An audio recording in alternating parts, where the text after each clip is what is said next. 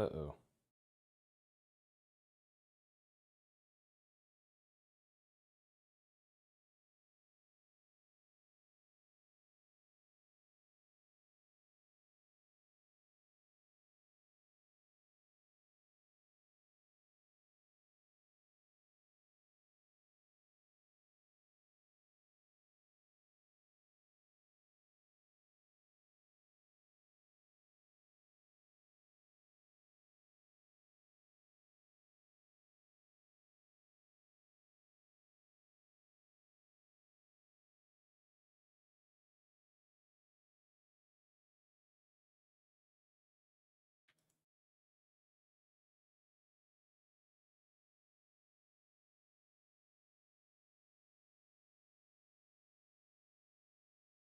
Ooh.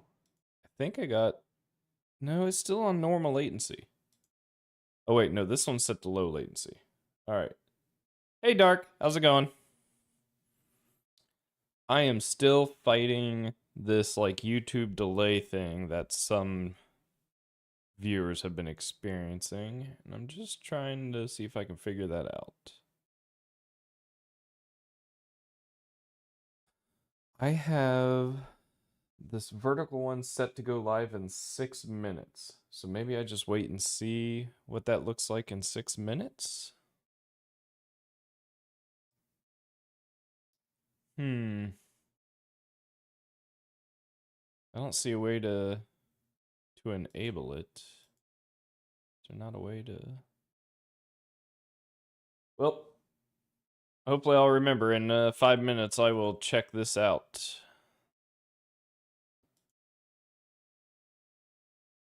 Pretty sure. Okay. I think everything else is looking good though. So yeah, let's get started. I want to play around with Flutter. Flutter is another application framework written in Dart, which is a whole other programming language. I don't have a whole lot of experience with it, but I have been slowly building a mobile app with it, and so there's some cool stuff it does. The coolest thing it does is cross-platform application development at a level that would take a significant amount of work in C++, which is kind of what I've been working on, is getting my project up and running on all these platforms. Flutter kind of just does all that for you. So I just want to play around with it, see where things are at with it, because it's been a minute since I've used it. And just get a general feel for it, see if I like it, see if there's things I don't like about it. Maybe try and get a couple of those entity squares up and running like I did in my other app. Just to see. I'm bored. I felt like playing around. The best way to learn is to try out new languages. And the cool thing about Dart, I thought I saw an article.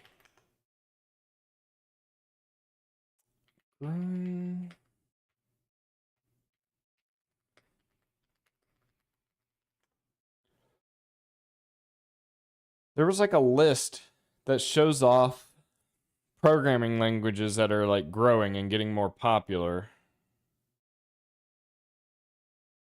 But I don't remember where that... Oh, it might be this. TIOB index?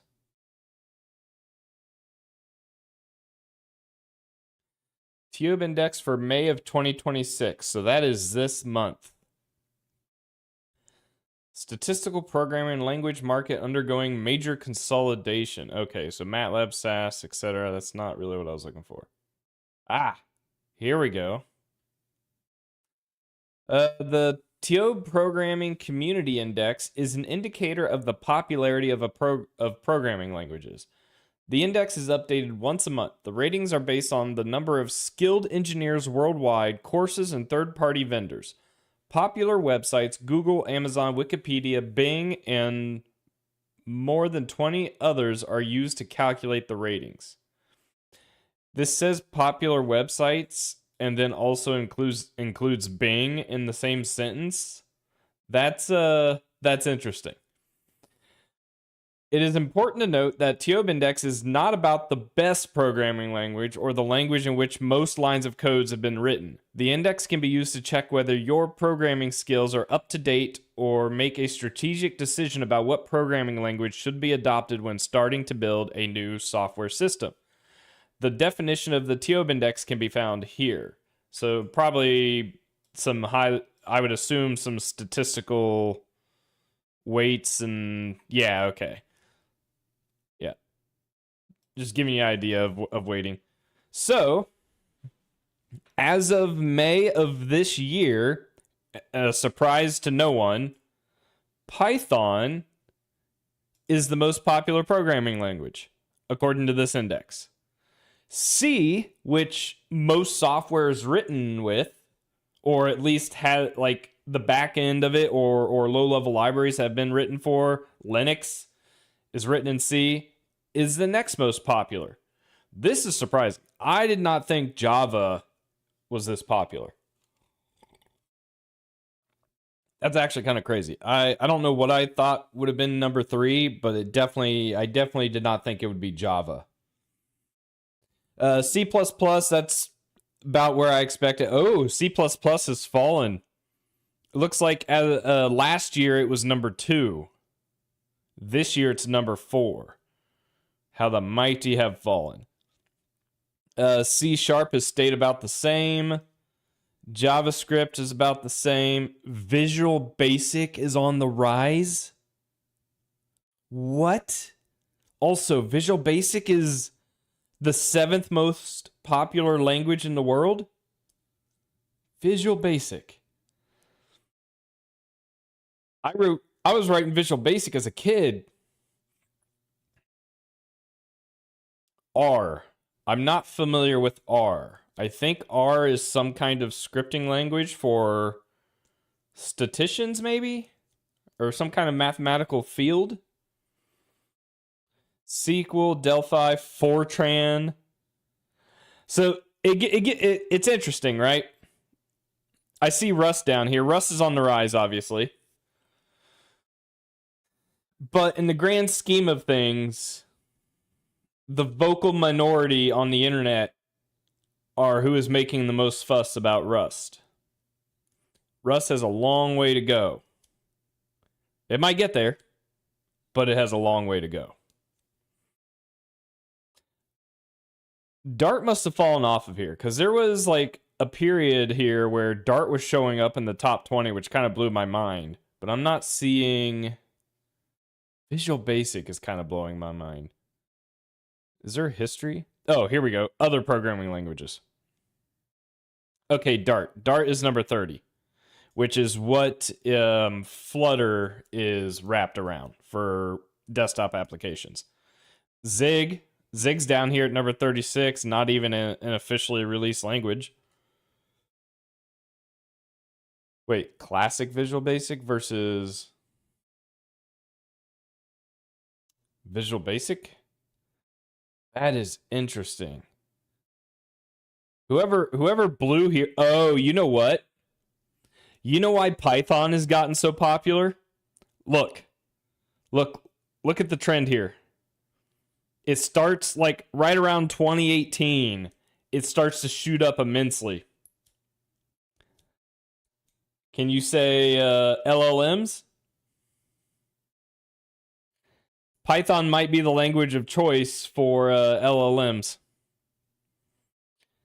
Or it might be the language of choice for auto-generated code because of how, like, what's the word? Widespread Python is and publicly available.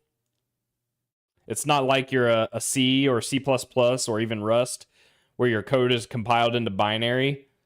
Python script is just out there, right? To be scanned.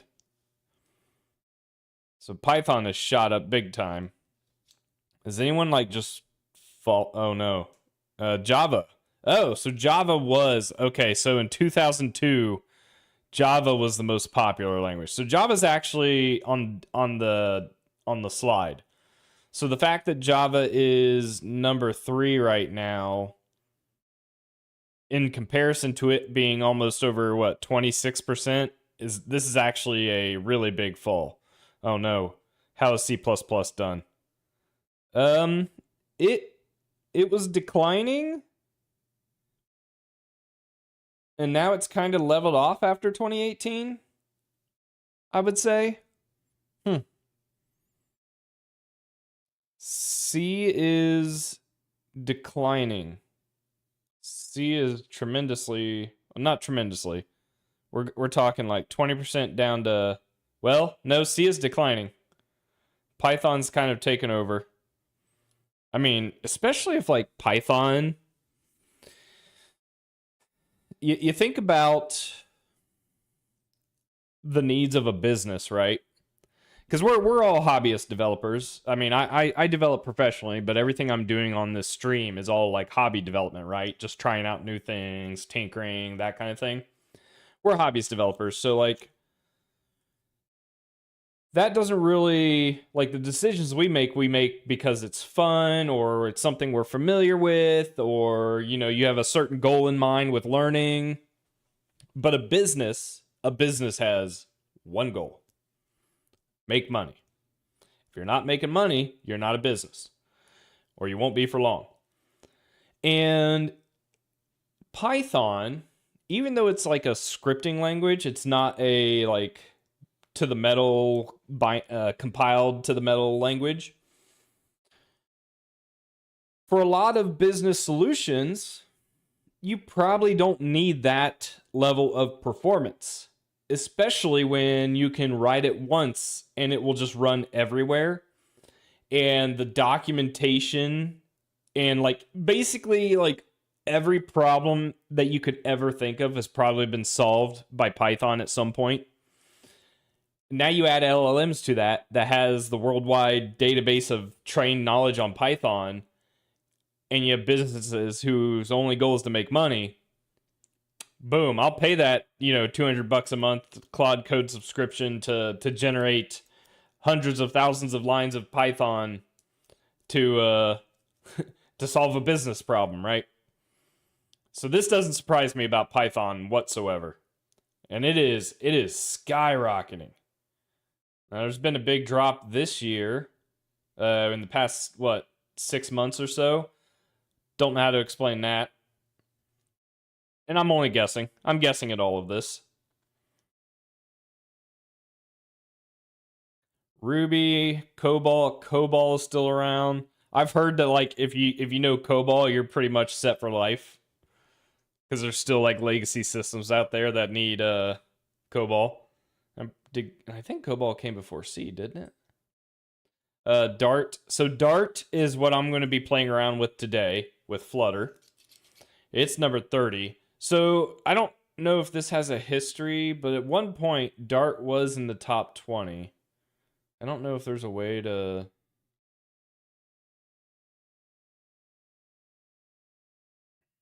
I'm not really seeing... Oh, very long-term history. Okay. Oh, look at this. Here we go. So back in 2001, C was number 1. Python was 27. C++ was number 2. And then C has never been number 1, but it has been number 2, and now we're talking over the course of 20 years has basically maintained its place as a popular programming language, right? Java has done really well. Programming Language Hall of Fame. Oh, are these the winners of each year?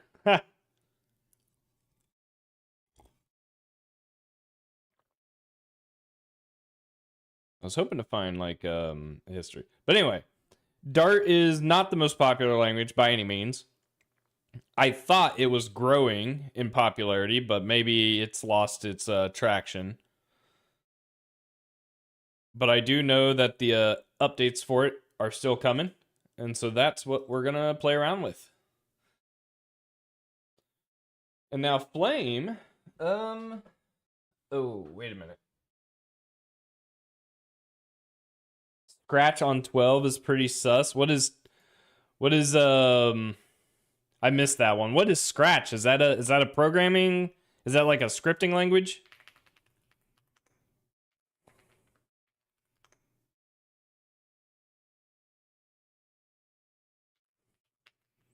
You got to remember. You have to keep in mind these languages. This is based on the world, not based on what you see in social media or based on like influencers talking about the next greatest language, that kind of thing. This is, it tells you, right? It tells you exactly how it calculates these indices. So I don't know enough about Scratch to know. Let's see. There are 25 search engines that are used to calculate the TOB index. The selected search engines are the 25 highest ranked websites of SimilarWeb that meet the following conditions. The entry page of the site contains a search facility. The result of querying the site contains an indication of the number of page hits. The results should be available in HTML. Porn sites are excluded, so if your language is very popular with porn sites, it probably will not get counted. The results of querying the site shouldn't contain too many outliers. And then based on these criteria, the following search engines are qualified. So it looks like Google, Wikipedia, Amazon, Microsoft, Amazon Japan, eBay, SharePoint, Rakuten. I assume that's also Japan. Google DE, is that Germany? Is that Deutsch? Google Japan, Amazon, more Amazon, Walmart. What are you looking up in Walmart for a programming language? Books? I wonder if it's like books. Bunch of Amazon, bunch of Google. Okay, so it's basically Google, Amazon. It's basically Google and Amazon. The following search engines did not qualify for the indicated reasons: AliExpress, Apple.com, Bilibili. Isn't this like China's YouTube? Scratch had its first security vulnerability. Man, I showed you what I know. I think I've heard of Scratch, but I don't think I've seen it. I don't know what you use it for. Bing has no counters. ChatGPT, Discord, you can't really search Discord. LinkedIn. That's surprising. No counters. I'm curious what this no counter is. The result of querying the site contains an indication of the number of page hits. Okay. So that's how it's, I think that's how it's determining popularity. It's what people are searching for, and then like querying how many times a page is getting hit. So I think this no counter means that this index has no way of knowing how many times a page has been clicked on. I'm guessing.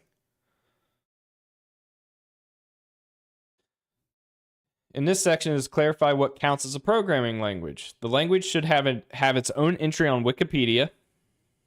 Wikipedia should clearly state that it concerns a programming language. The programming language should be Turing complete. As a consequence, HTML and XML are not considered programming languages. I mean, I would agree with that. The programming language should have at least 5,000 hits for a insert language programming for Google. Oh, that's interesting. So for your programming language to be counted, you need to have a result by inserting your language programming into the search bar. Isn't Excel Turing complete? Can't you actually do like solve any problem you need to with Excel at the cost of performance or something? I saw a video a long time ago where someone coded the Excel squares as pixels. And so they would have the red, green, and blue pixel channels. And then you just would like zoom out of the Excel sheet. And and this guy just kept zooming out and it became like an image. Now, I don't remember if he did video playback in Excel with these, but he at least did like an image and it was insane. Like Excel is pretty powerful, and I'm terrible at it. The following table contains all programming languages tracked, including its groupings, confidences, and exceptions. So, AngelScript. This I was actually reading about this the other day. AngelScript is obviously not a very popular scripting language, but it's a scripting language that's supposed to be like very close to C++.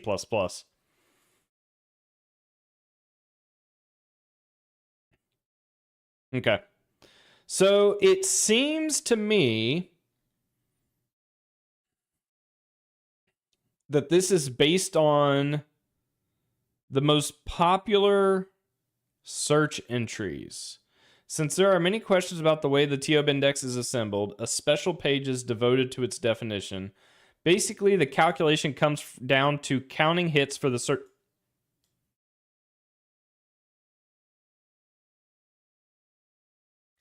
Did you ever in school have to take one of those like follow instruction tests where you would have to, like, the teacher would hand you a sheet of paper, right? And it was kind of like it was like almost like an exam, and the teacher would be like, "Hey, read the instructions first before you fill anything out." And you go, "Yeah, sure, okay."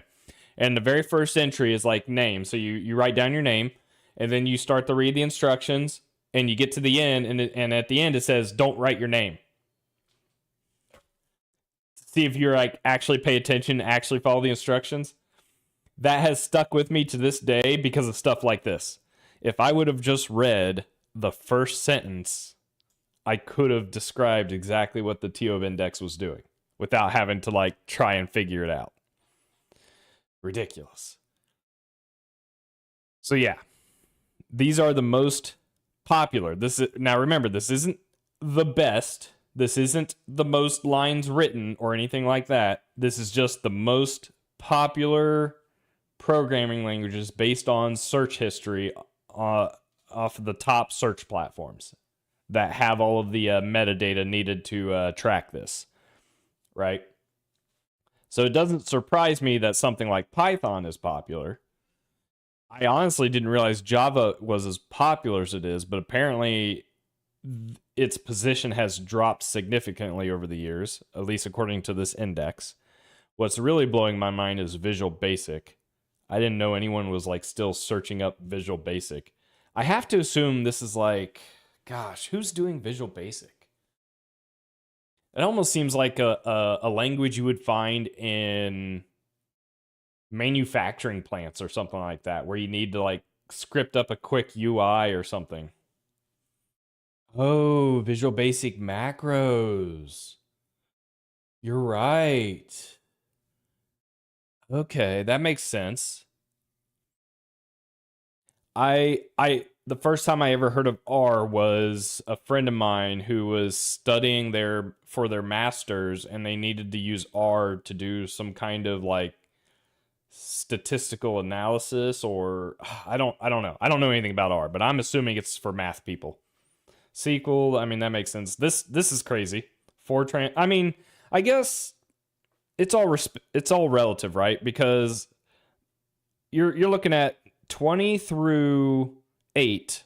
So the top, like, what is it? The top the bottom 20 languages are all within like percentage points of each other. So we're talking like the difference between 900,000 searches and what? 899,000 searches, something like that. So these are all just kind of mixed together. Rust, I think, for obvious reasons, is slowly but surely on the rise. I think it's been slowly going up. I wonder if it shows it. It hasn't made the top yet to show its history. I wish I could find the history of all this. Swift is on the rise, or at least as of last month. But yeah, anyway, the reason I was looking at this because I wanted to see where Dart landed, since Dart is what I'm probably gonna play around with right now. And it's surprising that it's as low as it is because I thought it was growing. But I could have been wrong. Maybe that was an outlier.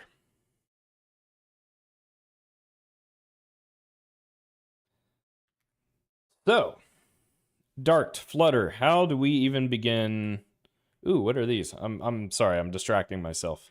Ooh, pretty picture. Oh, here's someone. Okay, so someone made a game using Flutter. Nice. I don't think I can play video inside VS Code.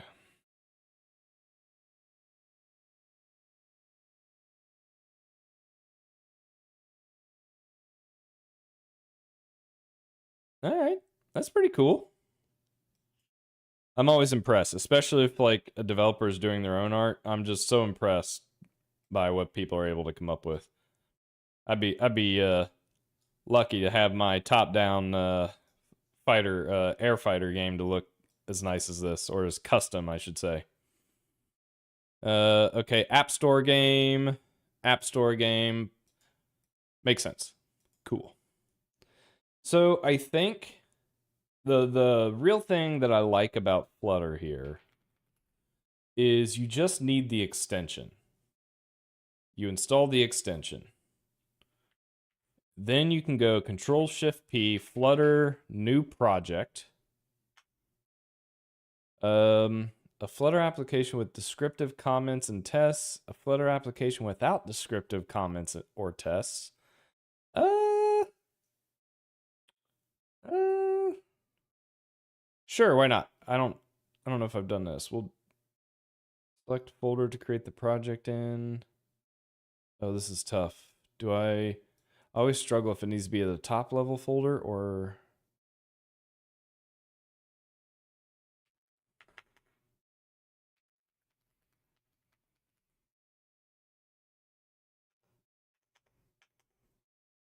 oh, I know what's going on. Stand by. This isn't gonna work. I've already named a folder.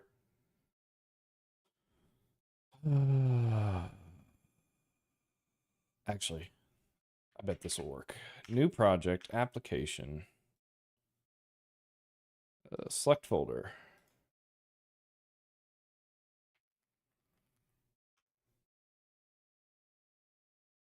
Get repositories found in the parent folder. Would you like to open the repository? Always, I guess. And then I need to fix this.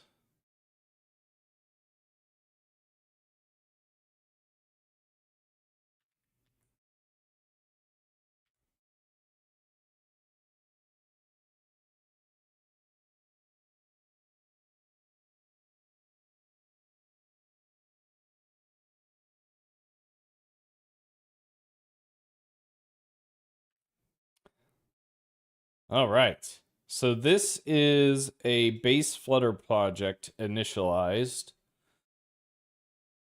And I'm curious if okay, so it does give you a bunch of comments. It gives you a Flutter demo homepage, gives you a widget. Okay, so that means I should be able to just build this.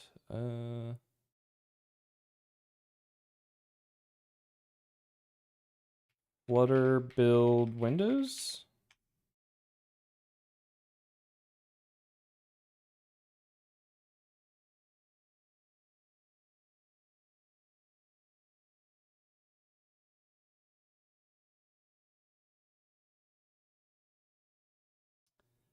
Okay, I don't know why, but my vertical stream has not gone live. I need to figure that out because that's where a lot of people come to watch me. I know it's something I screwed up because I was playing around.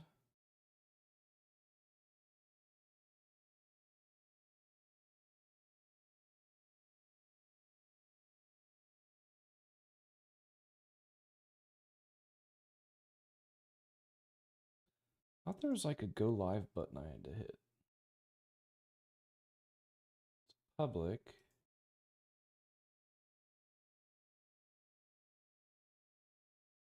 Yeah, there is a go live. Connect streaming software to go live. Oh no.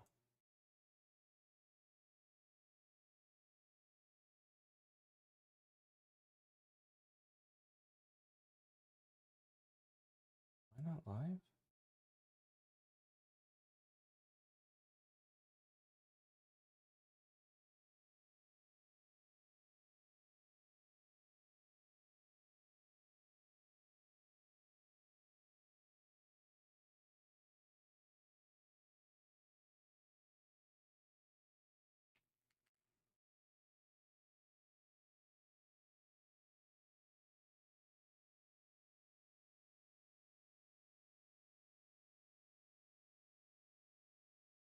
Oh, that might have fixed it. Hang on.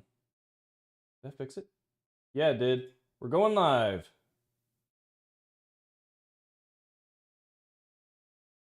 Weird. Okay, and this one is set to ultra low latency. Awesome. All right, so my vertical should be pretty responsive, whereas my horizontal YouTube is going to be like a 30-second delay. For that, I apologize.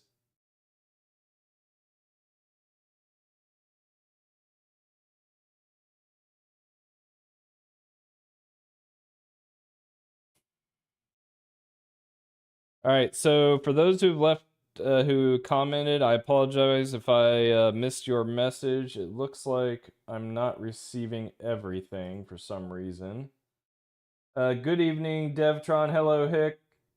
Apologize, I didn't see you guys. Yo, can you help me with my project a little, please? I just need help with the API key. Depends on your project, man. Delphi being there is wild. Yeah, Delphi is ancient. Hello, undefined. Apologize, guys. I'm still trying to figure out these tools I'm using, and apparently they aren't picking up all of the YouTube messages for some reason. So I'm having to use the YouTube site itself.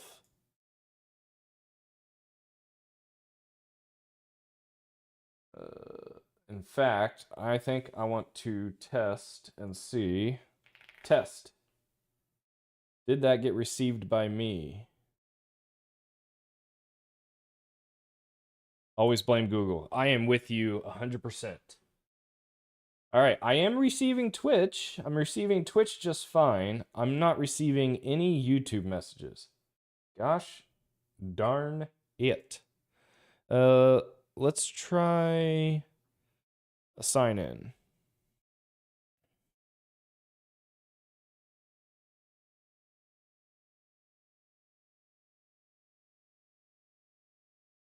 Okay, that might have worked.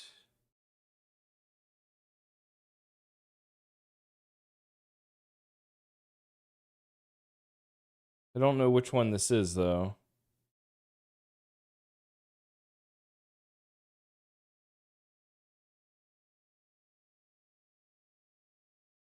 Which YouTube did I sign into? Select live sources. Okay, both of these activate selected. Oh, maybe that's what I got wrong. Oh, okay. I think we're good now. Again, I apologize, my YouTube viewers. I did not realize because I am a noob. But this is a lesson I will have learned. Auto activate was turned off. That's why. Auto activate is now on.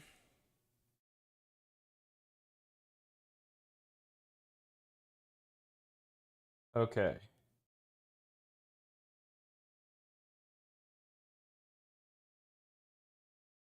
All right. Now we should see some YouTube chat at some point. Maybe. They may have already left me. All right. So with the application built, I should be able to run. Where is the Flutter extension? It's all the way down here. How do I need to like move this. Flutter needs to come all the way up to here.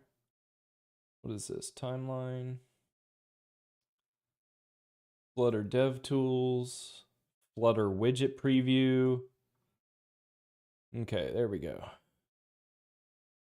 Hey, that worked. Thank you, Devtron. I appreciate you testing that for me. I see your poke. That's the first message I saw through my stream so far. But I did see you say hi. Okay, so with Flutter, I built this. I can now launch this on Windows. Actually, I could even launch it in the web. I need to make sure this pops up for the stream, though. There should be a function I can hit. Yeah, so this is something I really like. Let me, do I need to zoom in for you guys? I probably need to zoom in.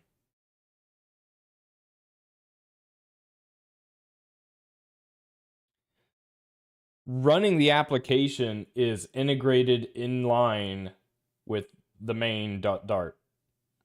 So I can just click on debug here.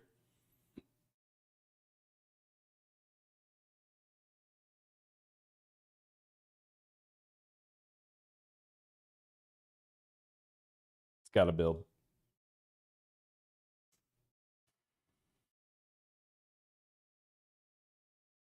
Okay, I need to make that available.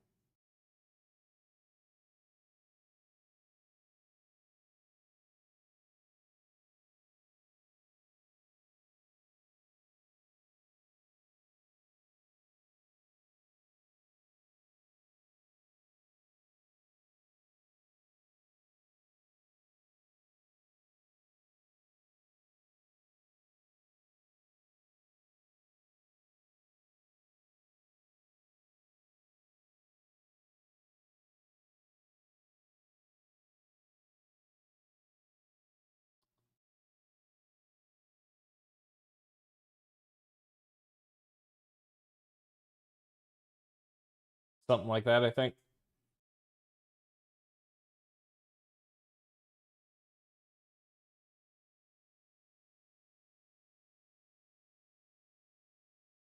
You can see how bright this window is on how it lights up my face the larger this gets.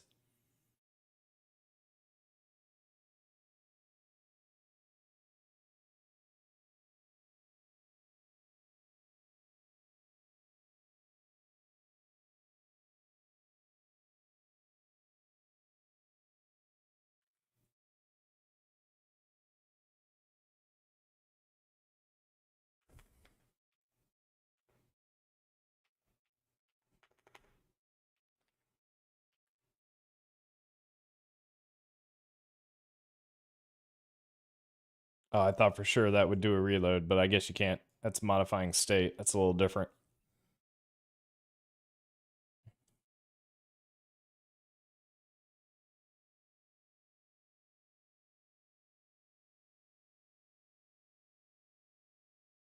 All right, so putter, flutter, pub, add flame, putter, add flame.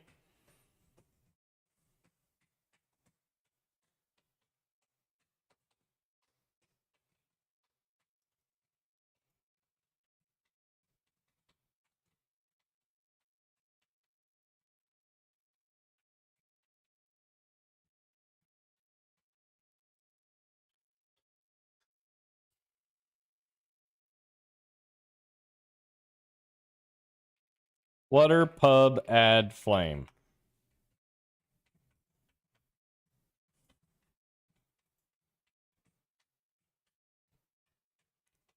Four packages have newer versions, incompatible with dependency constraints. Try Flutter Pub outdated for more information.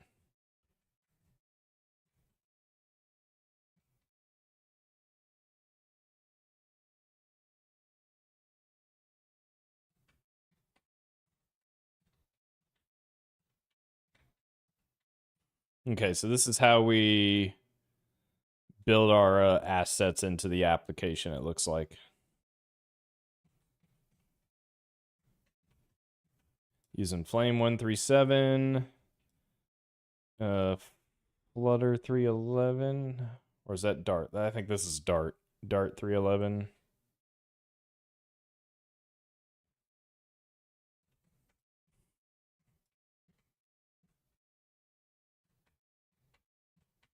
Oh, I apologize. I didn't mean to blind you. I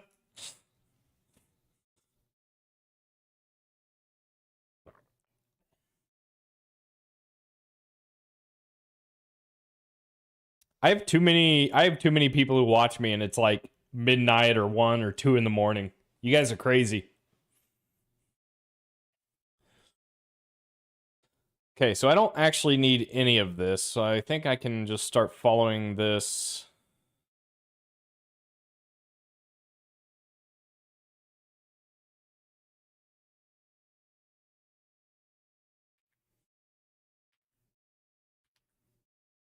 See what this look. Oh, errors exist in my project. Player isn't defined for the type my world. Oh, is this going through a tutorial? Do I need to define player.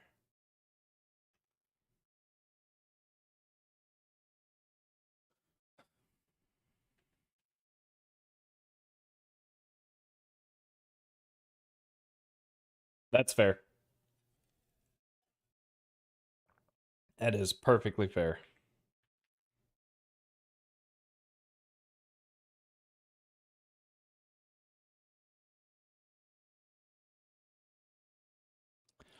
So I know this Flame application supports components. Not 100% sure how it does it. Did you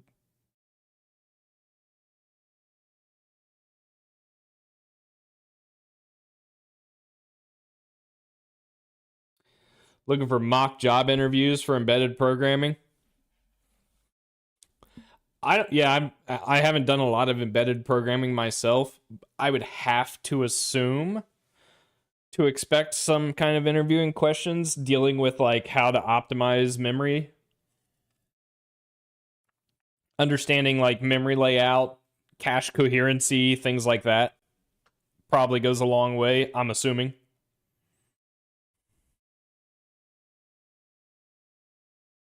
Okay, so this is just a plain old black background, but we do have a window. I need to learn about these components.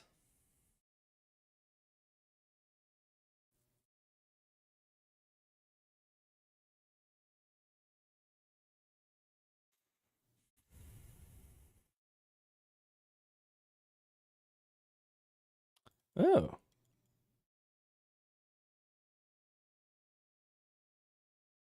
These components support anchors, it looks like. That's cool.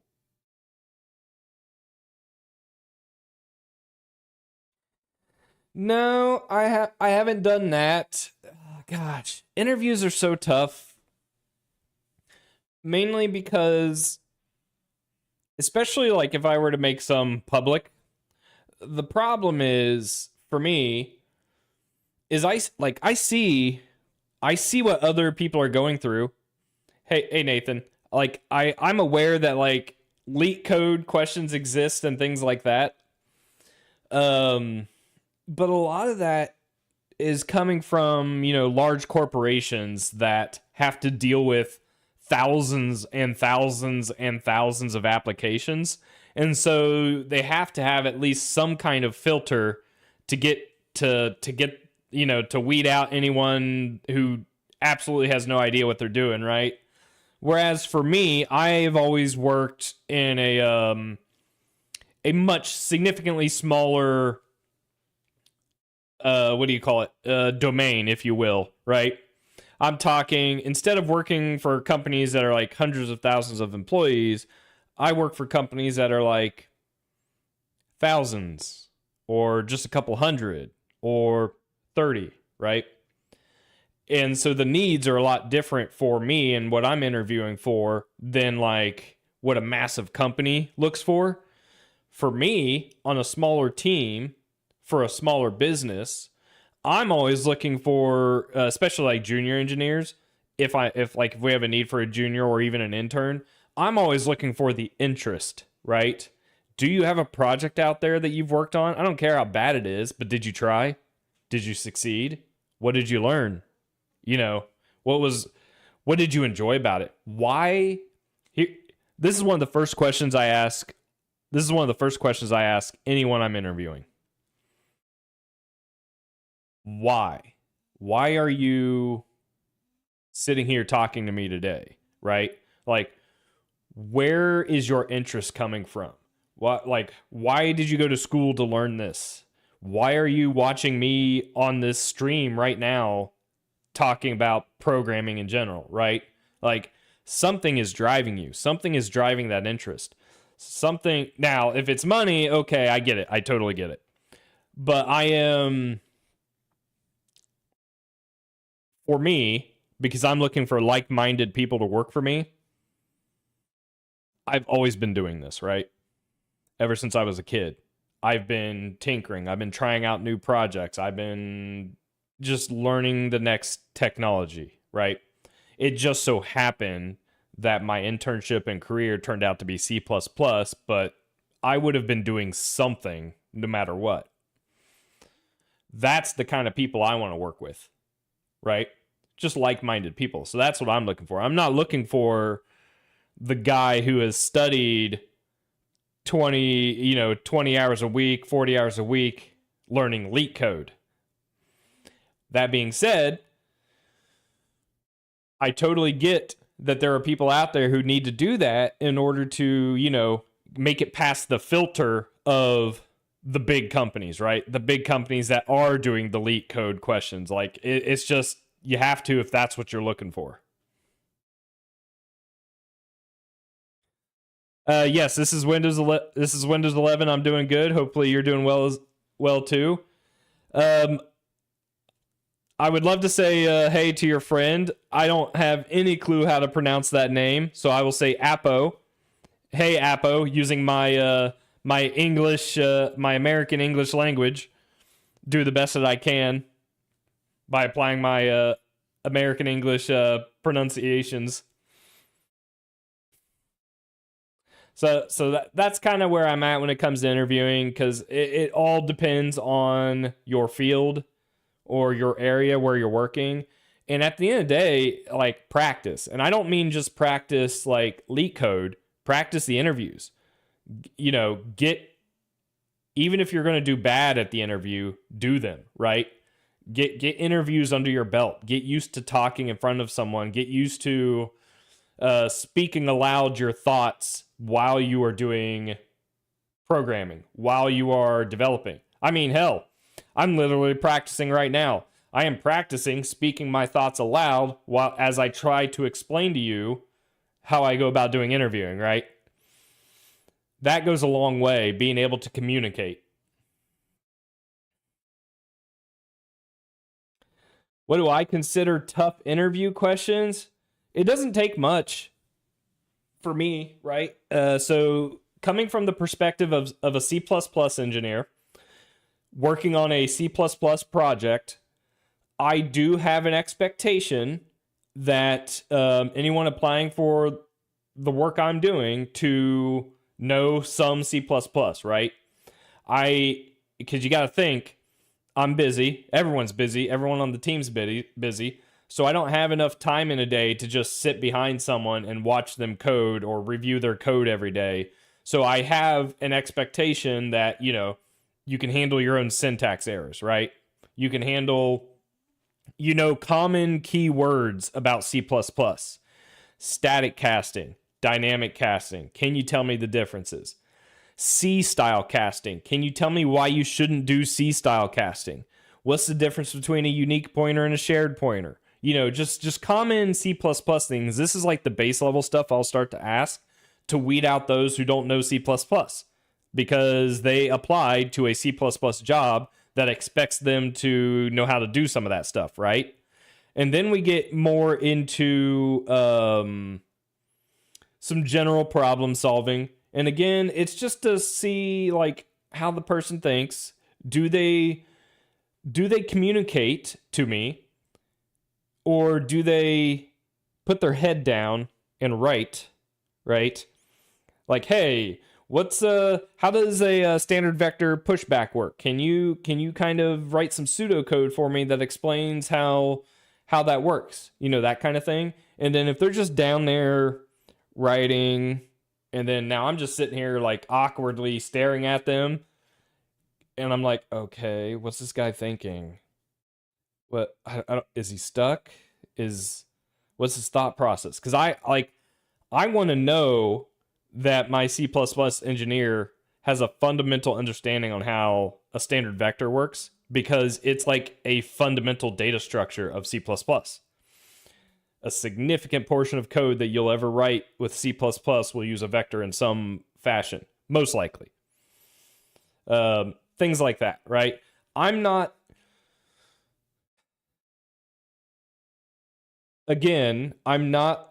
working for a massive corporation that needs to filter out thousands and thousands of employees. I need to filter out like 5-10 people, right, to hire the 1 or 2 people I need. So I'm not trying to like grill my interviewers into a depression. You know what I mean?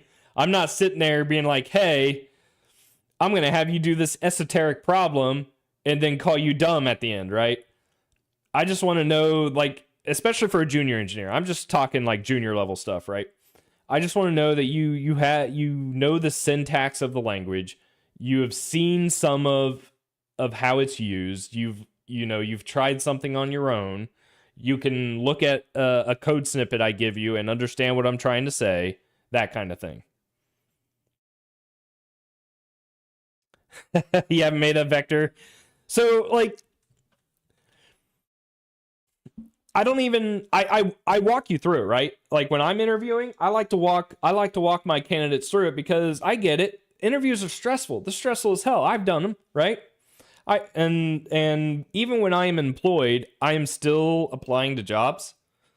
I'm not taking the jobs, but I'm still applying because it's practice. It's practice for me to be comfortable talking like I'm talking right now, right? Like if I was the type of person that showed up to an interview super nervous, not confident, and unable to communicate my thoughts, I wouldn't be able to stream like I am right now. I wouldn't be able to talk like I am right now. And I used to not be able to talk like this, right? It took years of practice. Like no matter what, it's all practice. Just because you might not be good at something today doesn't mean a year from now you'll still be bad at it, especially if you put forth the effort to learn. So if I'm asking someone like, hey, what's the underlying implementation of a standard vector? I'm not just saying, hey, write it from scratch. What I'm actually saying is, what is the underlying data structure of a vector? Right? The underlying data structure of a vector is an array. Oh, it's an array? Well, then, can you explain to me how a vector is able to dynamically resize if it's an array? Because an array is a fixed size, right? It's a fixed allocated block of memory. So how is a vector able to resize when you add an element to the end of it? And so that question right there, I need, especially like mid to senior level engineers, they have to know what that is. They have to. And you'd be surprised how many senior level C++ engineers come across me during interviews who cannot explain to me how a vector is able to resize if its underlying data structure is an array. Like, I need, like, you got to understand how that works. Now, a junior engineer, they might not know off the top of their head, but then that's where the challenge comes in, right? Can they figure it out? Like, all right, let's think about this. If you know an array is a fixed size block of memory and you add an element to the end of it, how do you do that and then still guarantee an array under the hood at the end of that operation? Oh, well, you got to allocate a new array, copy the previous array into it, right? Deallocate the old array. And a lot of times, at least the engineers that I end up hiring, they get to that point. They can, while they didn't know what a vector is under the hood, like how it is implemented under the hood, with some guidance, they can figure it out, right? Yep, just like that, Devtron. So, like that's like kind of the bare minimum I need from someone I'm interviewing for C++, right? So those are the kinds of things I'm asking. I'm not like I'll still do like some light, I would say easy level LeetCode types of stuff. Now I didn't call them LeetCode back then because LeetCode didn't exist. But it's same idea, right? Like, can you? I don't know. What's one that I would do? Oh, gosh, it's been a long time. I used to have one I really liked.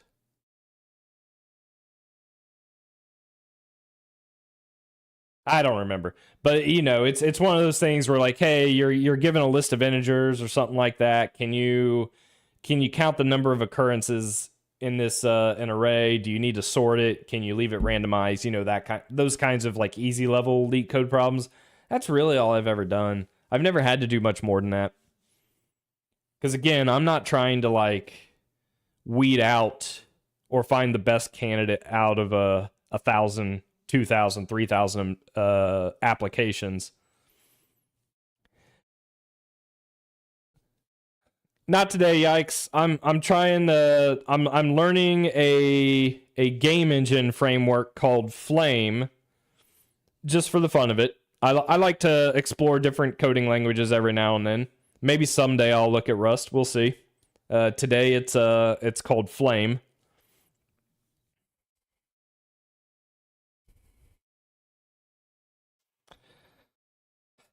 What is something that surprises me they would know?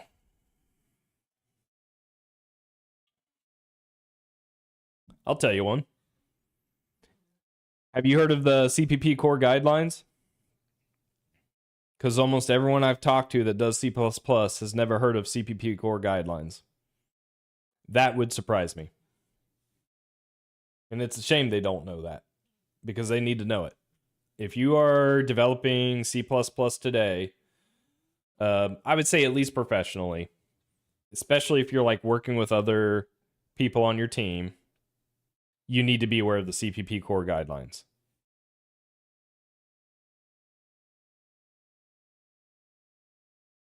Well, you guys are all talking C++. Maybe I need to switch over to some a toy C++ project to play around in. So CPP core guidelines, and this is Googleable, is written by Bjarne, or at least maintained by Bjarne and Herb Sutter. It is enforced by Clang Tidy. So it's not something I've made up, right? Like, this is a thing that exists. And it's basically a collection of what we have learned as a community writing C++ to write more safe, more maintainable, more readable C++, right? So my YouTube short that blew up when I was describing the rule of 5, I didn't make that up, right? This is known as the rule of 5. So what are we talking about here? If you define or delete any copy, move, or destructor function, you define or delete all of them. That's not something I'm saying. That's something the core guidelines are saying. That's something the C++ community has dictated, because over the years of writing C++, we have learned that not doing this causes significant issues, right? The reason: semantics of copy, move, and destruction are closely related, so if one needs to be declared, the odds are the others need consideration too. Declaring any copy, move, destructor function, even as default or delete, will suppress the implicit declaration of move constructor and move assignment operator. Declaring a move constructor or move assignment operator, even as default or delete, will cause an implicitly generated copy constructor or implicitly generated copy assignment operator to be defined as deleted. So, as soon as any of these are declared, the others should all be declared to avoid unwanted effects, like turning all potential moves into more expensive copies, or making a class move only. So here's a bad example. You have a struct called M2, and you define a destructor to delete an underlying array of memory, right? Given the special attention was needed for the destructor here to deallocate, the likelihood that the implicitly defined copy and move assignment operators will be correct is low. So that's kind of where all this stuff comes from, right?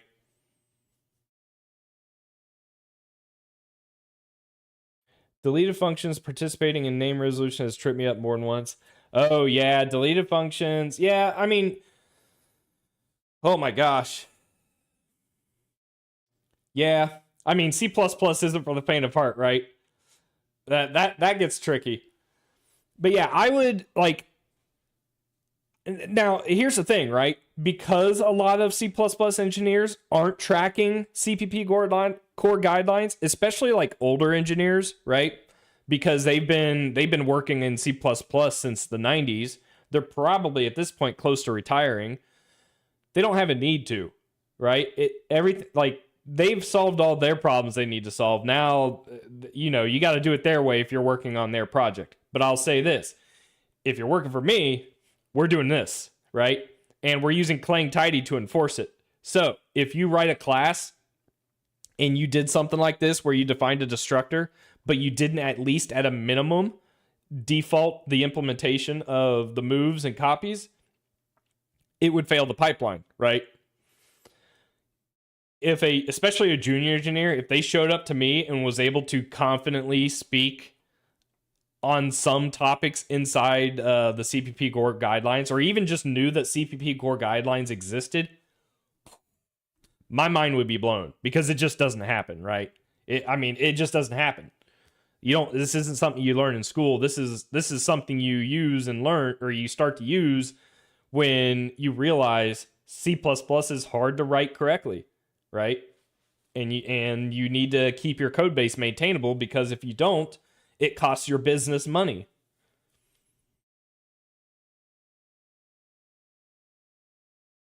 Most tricky thing about templates, I think the most tricky thing about templates is writing like good templates, right?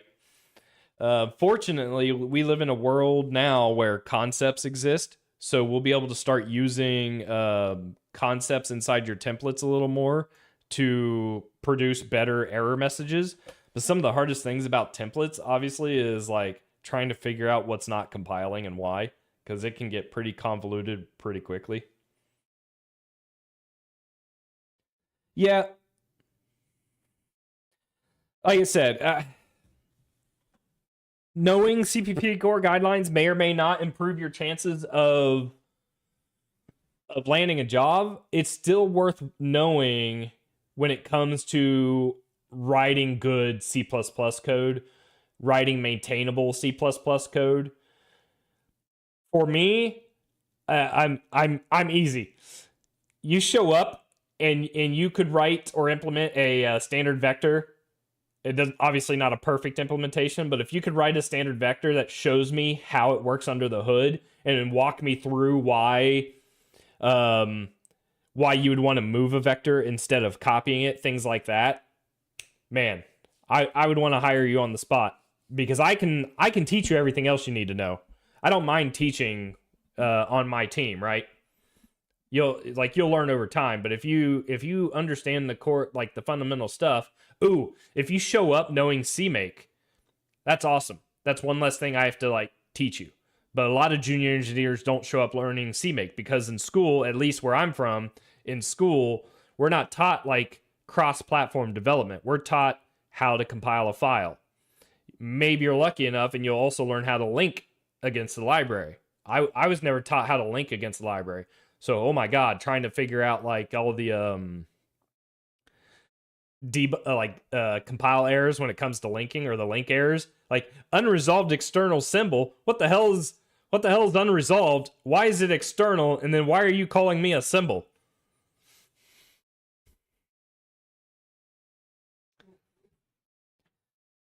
Hey, ABC. I would consider myself a software engineer, yes. I do a little bit more than programming, at least professionally. On stream, I am mostly tinkering with some different programming languages, playing around with making a game, which may or may not see the light of day, talking C++ to other viewers who are interested in listening, that kind of thing. Yeah, what's interesting is where I'm from in America here, after I graduated, my college stopped teaching C++ and they started teaching Java, which I guess makes sense, because if you were here earlier on the stream, we were looking at the TOB index.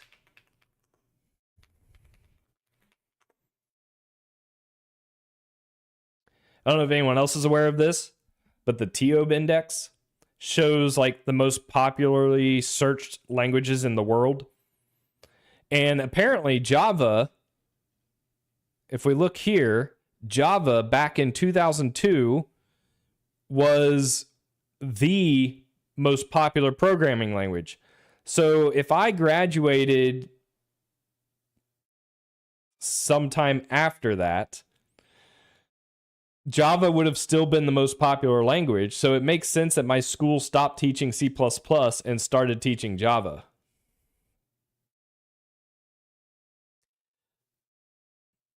No, I don't do IT. I do like aircraft displays, modeling and simulation, stuff like that. So I'm very desktop or application based programming. So a lot of my experience comes from integrating different physics models that run at different frequencies, getting those onto display with visualization, building desktop GUIs, that kind of thing, all using C++. Yeah, I never enjoyed learning Java. I had to take maybe one class in school for Java, and I have worked uh I have worked at a company that had another team using Java, and I had to take their Java and integrate it with my C++, and that was a pain in the ass. I do not like Java. It is not fun for me. I understand, like, I get why it exists, and I like being able to write code that, you write it once and it runs everywhere. Like, there is a benefit to that, right? There is a business benefit to that. So I get why it exists. Doesn't mean I have to like it.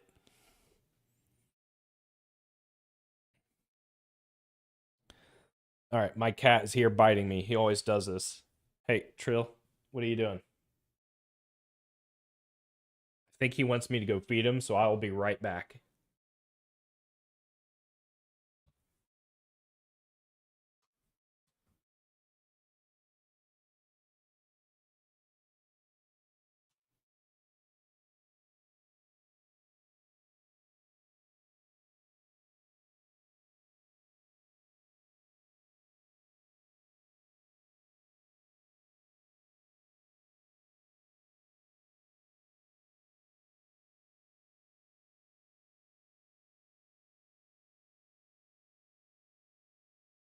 I don't know what he wants. He already has food.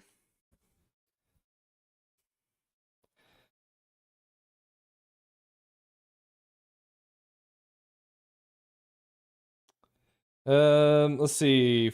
For ask about my setup in VS Code. Writing CMake is kind of not cool compared to CLion with autocomplete. What is your stance on it?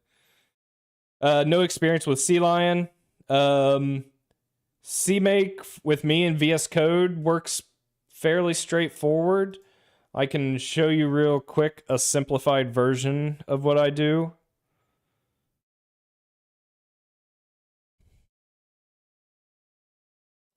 So this is open source. I have this on my GitHub page, but this is basically integrating CMake with dev containers to compile a C++ project on any platform you need: Mac, Windows, Linux, WebAssembly, Android. And so with CMake, I have it integrated with VS Code here to where I can just pick and choose what build preset I want to use. On Windows, I'm only going to get Windows, right? So I can select it, and then I also make use of VC package, which it is having an issue with. Maybe I just need to hit configure.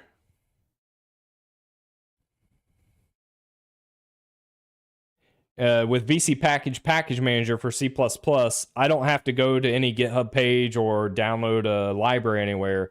It will automatically pull in the dependencies I need for my project. And in this project example, I'm using Raylib for visualization. So I just list Raylib here in VC package. So once it configures, I can come back into this CMake tab and hit build. And I also have a install target I can set here once this it finished. So I make sure I have install selected. So when I hit build again, it will install my executable into this location. So then on the terminal, I can just do /build MSVC release installed bin.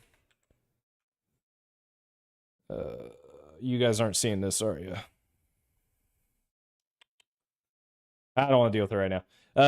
But you can use this to run your application, and then if I want to run it on Linux, I could just hop into the container. And you don't need VS Code for dev containers, I'm pretty sure. I'm pretty sure like CLion, you could use dev containers as well. And if I don't have the image built, then it will sit here and build the image, but that's going to take a minute. But that's kind of how I do C++ development in general these days, is some kind of like cross-platform setup using CMake, Ninja, and then whatever compiler is available for your platform.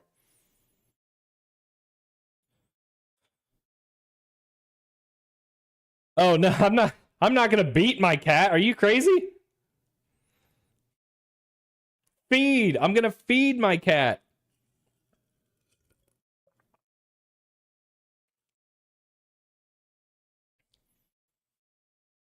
I actually think this dev container takes a minute because it's also going to download and install the Android SDK and NDK. So I'm gonna kill this.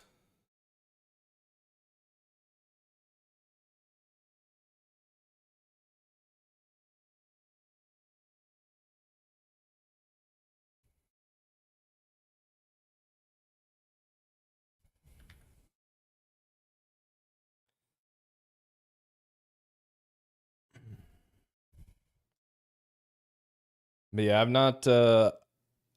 not nearly as experienced with Flutter and Dart as I am with C++. I know enough to know what I'm looking at, but like if I needed to like implement some kind of design pattern or something in Dart, I have to look that up.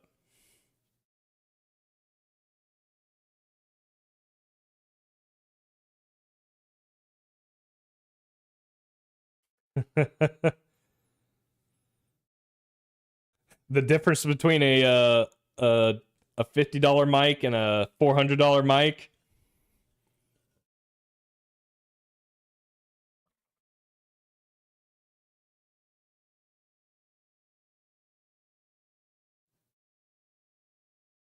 Use Android Studio for Kotlin. That makes sense. I've not used Kotlin before, assuming I'm pronouncing that right. I basically just jumped straight into Dart and Flutter. My cat's back. Like even stuff like this, I don't know if this is correct anymore. I think there's like a better way to. Well, see, I just don't know. Oops. I somehow opened up tab.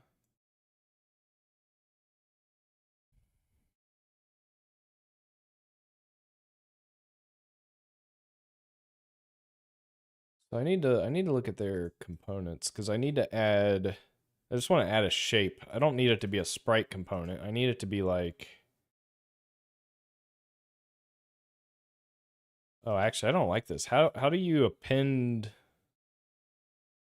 components? Assume there's going to be an add function. Dude, cat, what do you want? Hey, come here. What are you doing? No, come here, come here.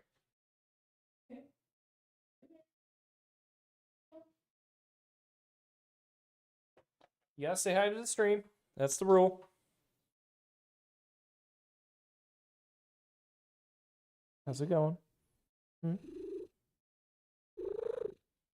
Can you say hi? Hmm?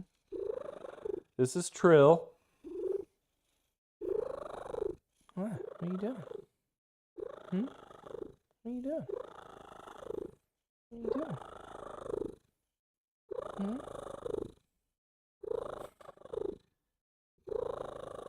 Why are you bugging me? Huh? Why are you bugging me?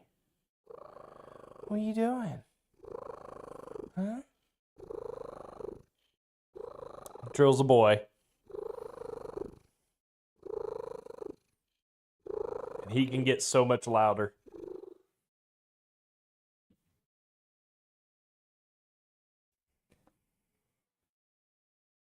He'll do like these high-pitched trills when he's purring. Some of it comes through on the mic, I think.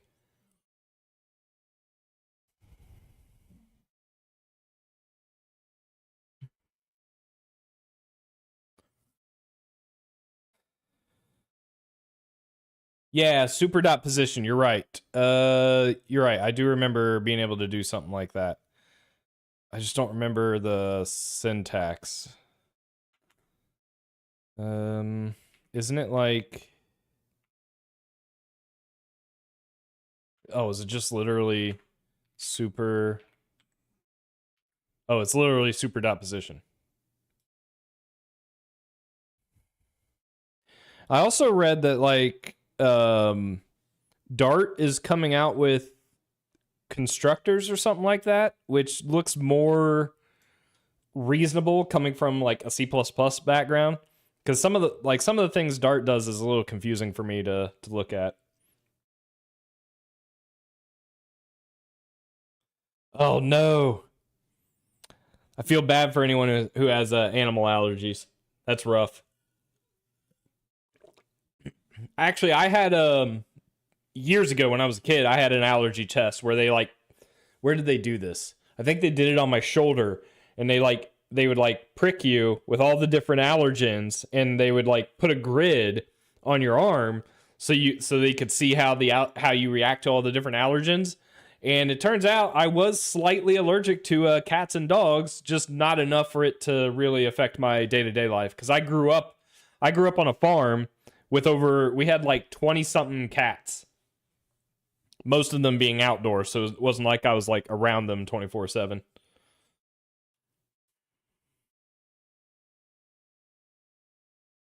Oh, Swift. Interesting. Yeah, I've not done Swift.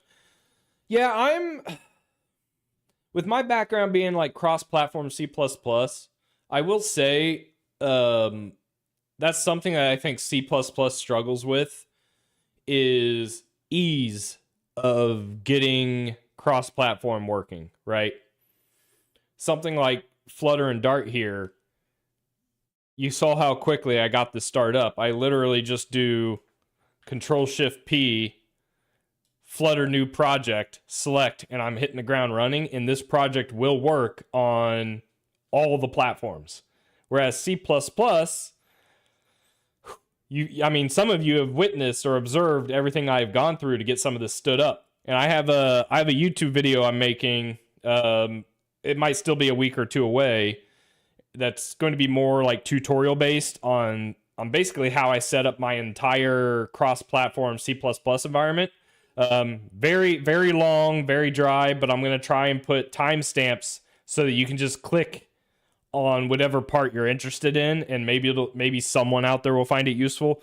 But it basically walks you through setting up the entire CMake preset stuff for a Raylib Hello Triangle, Windows, Linux, Mac, WebAssembly, Android.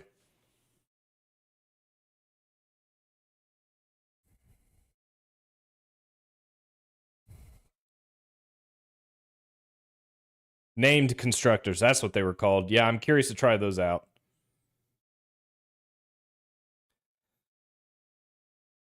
Yeah, I figure if I wanted to do anything high performant with Dart Flutter, maybe I use their FFI, their FF interface, if you will. Write my own libraries in C++, since that's something I can do.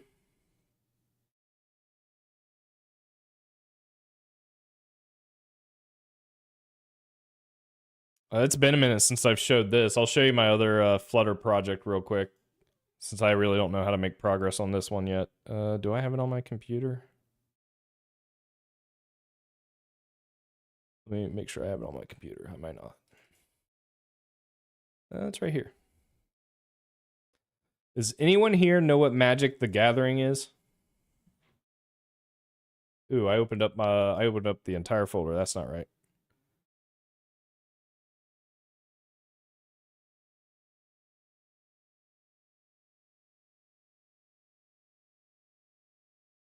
Here we go.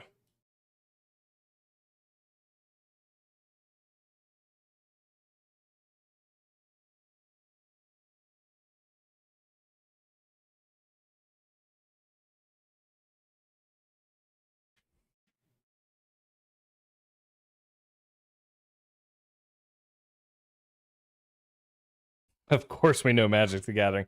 That's what I'm talking about. I would have been disappointed if no one here knew what Magic the Gathering is, because at that point, why the hell are you even trying to watch what I'm all about?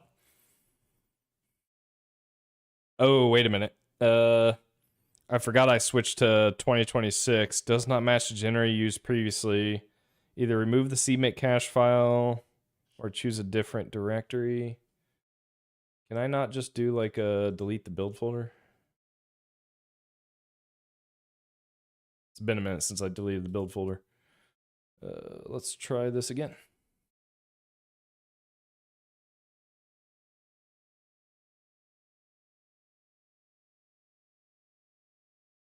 Oh, okay. Make use of callbacks. That makes sense. And I assume the API is all C, so even if I write it in C++, I still have to provide a C API. All right, my cat. I'm gonna let this build real quick. So I don't know if you guys, you guys may have seen him run by. I don't know. Can you see? You can't. So I have a rug, and my cat will sit there. If I don't pay attention to him, he will sit there and just start scratching it because he knows I will hear it, even with my headset on. And then he just sits there and waits for me to turn around and look at him. I don't know what he wants. He has food.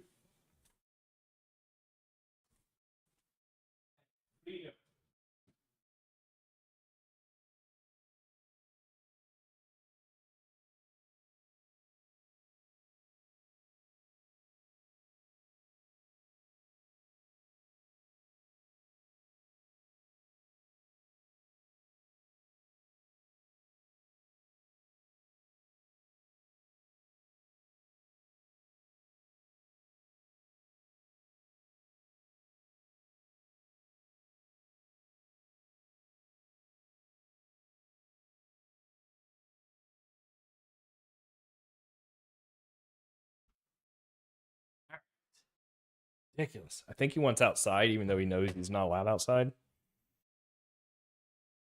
It's been a minute since I've built this on my computer. You know what? Let's try it in the browser. See if it'll work in the browser.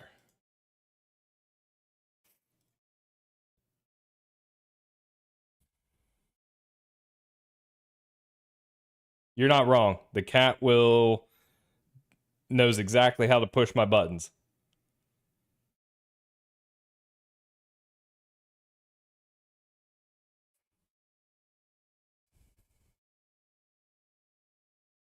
Okay. I'm going to switch over to my desktop real quick so you guys can see this.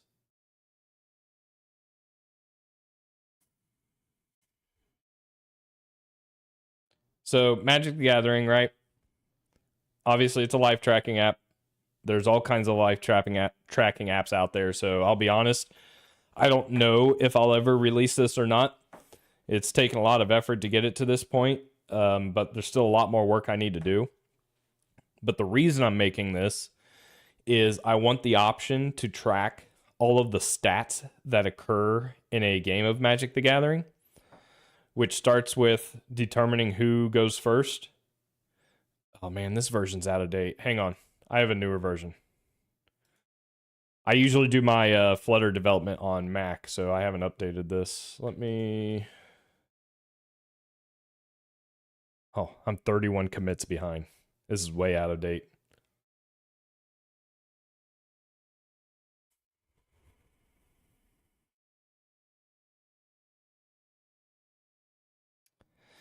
AI.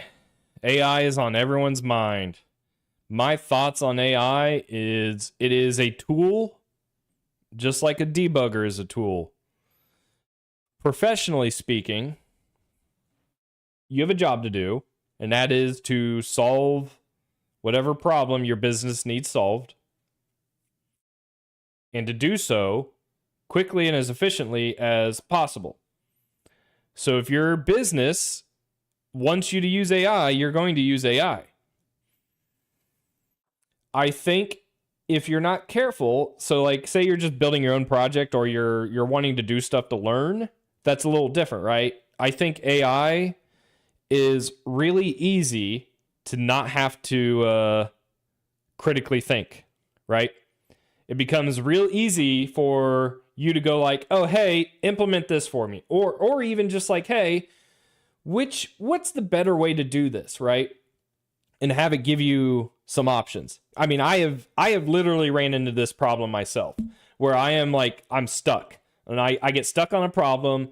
I know how I think I would want to solve the problem, but I would like to know other options first so I can make a better decision. And then the AI will be like, hey, here are the options, and here is why your option isn't good, right? But here's the thing. I know my option's good, but the AI sits there and tells me it's not good. And it argues with me that it's not good. So you know what I do? I cuss at it. Has anyone gotten into a shouting match with the AI yet? I will cuss at that AI, and we get into an argument about why my solution's wrong or incorrect and their solution is right. And I'm like, no, you dumb POS. You don't know what you're talking about. So like AI is useful, and it is like any other tool, as powerful as the wielder. And if I can, I'm going to use it, right? There isn't a reason for me not to use it yet. Other than expense. I don't know if you guys saw, but AI is, at least GitHub Copilot, which is what I use, the costs are about to go up a lot. I pay like the $40 a month version of Copilot, and now it's going to be like 300 something a month. So we'll have to see how that works out for me. No, this isn't a game. This is a mobile app I'm working on. It's currently rendering in the browser. Actually, anyone, if you're curious, you can go to the website. Let me...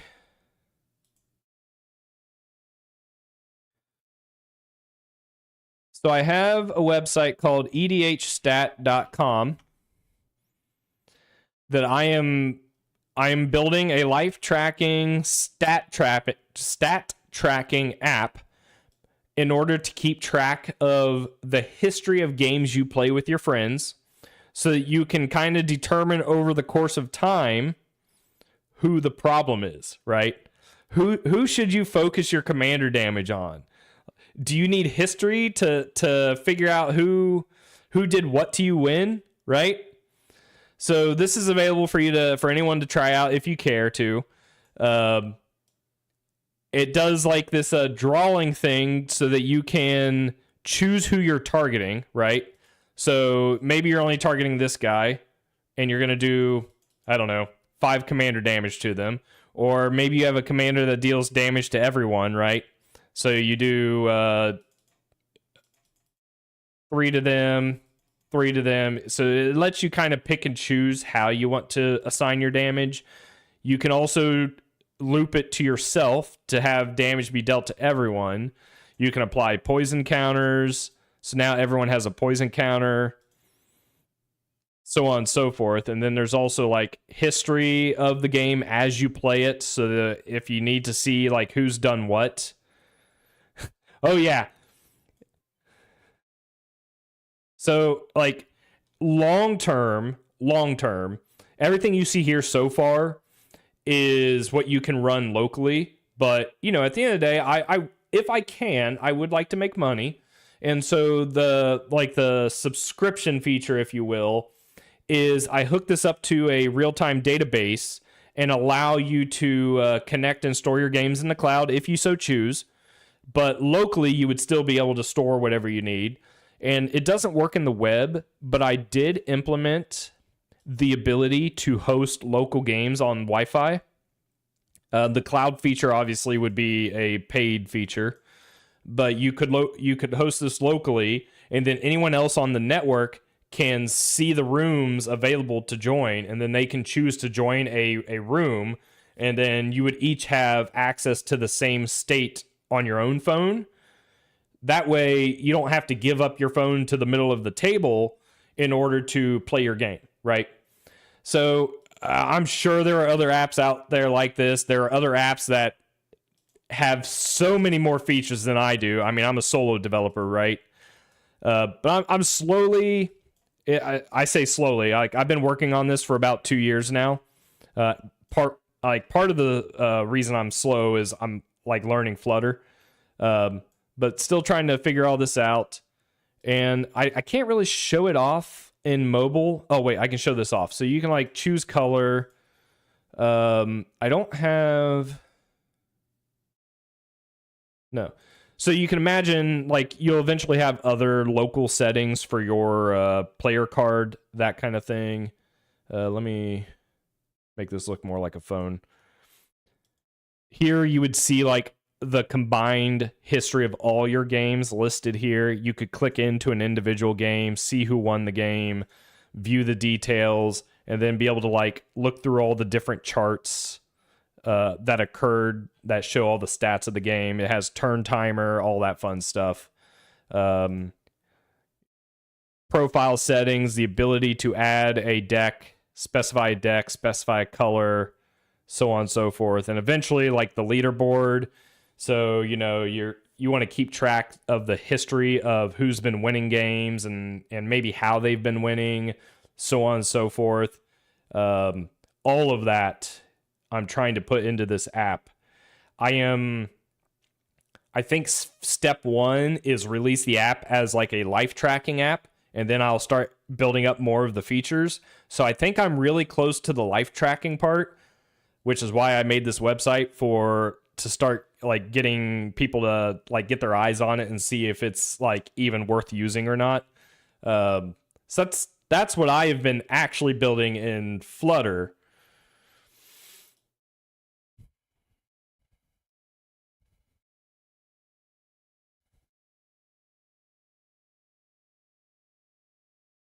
Crazy dedication to destroy your opponents. You're not wrong.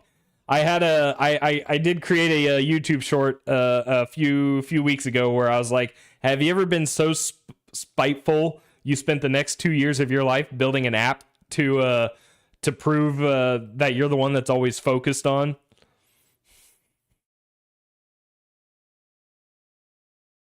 Yeah, that's my intention, is all of that you'd be able to use locally, but then if you want the cloud features, the cloud saves, that kind of thing, the cloud rooms where you don't need to connect to a Wi-Fi network in order to like join or host a room, I think all of that would be behind like a couple dollar subscription, something like that.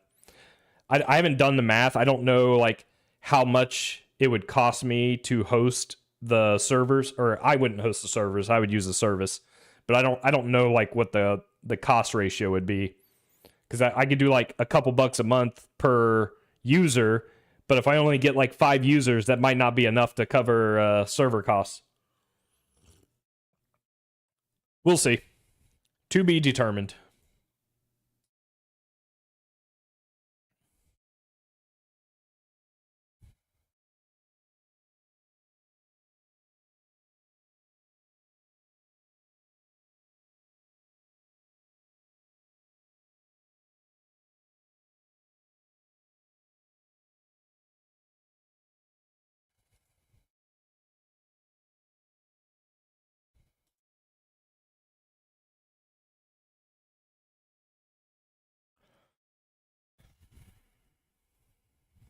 What I'm curious is if Flame has a way to add like a drawable component.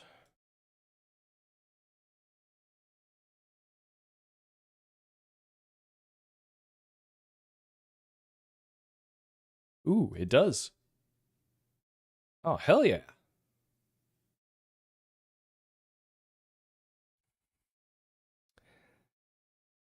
Hey,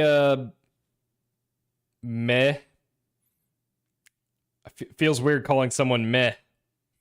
Let's go with Medi. How's it going, Medi?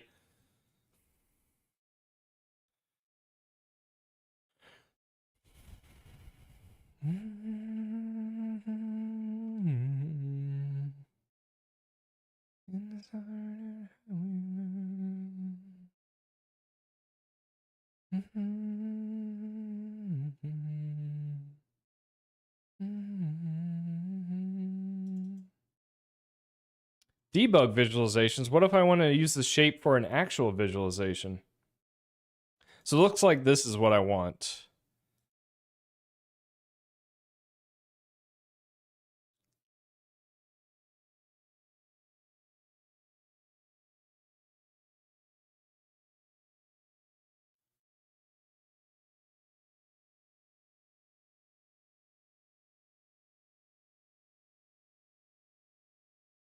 got to be a way to add these components to like an entity or something. Oh, do you just add components to components?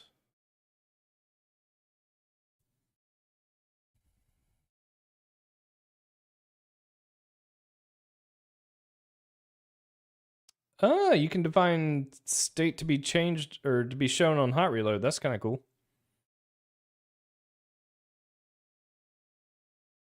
Okay, so flame game add. So it is just components. So position component is the player. That makes sense. So then I need to do on load to add multiple other components.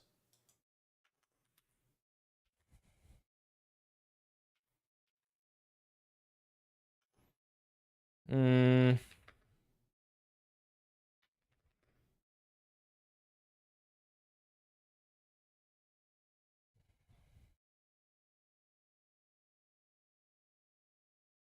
Oh man, writing for your diploma. Well, good luck with that. I really appreciate you coming by and spending some of your time here. I don't envy anyone who has to study or put in a bunch of effort for school. I don't miss it. I was so ready and done when I finished college, university, whatever you guys call it. I forgot what I was doing. It's also a skill to like be able to talk to you guys and also try and remember what I was trying to do. Trying to do I need a geometry component. What am I missing? Shape component. Polygon component. Polygon.relative. Polygon component.relative. Oh, and I can scale it. Oh, that's kind of nice.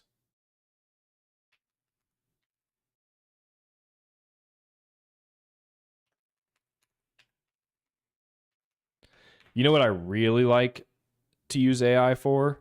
It's what you're seeing right now. Just the ability to autocomplete. Well, assuming it gets it right. Oh my gosh. I spoke too soon. Okay. Well, this doesn't look right at all. Okay, I spoke too soon. I don't like it. I'm just gonna, let's copy this to start with.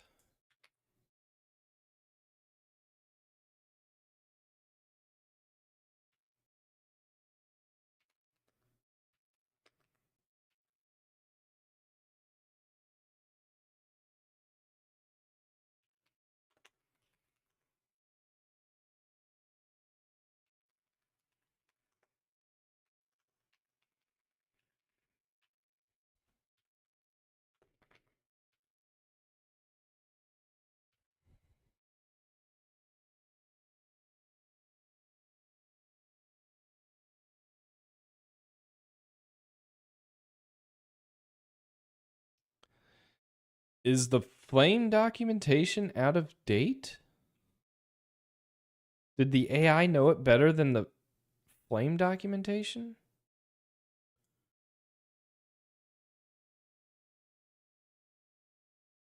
Requires parent size. With this constructor, you define polygon component in relation to the parent size of the shape. Oh my god. I think the AI's auto-generated example was more correct than the documentation itself. What? Or I'm reading this wrong. Yeah, this doesn't have a size property anymore. It's just parent size.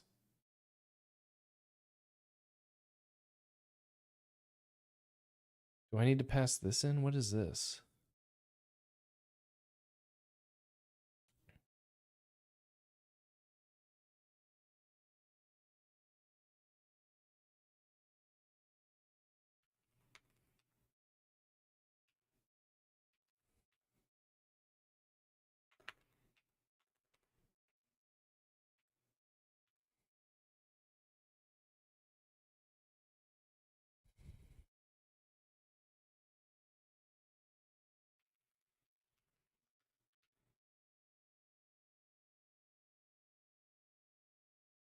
First try? This should be like a square or something. Oh, it's gonna be, well, it won't be tiny. Oh my god, yeah. You just saw the pets? Heck yeah, good observation. I can throw a ball and it'll chase the ball. Bloop, bloop, bloop. And you can add pets. You can add all kinds of stuff. Let's add a squirrel. Oh, I have to give him a name. Rubber duck, we'll call Ducky. You guys ever see Land Before Time? Ducky. Squirrel. Let's do a brown squirrel. Nutsy. But yeah. Okay, sweet. So okay, we can work with this. So components can be nestable, kind of like Godot nodes. So that makes sense. Now the question is, do I even need a position component, or could I technically add a shape here? And would that put it in the corner?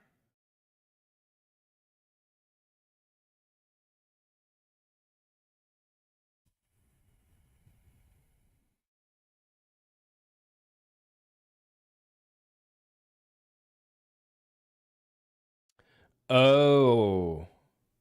I wonder if 0, 0 is in the center because this is using a world object.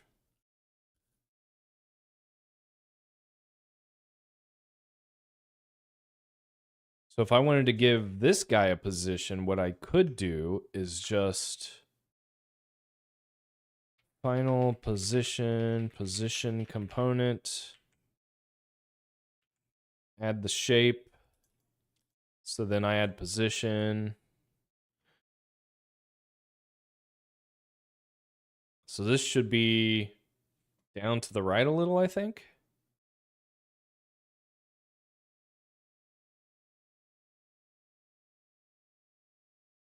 Boom. That makes sense. Is there a way to visualize a frame rate? This is where I find AI to be very useful. I know how to do frame rates. I know how to visualize them. I just don't know the Flutter API to do it. So I can just hop on over to here and be like, add an FPS counter to the top left corner of my display. The Flame Game World centers 0, 0 is in the center of the display. I want UI on top of this.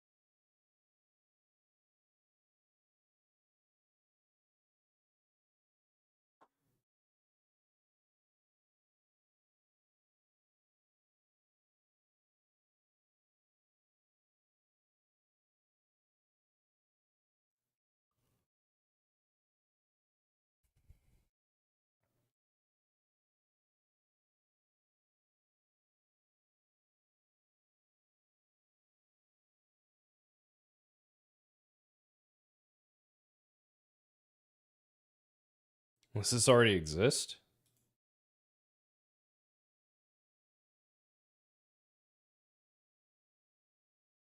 Oh, yeah, it does. It exists with Flame.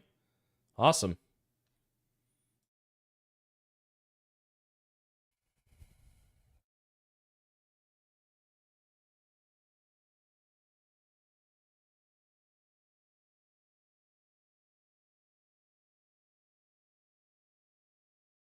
Hmm. Wonder if there's a way to turn vertical sync off. Oh, you guys can't even see that. It's covered up by let's try and anchor it bottom right.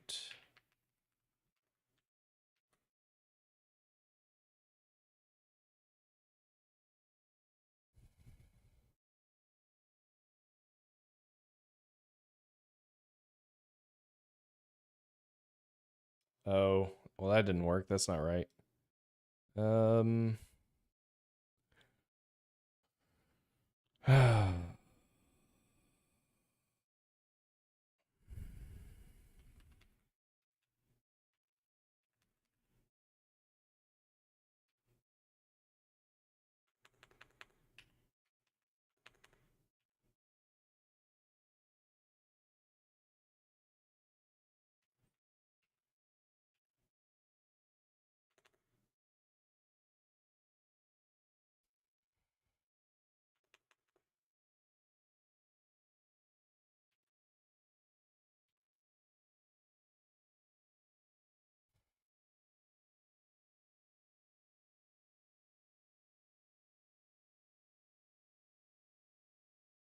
There we go. All right.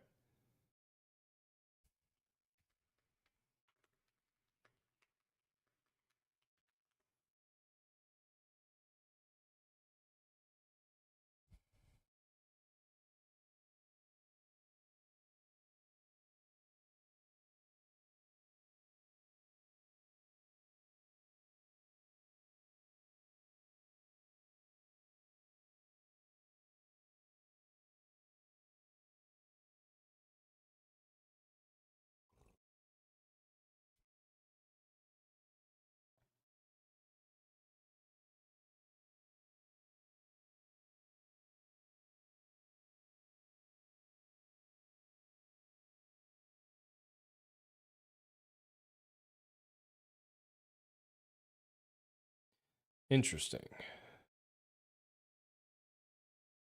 Oh no, what was that? That was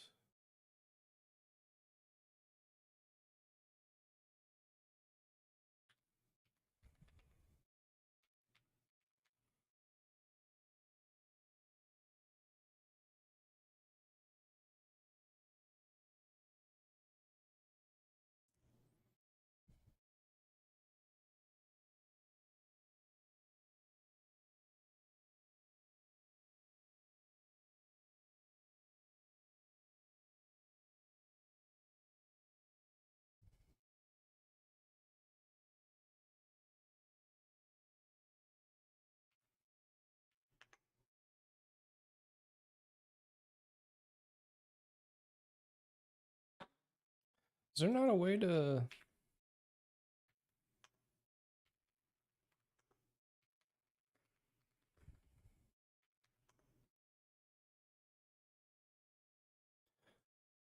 Oh, excuse me.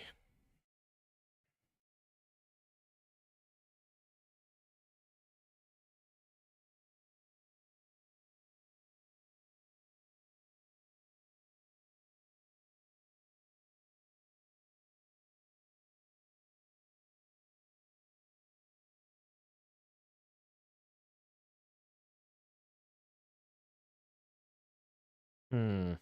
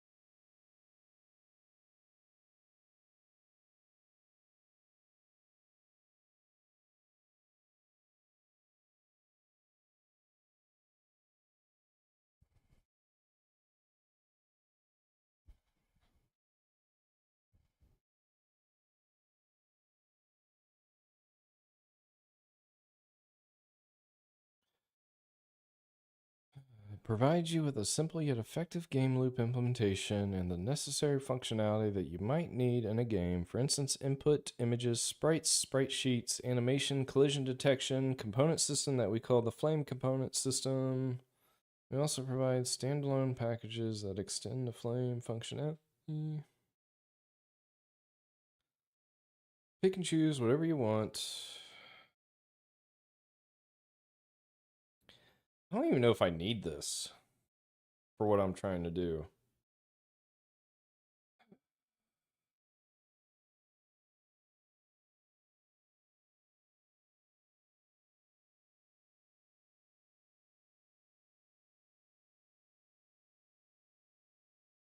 To run Flame, I mean, I will want, I think I want input controls.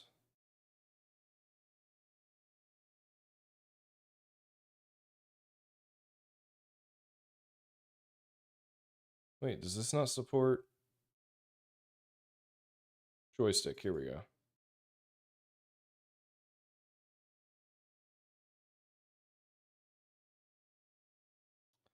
Wait a minute. Wait a minute.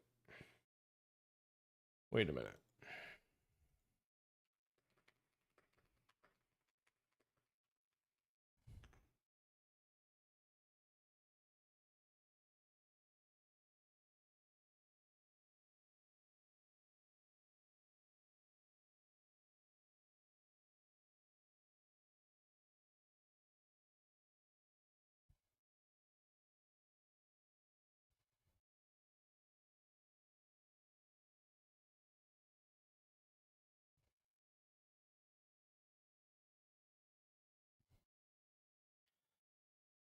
Okay, so I can add controller callbacks to a component,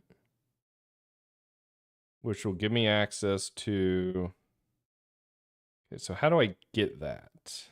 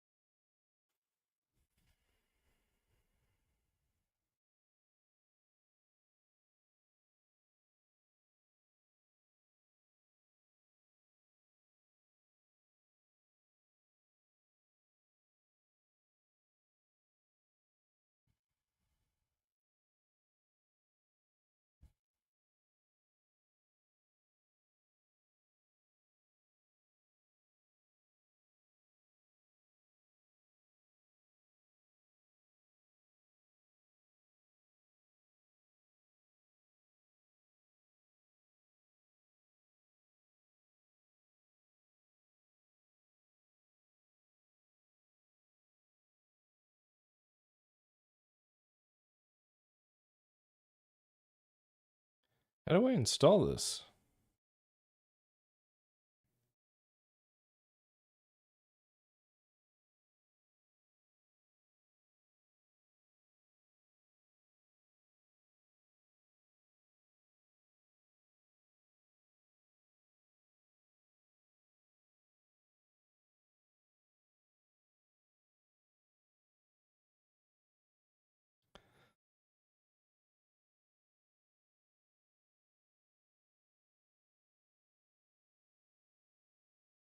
Package, Flame gamepads. Example. Maybe I already have it. Flutter components, Flutter game.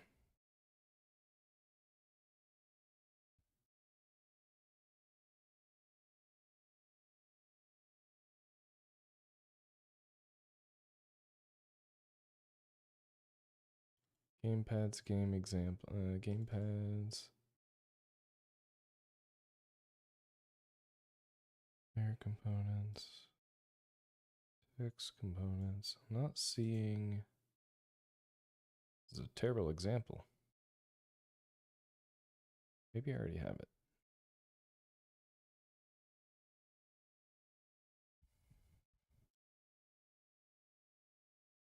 with gamepad callbacks. Let me just try that.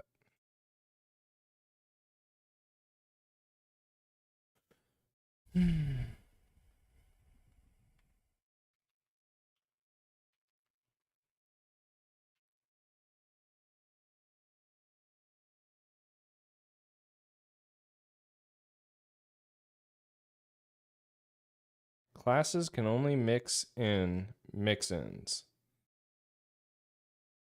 What? Extends the component with callback at override.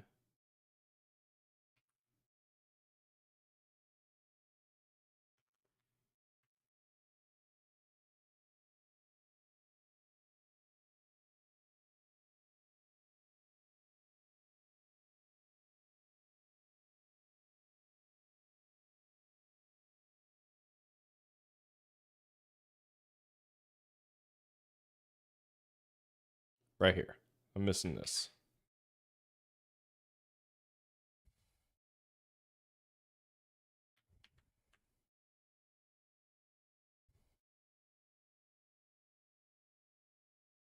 So I'm probably missing Flutter pub add flame gamepads.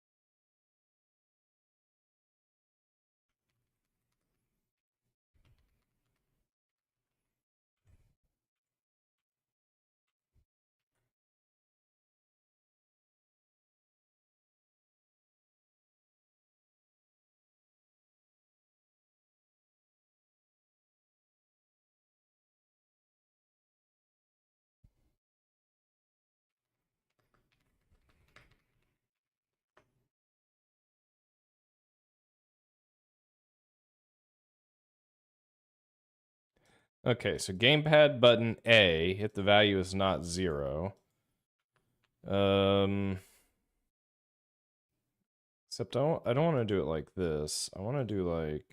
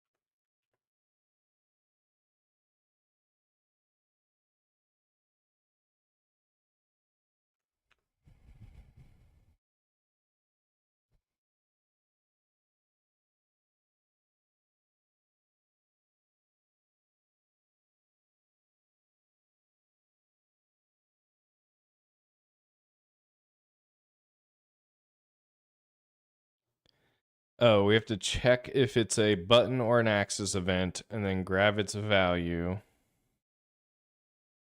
Okay, wait a minute. If event is... No, that's not right. If event dot axis not null. Sure, why not? I just want to see if this works.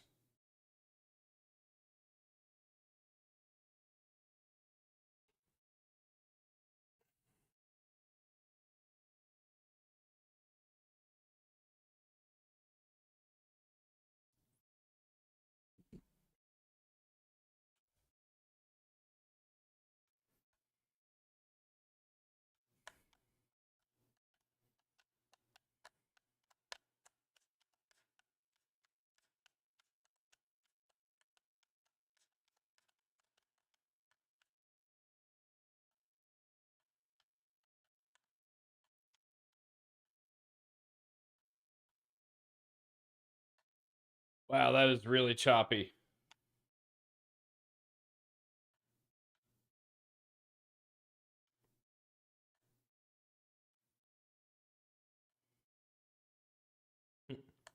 On events is not where it's at.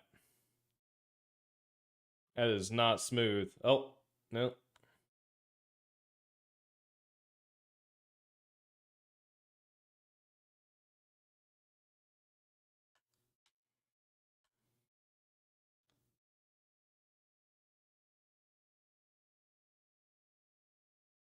It's actually not bad when it's like constantly moving X, Y. But when you just do one direction, it's like choppy as all hell. All right. I have a couple ideas why, because I'm sure I'm handling the events wrong. I'm gonna use the bathroom.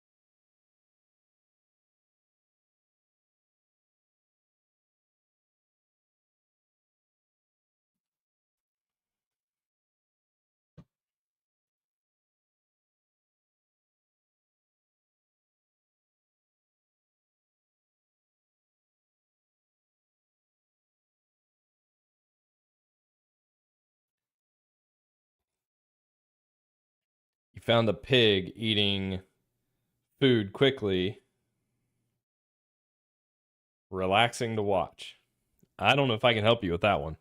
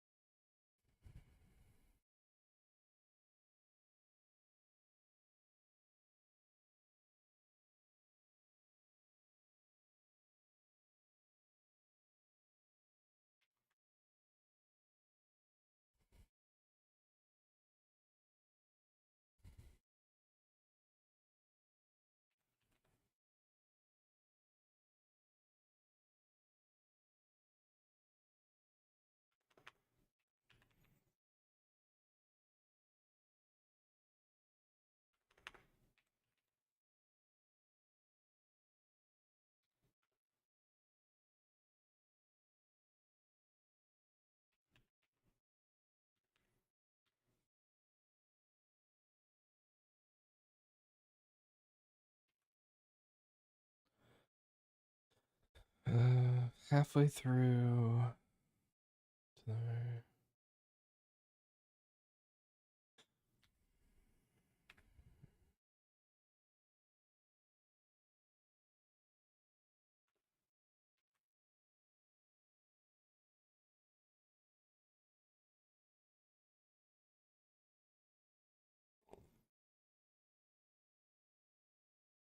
Oh my gosh, stop motion has always just like blown my mind.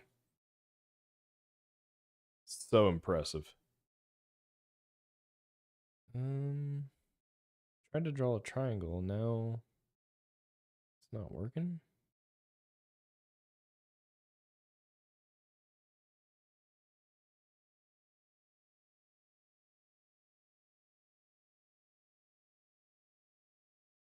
Position. We had a player at 0, 0. Start at x 0.5, y negative 0.5, x negative 0.3.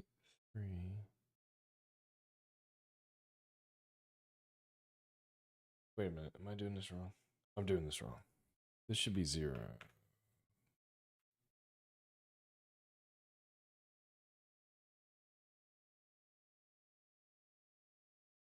And this should be positive. Let's try that again.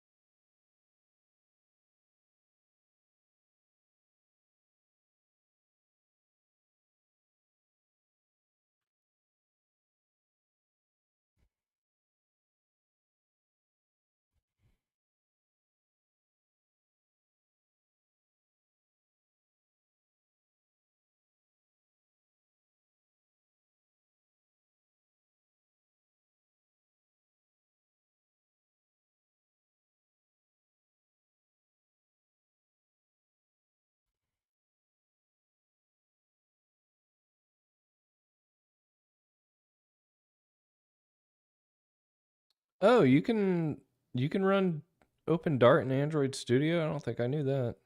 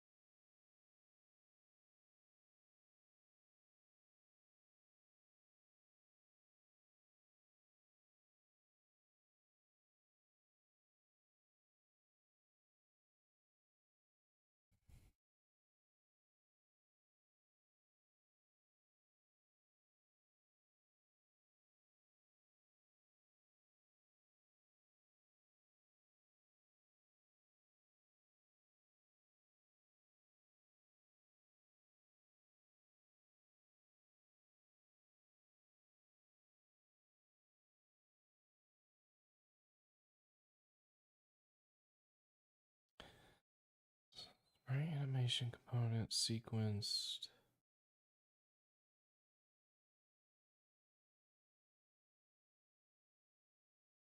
There's an image object. You can load all your images.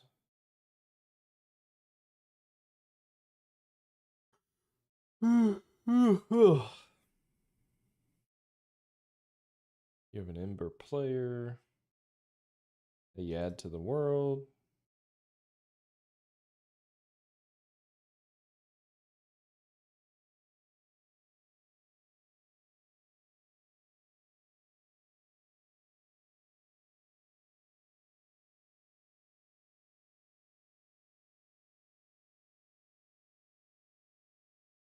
Ground block, platform block, water enemy. So we can define different types of enemies.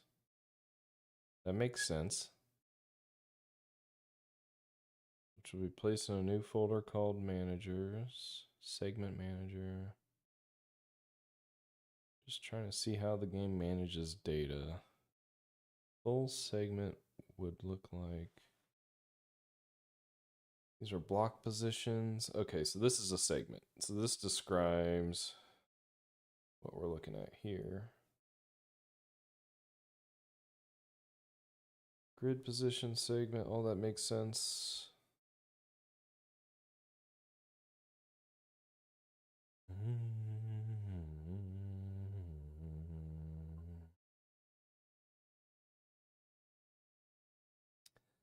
Yes, technically, if that's what you want to call it, yes.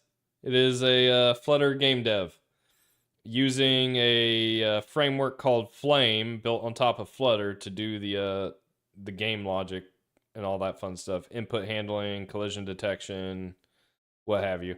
I'm just looking. I just felt like playing around with something else. It's tough. I want to do C++, but I do C++ every day for 40 hours a week.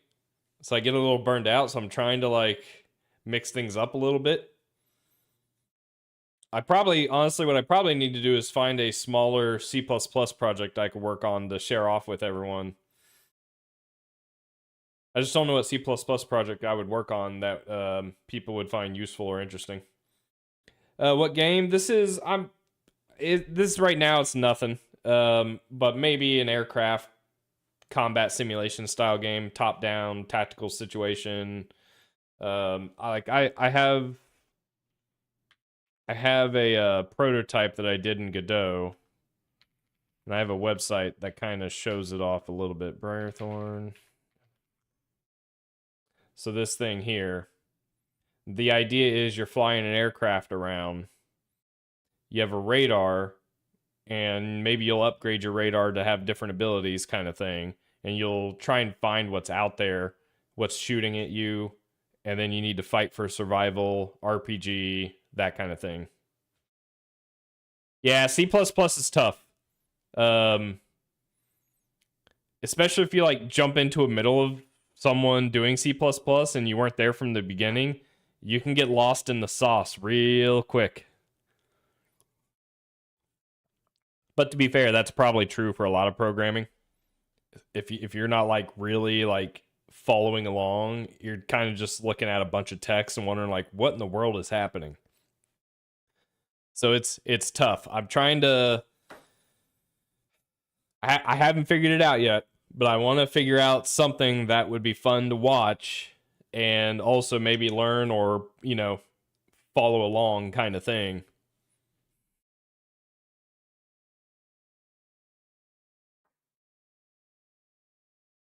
But yeah, currently this evening, I figured I would take a look at Flutter. I have a little bit of experience with Flutter building a mobile app, and so I was just curious to see because I heard about this Flame engine, and also Toyota of all companies is building a game engine using Flutter, like a full-blown like 3D console grade game engine using Flutter, which is insane. And I am so excited to see what they do with it.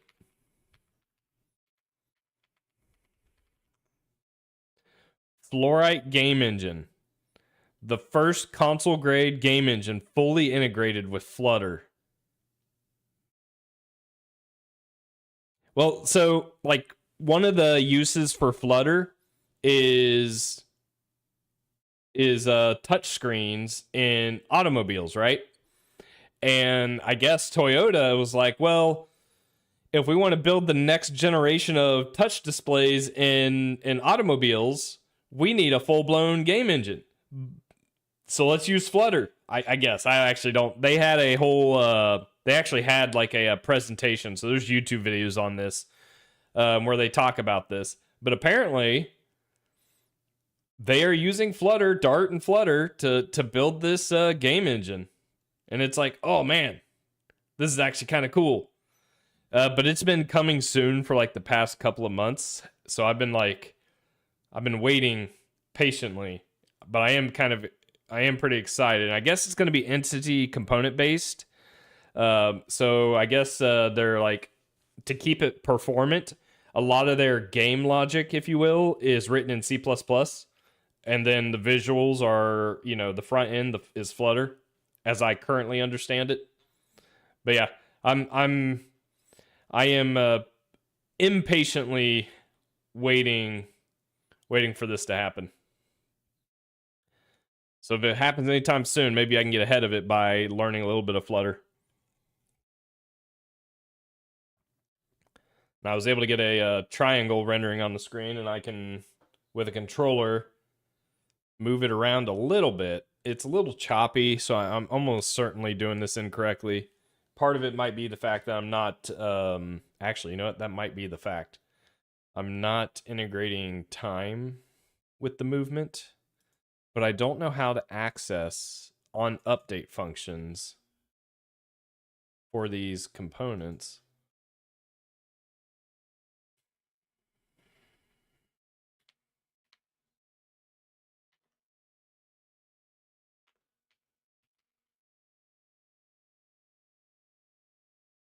So that's really what I need to figure out. Controlling movement. Here we go.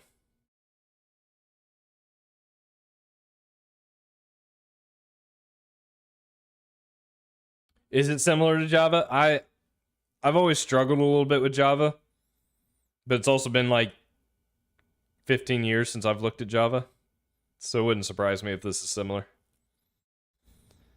On key event is pressed. How do you handle time? Horizontal direction is -1. Okay, so we're building a velocity vector. Move speed. Okay, here we go. Update. At override update with a delta time. So is it update? Do all components have an update? No.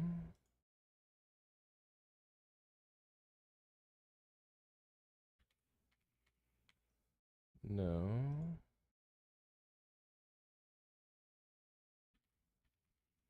Ah. The Flame game has an update function. Ooh, but if you override it, don't you lose this?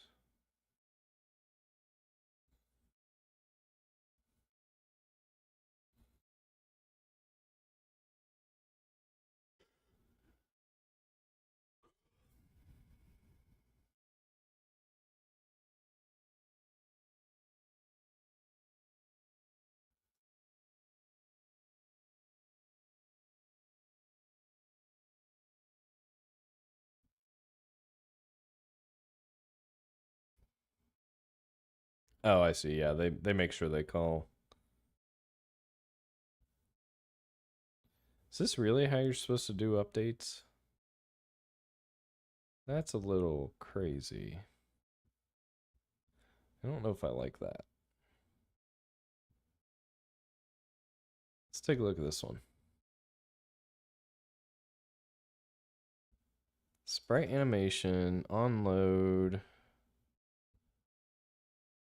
update. Okay, so this is a component that overrides an update function. Why am I not seeing that? Maybe not all components have an update.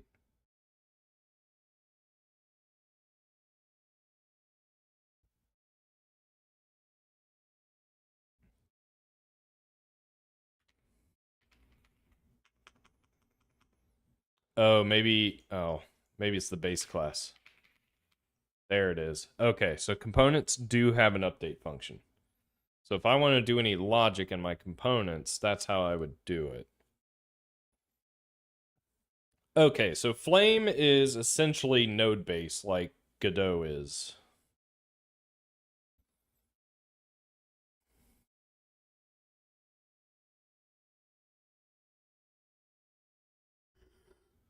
I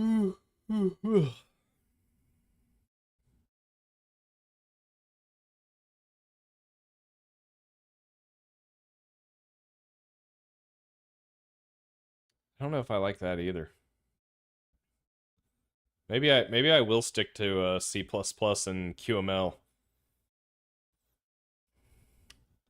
I'm not a huge fan of like object oriented updates.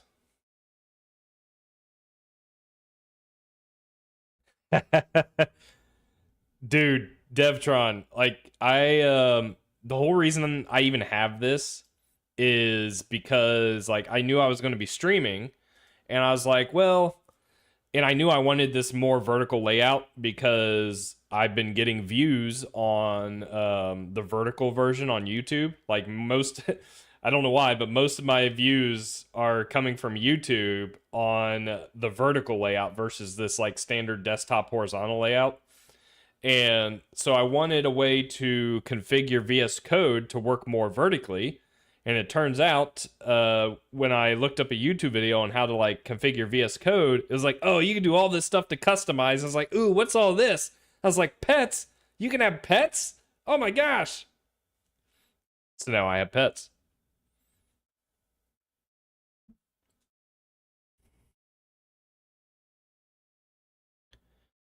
Yeah, so this does, man, this isn't what I was hoping. Nested updates.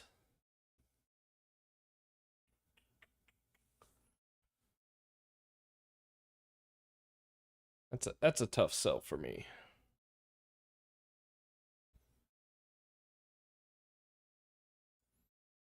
Called every time the component is removed from a tree. On remove is called.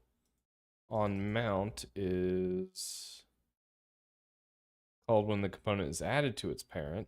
Okay. I mean, it's still kind of cool. It's just this is a very standard object-oriented game engine, which is perfectly fine. But I could just do that myself in C++, so I don't know if this is anything I really need. Like when I see stuff like this, I'm like, dude, I could write that in an afternoon in C++. So I don't really get any benefit from using this myself.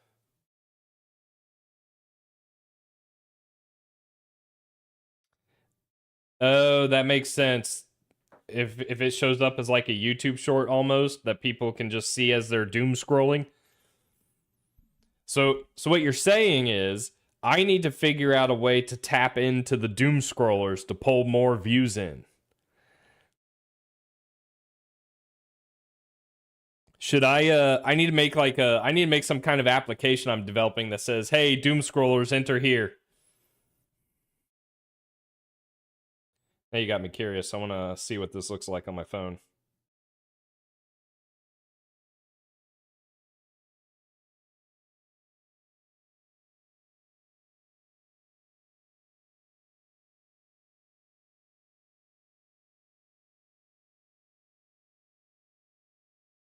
Did you doom scroll me? Heck yeah.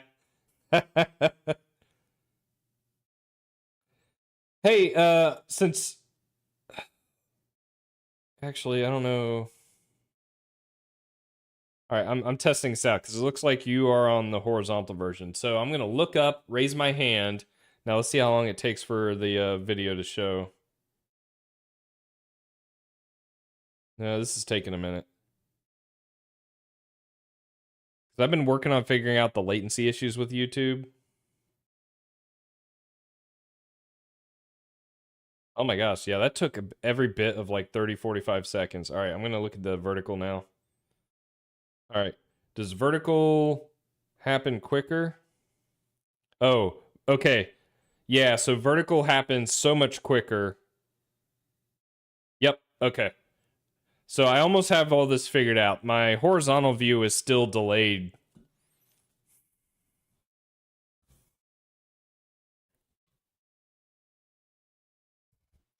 All right, yeah. So if you are watching horizontally, like if you're watching in the standard view, I am coming at you from the past by about 30, 45 seconds. So if I don't respond to like a message from you immediately, that's probably what is happening. On vertical, I think I've got it fixed. So I still have to figure it out for horizontal. So maybe next stream I will get that figured out. But I apologize if I am slow to response.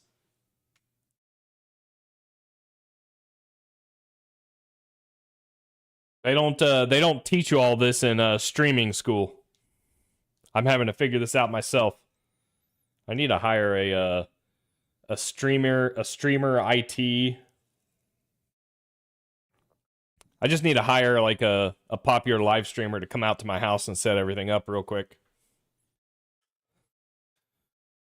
Okay, so this is like really straightforward stuff.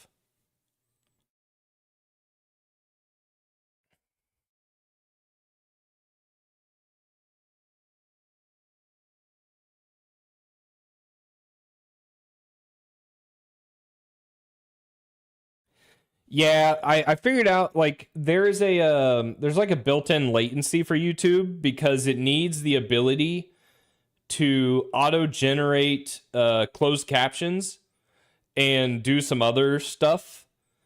And I can turn that off if I want quicker response, right? And I think I had it on by default or originally because I was trying to stream 2K or 4K streams. But I have found that hasn't been that beneficial, so I have since changed back to 1080p. And with 1080p, I don't need that extra processing room to do the stream, so I need to turn the latency down. The only downside is you lose out on the closed captioning if anyone's actually using that.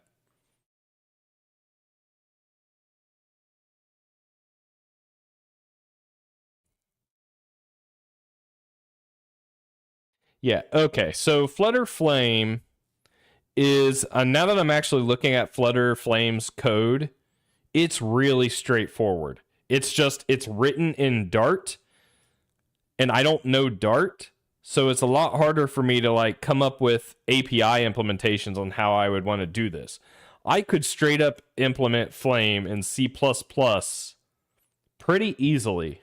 Like everything it's doing here, I've written hundreds of times in C++ before. Really straightforward stuff. And honestly, in C++, it'd probably be a little bit more performant, even if it is object-oriented based.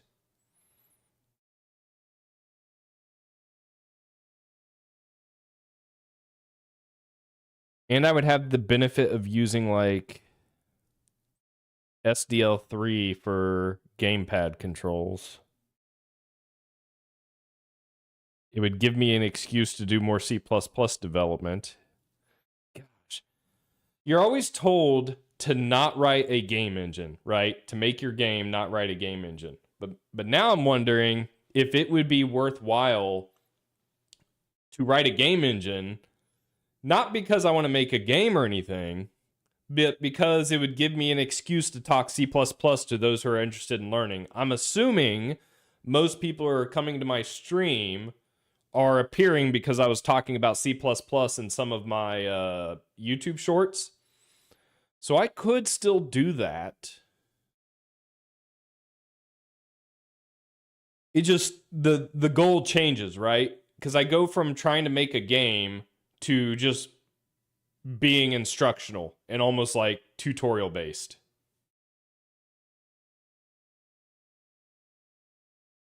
You just looked up C++ IDEs and Dev C++. I've never, what is Dev C++? I'm a Visual Studio developer originally. I would say the first 10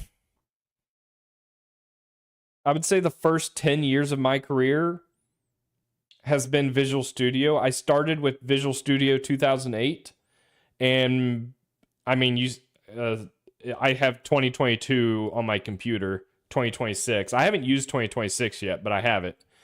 2026. But since then, I've swapped to VS Code because of dev containers and the extensions that VS Code provides.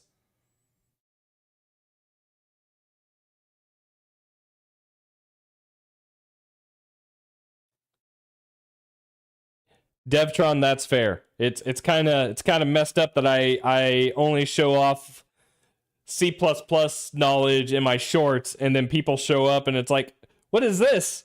What are you doing? This doesn't look like C++ at all. Oh, Bloodshed. Gosh, that sounds so familiar.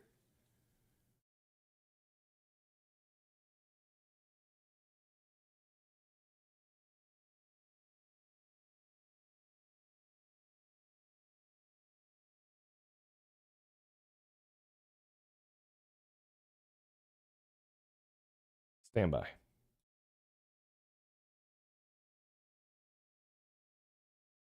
Um,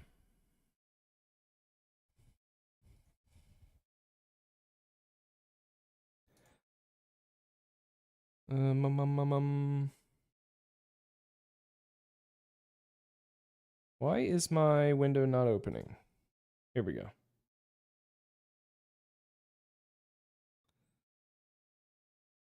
Thanks for stopping by, Mohammed. What are we working on? Well, that's an interesting question. I'm in the middle of an existential crisis. Where'd I get the wallpaper from? I Googled it. I don't know. It, to be honest, it kind of looks AI generated. It looks kind of cool. But I was just Googling for like Celtic druidic background thing.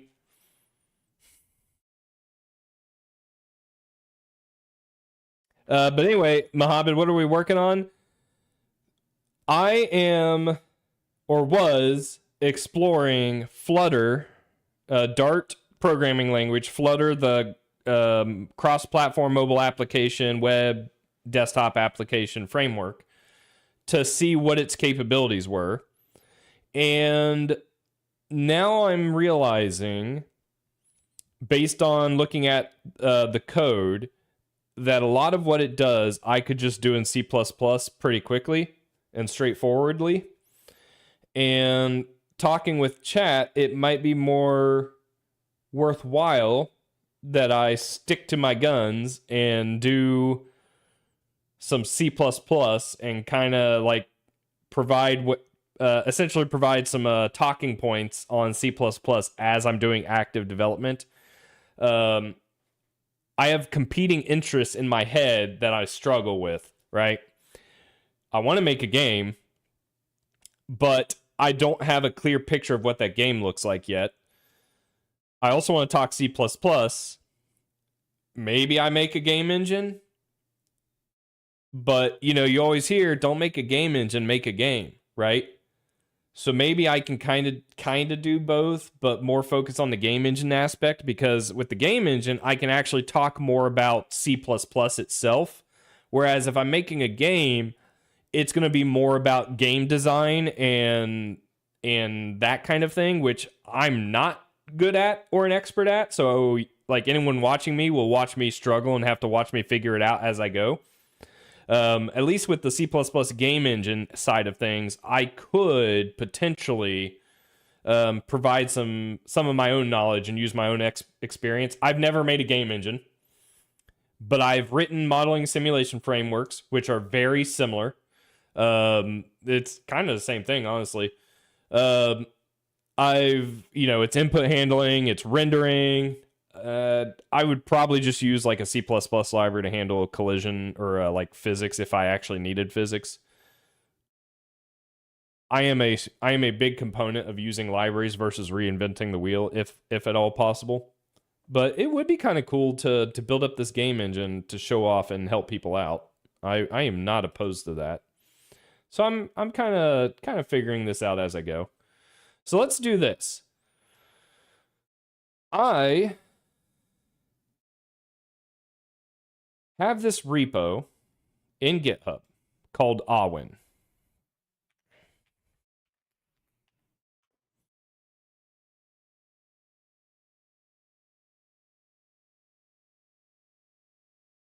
right? Awin is my initial attempt at doing like C++ game engine-ish types of stuff where I'm writing some code. I initially swapped it over to C or Qt QML just to kind of play around with that as well. The problem with that is the dependency load is so big that my pipelines take forever to build. So with Awin, maybe I refocus, do some object-oriented C++ game engine design and development, and use this for my own personal game project on the side, and we can go from there.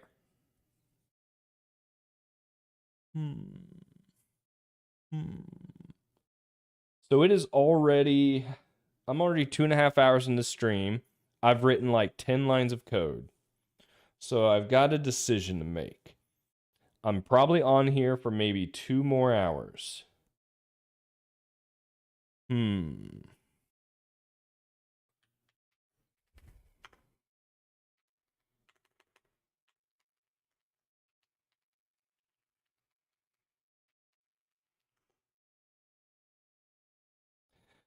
I think one of the issues I've been running into with Awin is I do provide support for WebAssembly and Android, but maintaining that is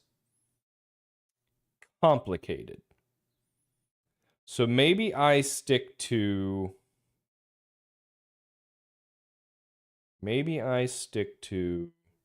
just the desktop applications for now, because that's almost certainly what most developers are looking to do. Embedded too, of course.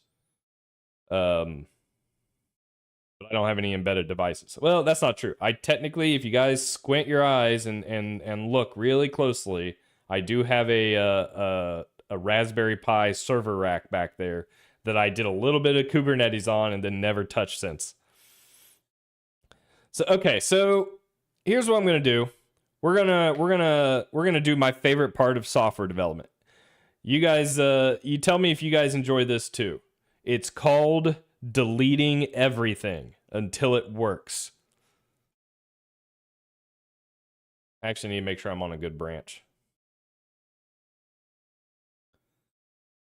And I'm also on version, let's see, I'm on VC package April 27. So I've been running into an issue with Raylib, like Raylib 6.0. I figured to keep it simple, we could use Raylib for our graphics, if that makes sense for everyone else. The other option is SDL3. SDL3 is insanely powerful, but you gotta know what you're doing. It is much more complicated than Raylib. This is the problem I ran into. I talked to you guys and then I forget what I was going to do. Oh my god, what was I going to do? Oh yeah, I remember.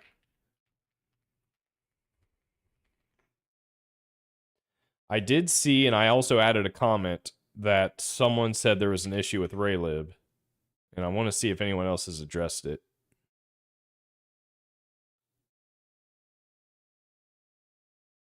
I don't think they did.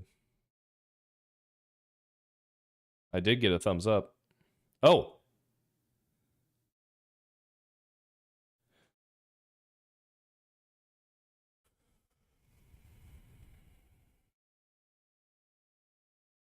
Oh, I didn't realize.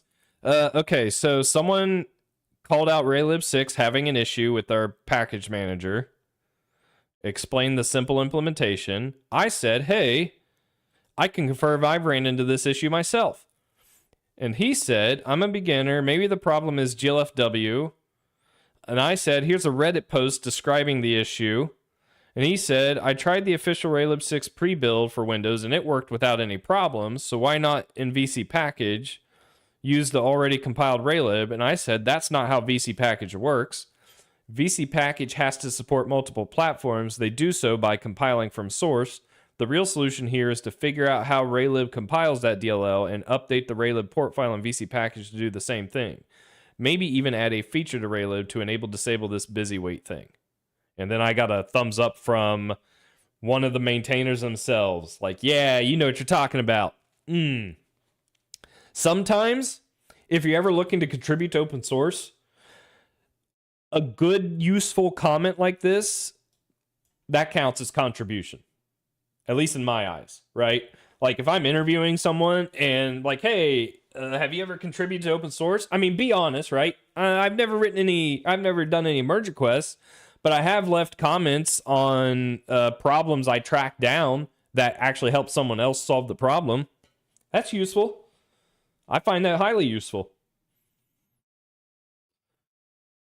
But based on this, the ticket isn't open or hasn't been started, so no one's working on this yet. So we have to stick to Raylib 5, which is fine. So here's what we're going to do.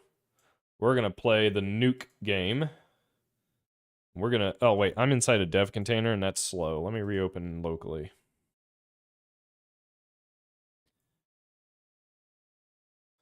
Don't show again. I think all of this stuff is committed, so if I delete it and I decide to change my mind for whatever reason, I should still be good. So I'm going to delete this.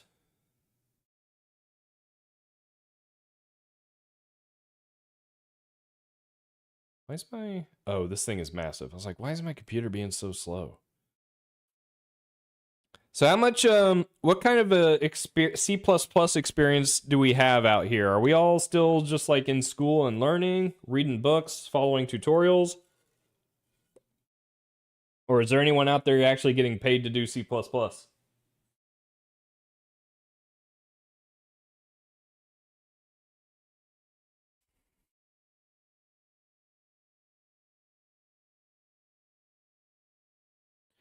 I want to keep my CMake presets. That's going to be important. We'll keep the Awin app because that's a good example. And all of this will be open source. I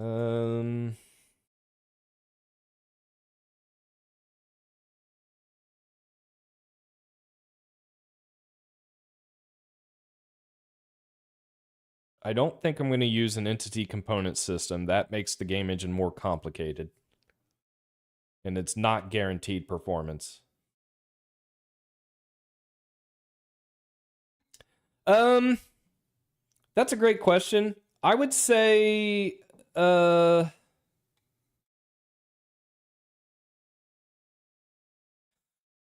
professionally, I am currently on C++ 20, so there's not like a lot of differences, but for me, like concepts, I think that's C++ 20. I find concepts very beneficial, especially from like a compile time enforcement. Standard expected from C++ 23 is a new way to do error handling, which I really like. And I haven't gotten to use a lot because I'm only using C++ 20. So maybe I'll use expected in this code base. But I don't think there's like massive changes. I think the big changes are coming in C++ 26. I think C++ 26 with the introduction of reflections, that's going to be an entirely brand new language. And I don't think I'm being like facetious here or hyperbolic. I think reflections is an entirely new language. You're literally going to be able to write code that generates code without like any kind of registrations. It just reads your code at compile time to generate code. And what that means is someone could, like Zig, implement reflection to use C++ to generate your build files. That would be kind of cool. Or write a C++ build step that auto-generates into CMake if you need to have that translation layer, because CMake's so ingrained into anything C++ related. I can't imagine what people are going to be able to come up with for C++. Reflections. What is this? Let's delete this.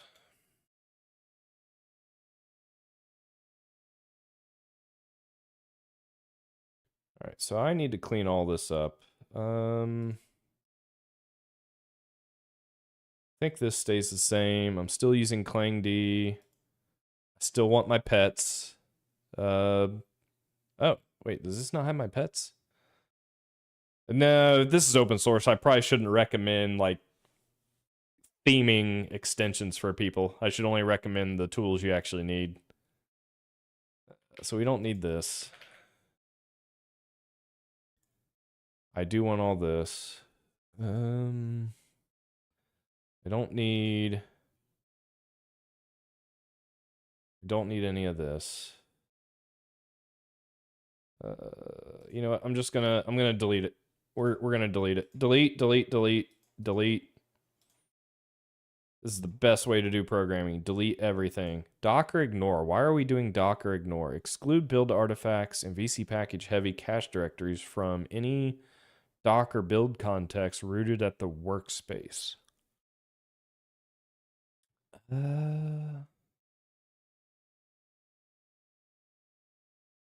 Rooted at the workspace. I'll leave it alone. Get attributes we need. Get ignore is fine. We don't really need this anymore. Don't need that. VC package we need. Banner we need. CMake lists. So in CMake lists, we don't need... you know, I'm not going to do the APK. We want floor mat and Clang tidy. I do want that. Set the C++23, but this honestly should get moved to CMake presets. Gosh, do I want to support WebAssembly still?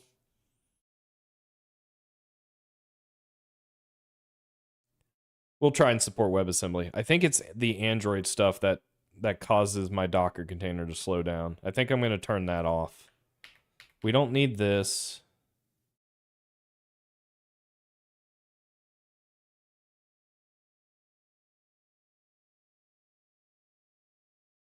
Okay, cool. Python, AI/ML. That explains why Python was one of the popular languages. We were looking at the TOBE index earlier today, and Python since 2018 has skyrocketed to be the most popular search language in the world. And I was like, suspicious. And it's probably because of all the AI boom, if you will. I think Python has a lot of like really useful tools. Isn't like Tensor used in Python? Am I making that up? I don't remember. I'm not an AI/ML guy, so I might just be talking out of my ass. Almond config. I think we want to keep almond install. I think we want to keep.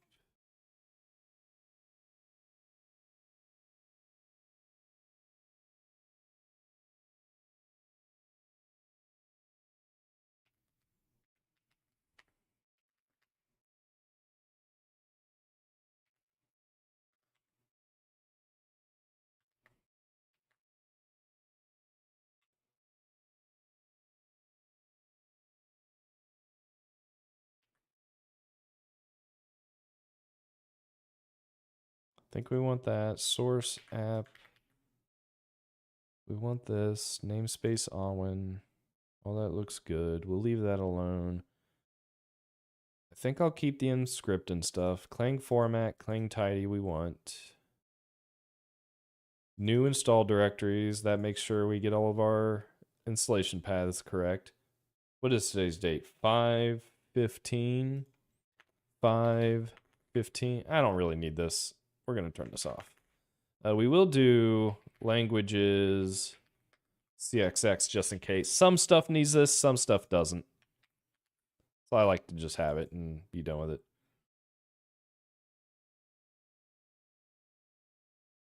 TensorFlow. Thank you. I knew it was Tensor something. See, I know what I'm talking about. Sounds like you're more of an expert on that stuff than I am. All right, so app source, we'll comment this out for now. Okay, so that's good. CMake presets. None of my presets should change too much. Like, I can still leave the Android stuff here. I just won't have it turned on. It'll basically be on the, if you happen to clone this repo, it's on you to set up your Android environment. I'm not going to spend a lot of time supporting it, at least not right now. Build shared libs. Let's turn this back to false. We'll leave it a statically built project for now.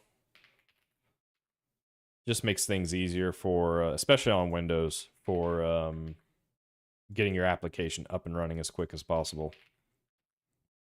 Windows, one thing I really like about like Unix platforms versus Windows is Windows, you got to have your DLLs either in your path or in your local directory.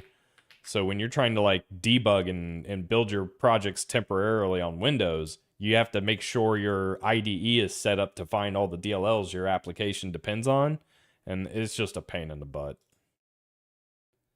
Linux, I just like point to an LD library path or something and call it a day.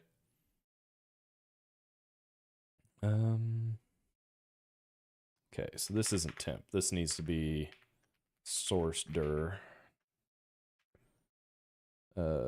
Actually, I don't even think I need this anymore. I only need this for Qt, so I can get rid of that.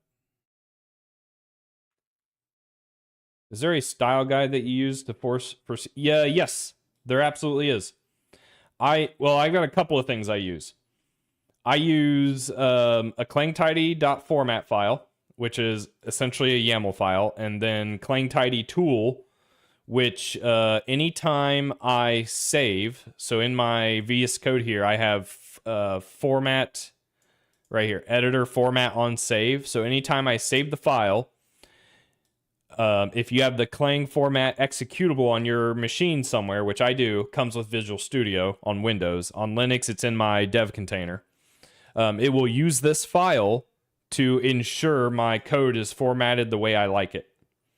And then on top of that, from like a naming convention and how I name my functions, member variables, things like that, I have a clangtidy file here where, first of all, make sure that, you know, I'm using modern C++. I write readable code. I make sure I write safe code, like fewer vulnerabilities types of code. It calls me out on anything that is potentially bug prone. So some of this stuff like might seem a little ridiculous, and for like a toy project, it's probably a little ridiculous.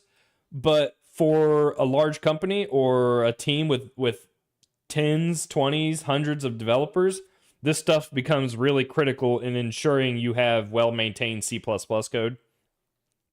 And then from like a function naming convention, I use clangtidy to define how I expect functions, constants, globals, macros, enums, member variables, private member variables, how all of they should be named. And then if I don't do that, the code will fail to compile in my software pipelines. And then I set up CMake. Maybe I'll have time to show you, but it's not set up right now. But I have CMake targets that I can run that will scan all of this for me. And then in my GitHub actions, workflows, I just call those targets. So in here, I'm just calling target matrix.target. And then this matrix.target is defined up here, which is clang format check and clangtidy diff. Why a diff? Because clangtidy running all those different checks on your code is really slow. And so in the pipelines, I only run a diff, a git diff, and I only run clangtidy on the files that actually change. That way you get your results not a little bit quicker, a lot of bit quicker.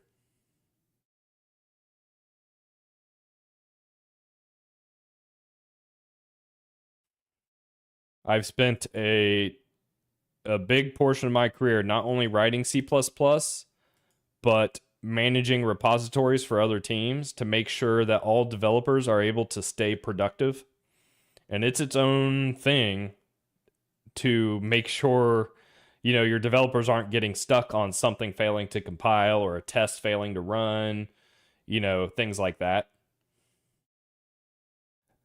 Oh, you saw Clippy? That's awesome. Not everyone knows who Clippy is anymore. Overlay ports. Do I need this? I don't know if I need this anymore. Flex Qt base. I don't think I need this. Let's get rid of flex. We're not going to use entity components. We're just going to do plain old boring object oriented. Let's get rid of this. We don't need this. Don't need this. Triplets. I can keep these here as long as they're not custom. These are all custom. I don't need these. I don't think, oh man, do I need any of these?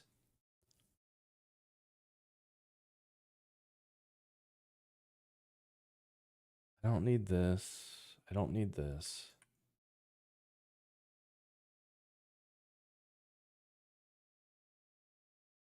Microsoft BOB. I actually don't know if I know that one. Uh-oh. What is BOB? Maybe I know it and I don't know the name. Is this safe to Google?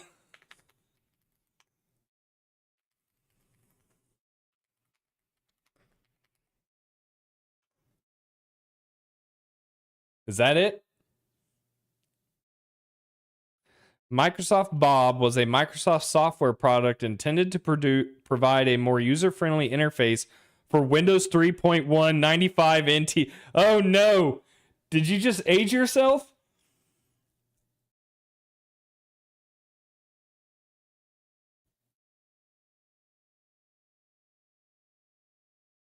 This looks familiar. This actually looks familiar. So, okay, so I know of 3.1.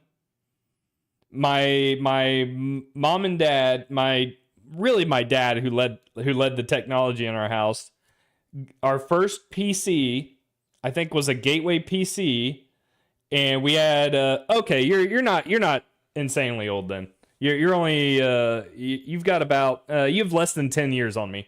But I like my family had 3.1. I was a kid. I remember having to, like, you know, CD / on MS DOS and then type WIN to enter the Windows operating system. And I remember it being a whole ordeal. It was like writing code. And so my family had like a sticky note on how to get into Windows from MS DOS. And then at some point we upgraded to 95, which required purchasing a second hard drive. So I remember that. I remember Windows 98. Windows 98 and Windows XP I spent a lot of time on, because that's probably like my teen years when I really got into computers, things like that. But I do remember, like, I don't remember what 3.1 looked like, but I remember having to, like, enter 3.1 via MS-DOS.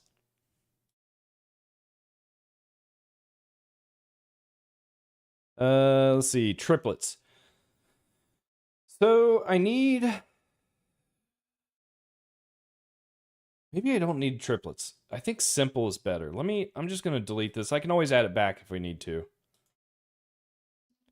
I do want clean, tidy, clean format. I can leave LLVM coverage. I can leave the Android stuff here, even if I don't use it. So I don't need the triplets. The presets. Do I have any Qt specific? I think all this is fine. I think all of this is fine. Oh, I think my cat's back. I hear him snoring or something. All this looks fine. I think on Windows, though, I want to do static MD builds. That says a target. What about a host? Static MD. Still want Ninja, still want debug, still want a binary directory. All that looks good. I think we're about ready to do this. All that looks clean. I'm gonna go ahead and move these guys into a config folder.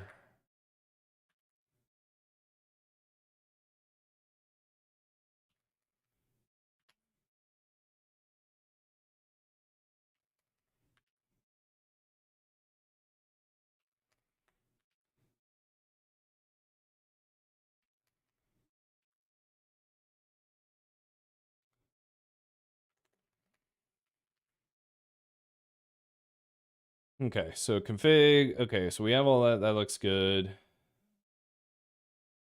Oh, actually, that's not good enough. I'm gonna need. Where do I put all that together? In here. So binary debug ninja release VC package become config.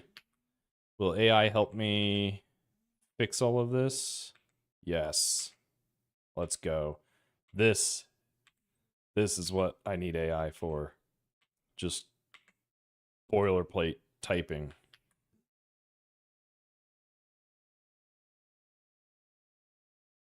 Oh my gosh. DirectX is my nightmare.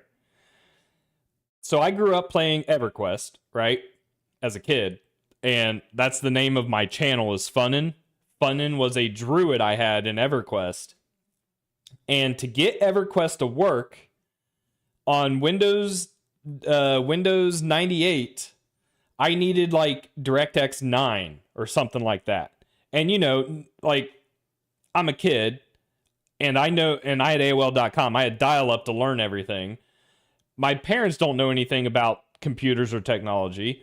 So I had to learn what DirectX even was. When I'm asking my parents for help and they're like, what do you want from us? What is DirectX, right? And trying to find on dial up, trying to find DirectX 9 drivers that would run on your computer, not knowing that a graphics card had to support DirectX 9. I barely got it to work one day and it still didn't really work. And finally my dad was like, "Okay, I'll help you out. We're going to upgrade to Windows XP. And it's going to have a gigabyte of RAM and it's going to have a DVD player and it will be 700 megahertz." And boy, did I play the ever living crap out of EverQuest after that.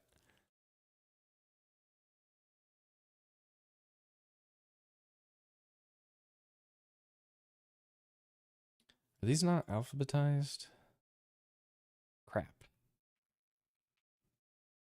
Config binary. Nope, that's not right. Nope, you didn't quite get it this time.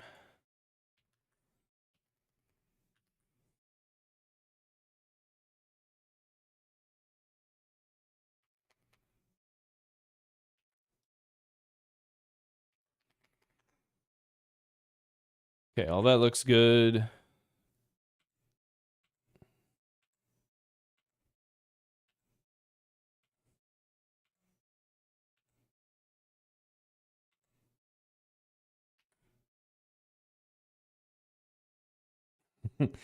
I I used to reinstall my family's computer all the time. I had a what is that? A 3.1 inch, 3.5 inch floppy disk, you know, like the 1.4 megabyte one that I called Boom. Like I wrote Boom on it and it had a little had like this little disk tool that you would run in MS-DOS that would write zeros to your disk.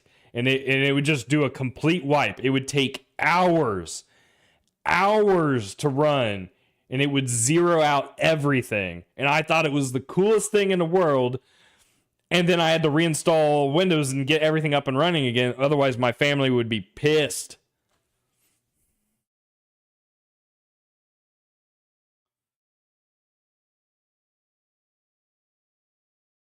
Config, all that looks good. This needs to be sorted though.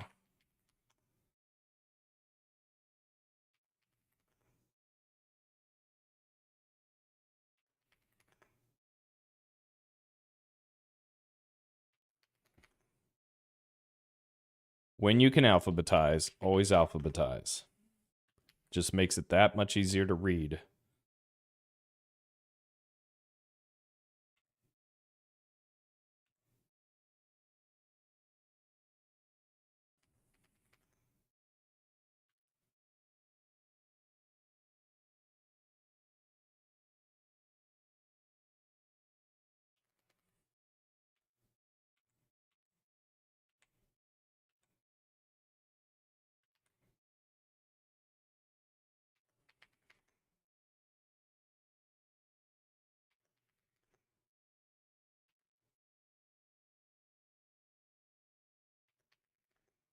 That looks good.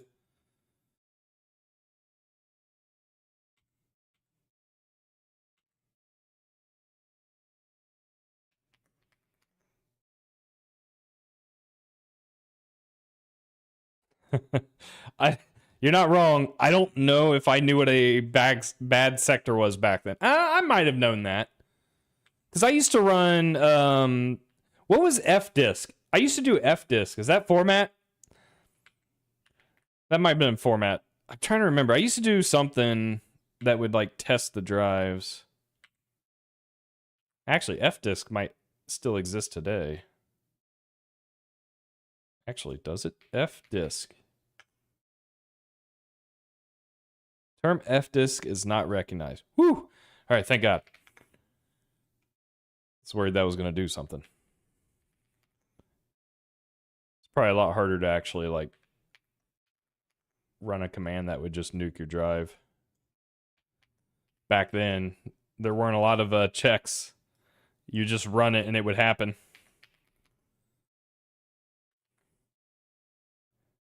FDisk, okay, yeah, that's what I thought.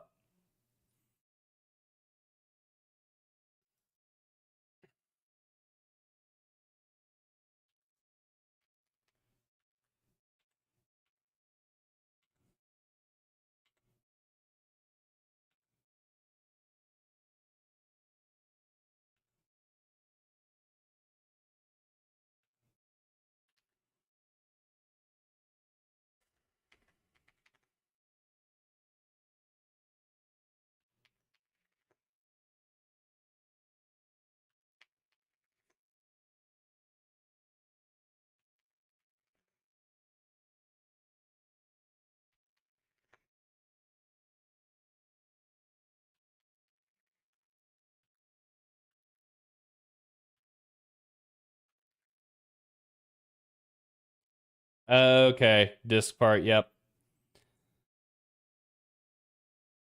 Oh, maybe I'm thinking of check disk? Yeah, because you're right. FDisk is Linux.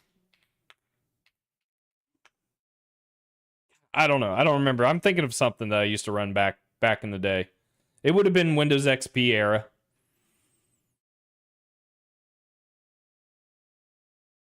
Okay, I think cannot be found. Oh, son of a biscuit. I did that wrong. I did that whole thing wrong. You guys let me. I blame you guys. It needs to be a slash, not a dash.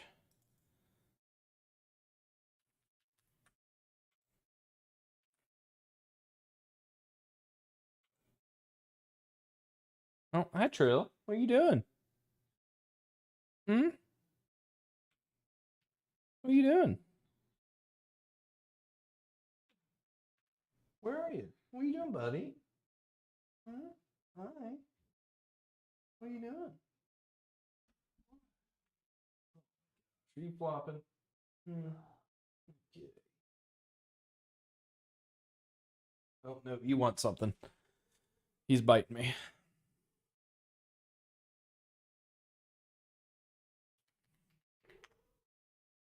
Access denied as you do not have sufficient privileges. Yes, you're right. Check disk, I think was what I was thinking of. Pet cameo? Maybe if he'll let me pick him up. As soon as I turn, he knows he's got my attention and he'll walk away. What are you doing?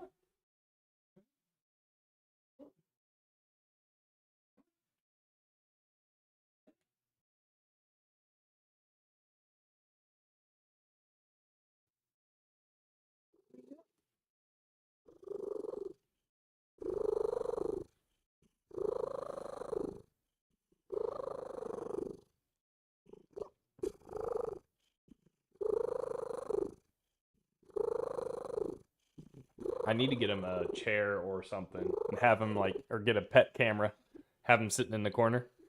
What do you see? What do you see? All right, I'm gonna go see what he wants. His name is Trill. Let me see if I can. How do I send you guys a message?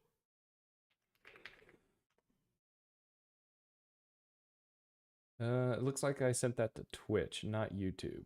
How do I? Ah, well. You guys see it in the video. His name is Trill because he trills when he purrs. Come on, buddy.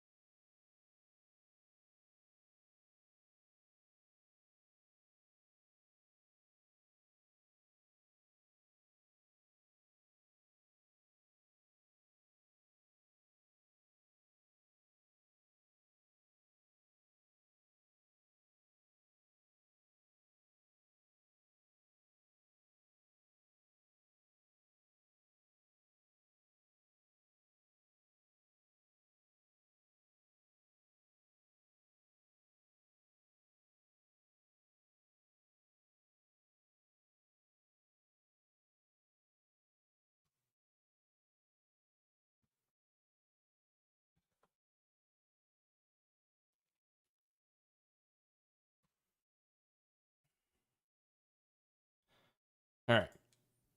All right. Oh, cool. No errors in the presets, so that's good. Oh, thank you. I appreciate it. My family grew up like I said earlier in the stream, my family grew up with like 20 plus cats in a farmhouse. Most of them were outside, and we always tried to name our pets after like some attribute of theirs, something about their personality, how they look, that kind of thing. And when I found him, he just gets so loud, and you won't be able to hear how loud he gets. Hey, Nathaniel. Um, is that all the cleanup I needed to do? So now I'm gonna remove everything here. Reset the repo. Commit. Push.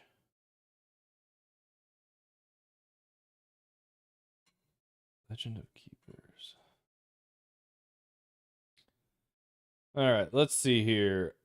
Like I said, this version of VC package will not work because it has Raylib 6, and Raylib 6, at least with the VC package manager, does not play nice right now, so we're still waiting for that to get figured out. So what I need to actually do is go back to a stable version of VC package that has Raylib 5.5. Here.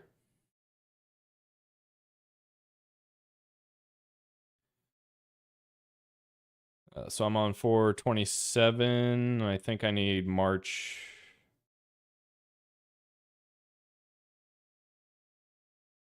April.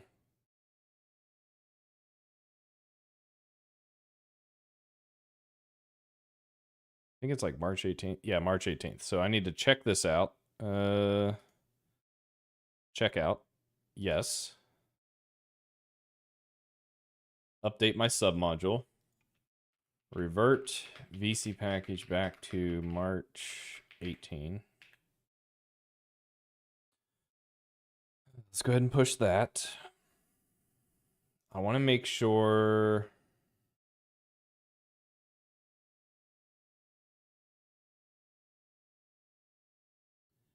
Thanks, Nathan. I appreciate it.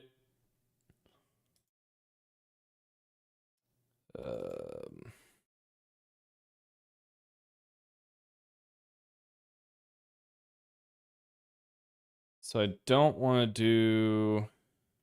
Or no, I still want to do WebAssembly. I don't want to do Android. Android's been kind of a thorn in my side. It's just a pain to maintain. Guess I could just comment it out for now.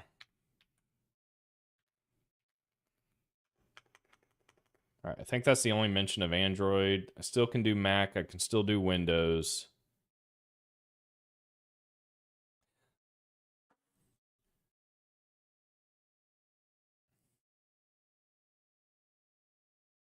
Don't become too big of a fan. We don't need those kind of egos in here. My ego's already big enough. All right, so in my dev container, I want to remove Android, which means I don't need Java, I don't need USB utilities. Oh, and I will be using Ubuntu 26, which gives me access to GCC 16. So if we want to try something out with C++, reflections, I could potentially do it, but it would only be to like try it out. Curl, Clang 22, all that looks good. We don't need the Android emulator. We don't need Java Home. We don't need the Android SDK. We don't need this. We don't need Android Home or the NDK. We do want Emscripten.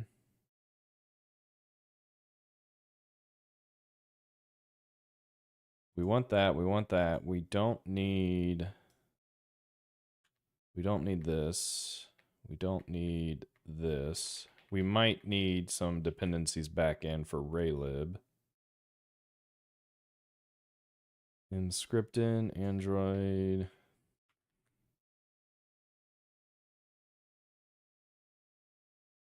The folders where I have everything in. What do you mean? Are you talking about the Are you talking about like these CMake preset folders?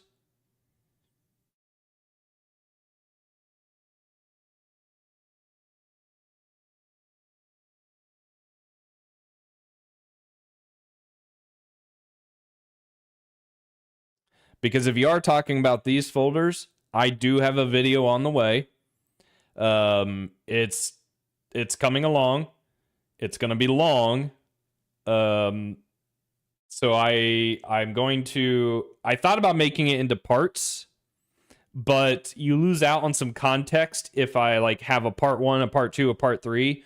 You end up missing a bunch of context. So I'm just going to make it one long video, and then I'm going to try and add a bunch of timestamps in it, so that if there's a specific topic you're interested in hearing me talk about for getting this stood up, you'll have those links.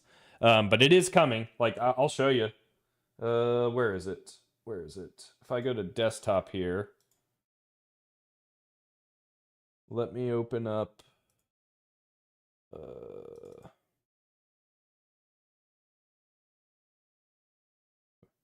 Right. So I have some edited video that walks through like setting up a repo, you know, starting to write a Hello World app, and it starts from scratch, and it walks you through, you know, getting Hello World up and running, writing your first CMake preset, and then eventually it'll show you like, okay, once you have this, you'll notice you have a bunch of like duplicated lines. So how do you break that up into composable files?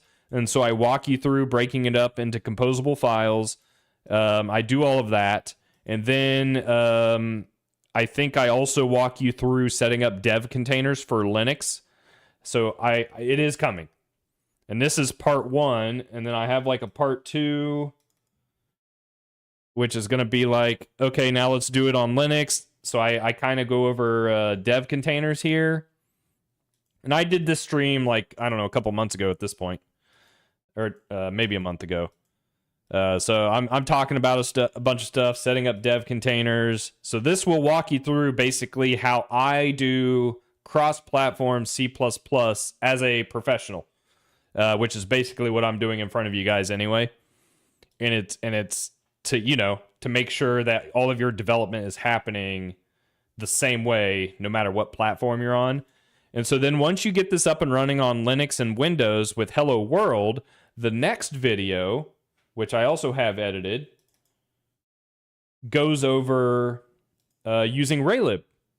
actually, to get a Hello Triangle so that you can use like VC package dependencies, right?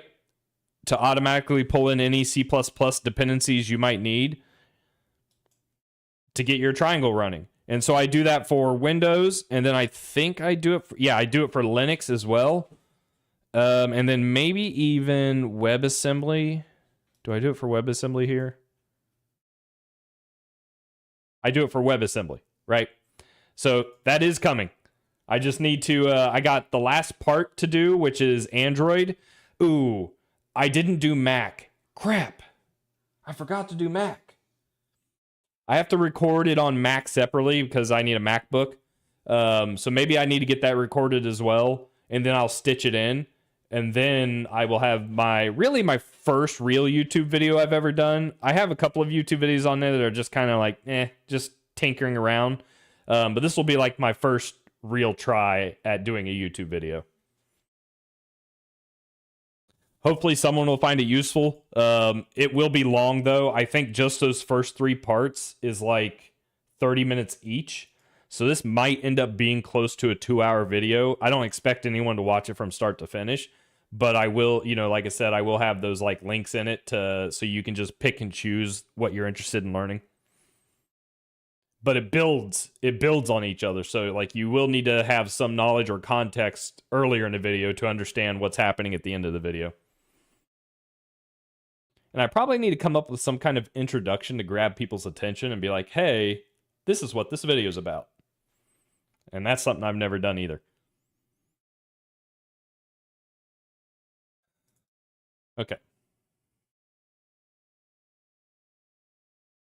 Well, thanks. I'm glad you saw that.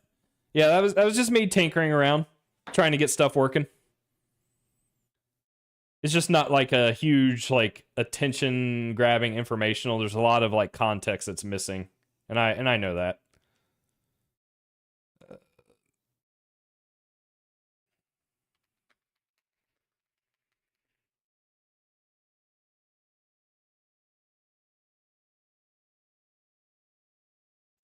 Okay. So now I think the next step is getting an app up and running again, not dissimilar to that video we just saw. Let's call this forward. I think I'll still do C++ modules for sure.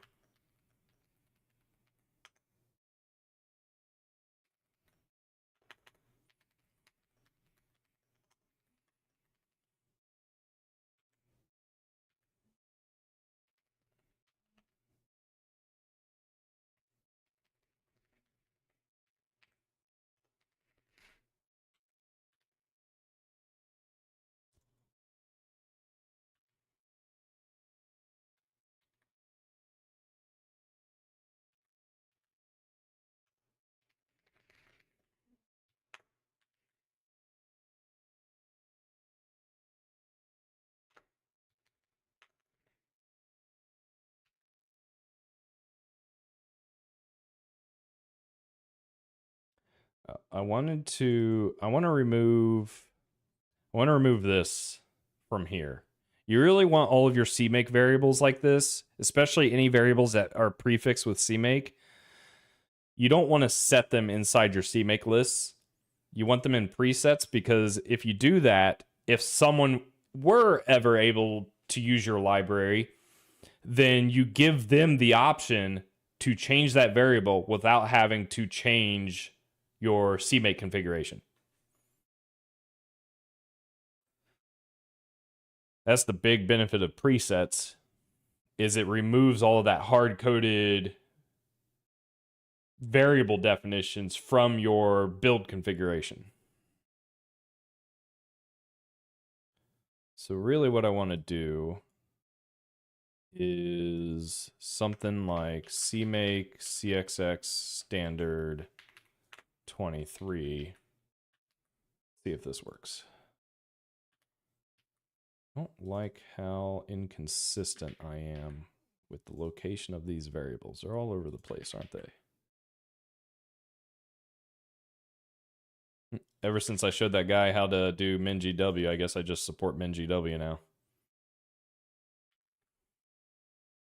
Haven't had a need to remove it.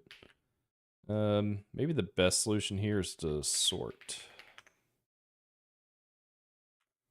And then I don't have to stress about it.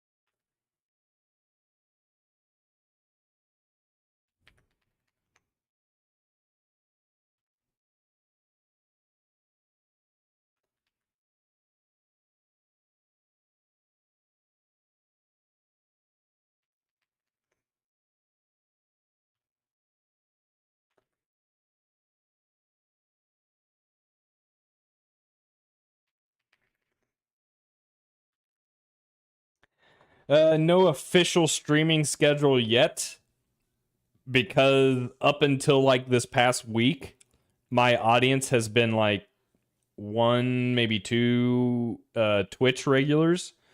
Generally speaking, 5:30 Eastern Standard, almost every day. Some days I just need a mental rest because I program 40 hours a week, right? And so then going straight into streaming for another 2 to 3, 4 hours is exhausting.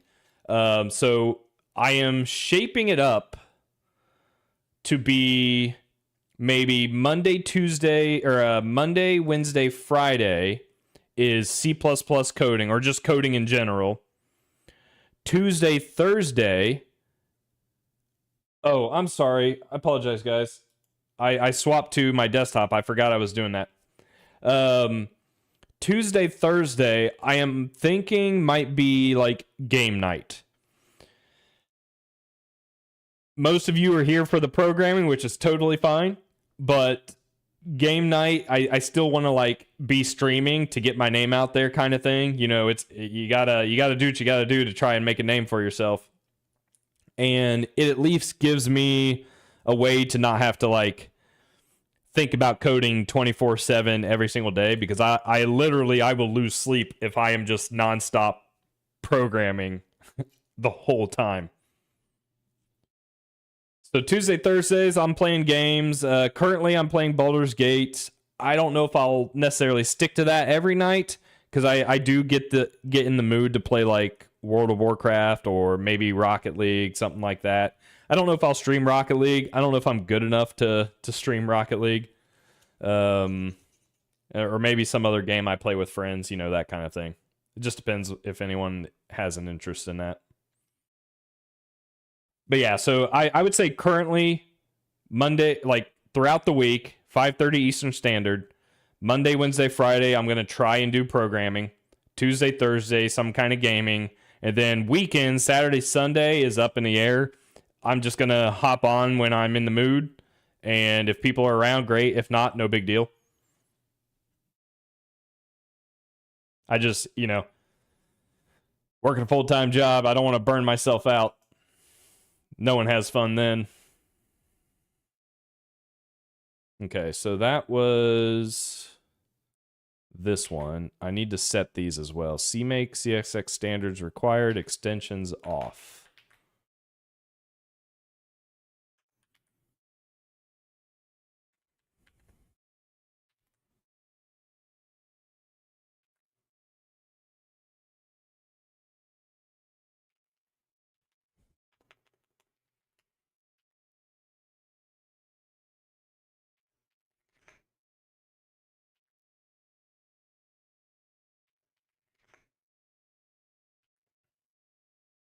I appreciate that. I was considering maybe one of the game nights I'll hop on and play like some casual games and see if anyone can figure out what rank I actually am. I haven't said what rank I am. But I will say this. I've been playing for a long time. Longer than I care to admit. And I should probably honestly be better than I am for the amount of time I've put into Rocket League. I'm a big soccer fan, so like it kind of like made sense that I like video games, I like soccer, might as well play car soccer while I'm at it. I also like cars.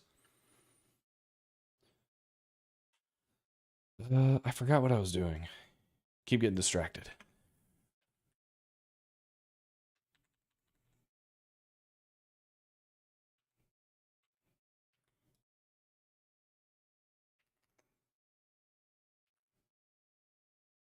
All right, I need to, whoops. I need to copy.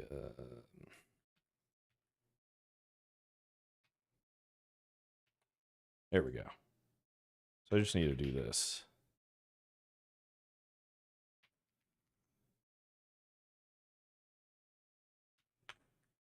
Oh my god.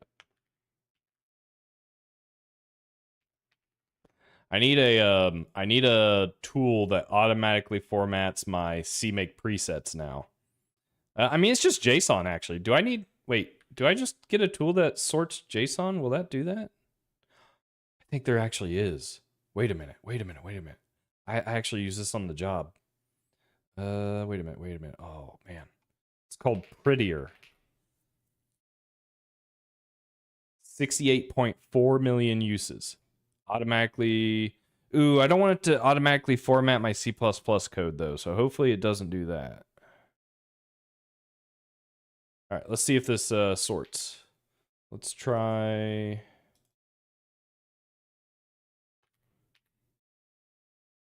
Uh-oh. Didn't do anything.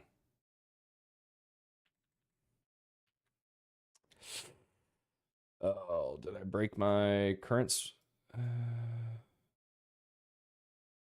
Prettier is, oh wait, it probably doesn't know which formatter to use. Prettier. There we go. Oh, it only uses 2 spaces. Ugh. I guess I'm okay with that, as long as it's consistent.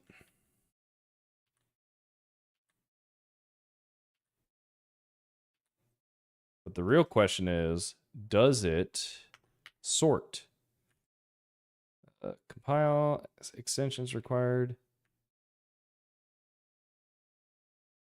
Standard. I don't know if it sorted. Did it? It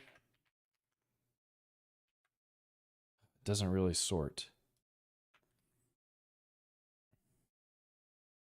Yeah, that's fair. I prefer to format on save. That's just what I'm used to at this point.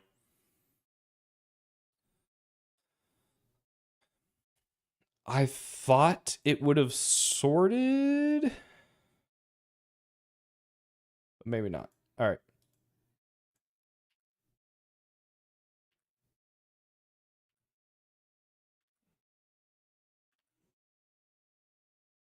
Oh my god. Grief. Oh. Beggars never shall die.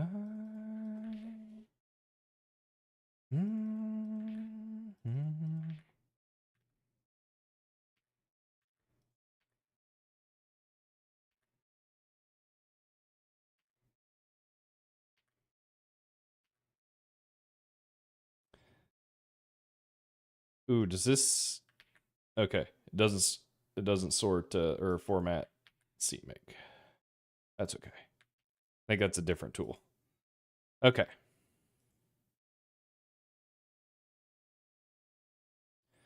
What was I doing?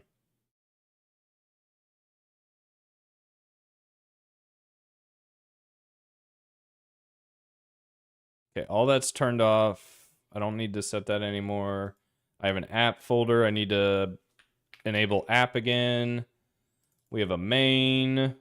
I should be able to do include print, auto main, mate, return,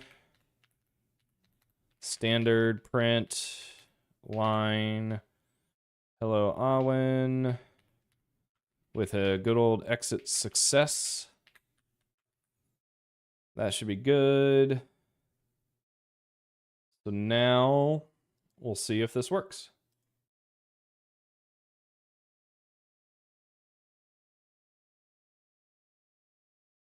It's going to build the dependencies for Raylib, which should go fairly quickly, I think.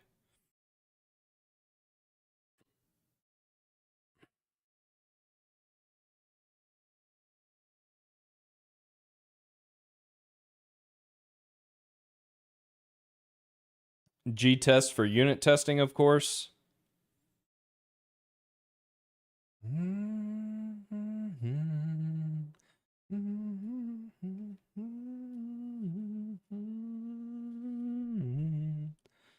Heave ho. Never shall we die. We got an error. CMake config doesn't exist. That's right, because I got rid of it. So who is including it?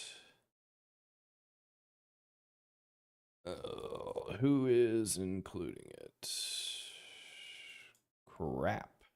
Do I actually need it?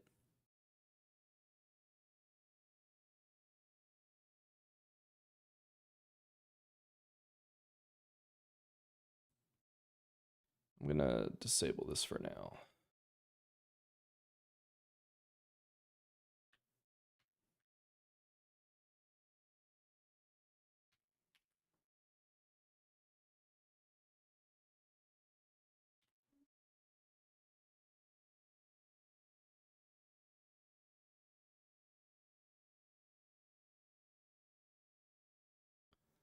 Does not contain a CMake list file. That is true, because I forgot to add one.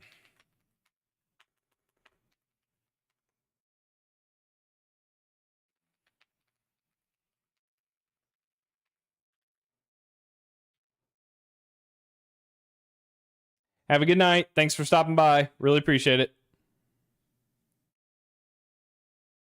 All right, so that generated. One step closer. Something else failed. Unknown target install. That makes sense because I don't have install targets. Runtime, library, archive. Let's try that.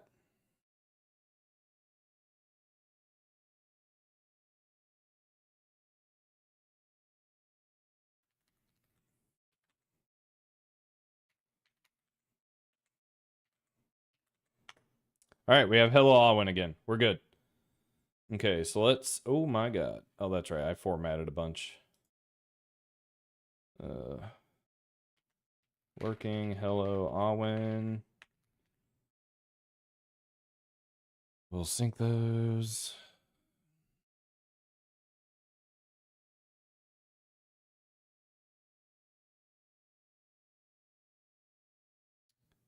Okay. I need to make sure that the Raylib stuff exists and works. So that's usually... Actually, if I configure CMake with VC package, it will tell me what the command is to find Raylib, but it's usually like find package, Raylib, config, required. Ooh, I don't know though. Raylib C. Yes, that's all it is. Raylib, config required, target link library, Raylib, except that isn't right. We just do Raylib. And then in main, I should be able to include Raylib.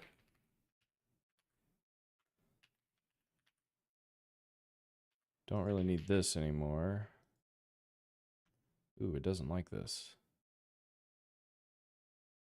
Oh, maybe it's because I didn't.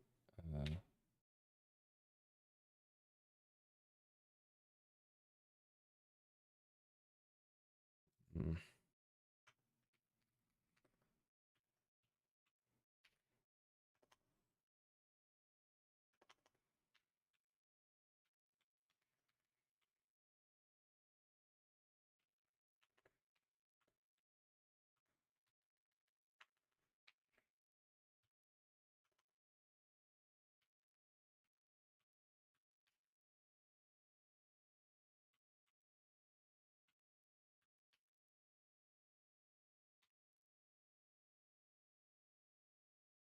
White background with light gray text. That's going to be really hard to see. Let's do a gray background with orange text. Oh, right. For whatever reason, I think this goes away with Raylib version 6, but with Raylib 5.5, I still have to do this. If Win32, I need to link against WinMM to get access to that beautiful timing code. Oh, and GLFW. I forgot about that. I do have to link against, or I have to manually specify GLFW, especially since I am linking statically. Find package GLFW3 config required question mark. And since we're also linking against static libraries, you always link the library with the most dependencies first, because that's how link resolution works. Because when you're reading your object files or your lib files, you'll have like essentially code stubs inside those lib files that point to another lib. And so if I linked against GLFW first and then raylib, the linker is going to go look for these functions and it can't find it anywhere. That's why you got to link raylib first. Okay, so that worked. Compile. All right, let's see if that looks good. It looks good. You guys don't see it because I haven't set up my stream to show it, so give me 1 second.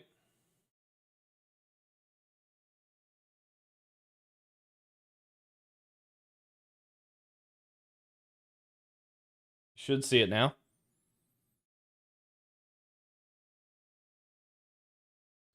I think we're good. I can't resize it because I think I need to set config flags. Resizable? That's not right. What is it? Flag.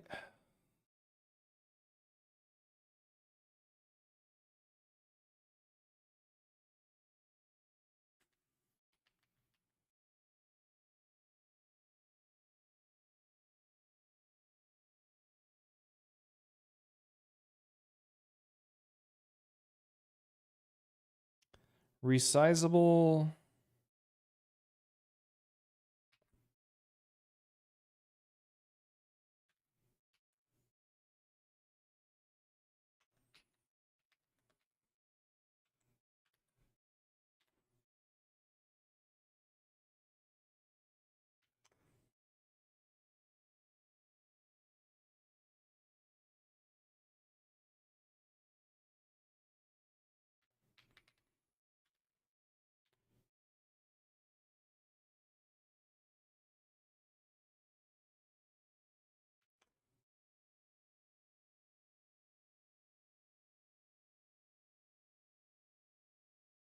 It's kind of hard to see. Is there a way to?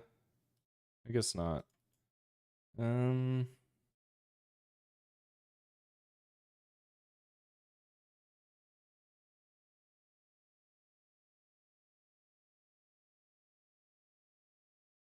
Yeah, I guess not. That's okay. Don't really need to worry about it right now. What I can do is 1280 is 1270, comma 7. Let's do 700 and 1260.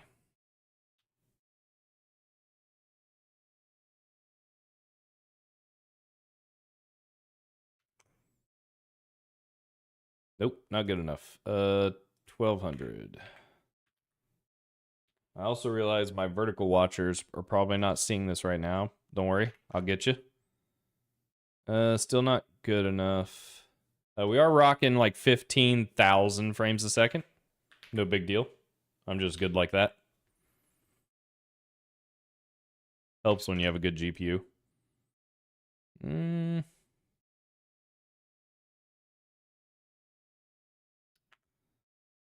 1150.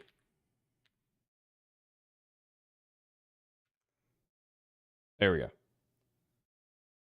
Don't really have a way to make it bigger right now, so we'll have to deal with that later. Oh no, vertical people can see this. Perfect. I forgot I already had this in there. How easy is that to actually see, though? That's the real question.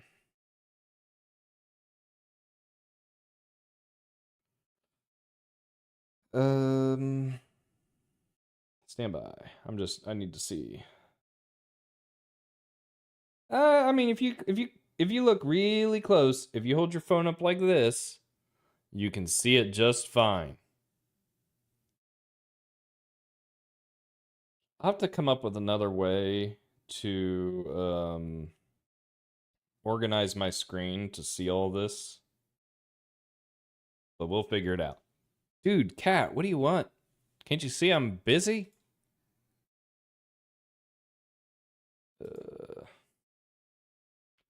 Working Raylib.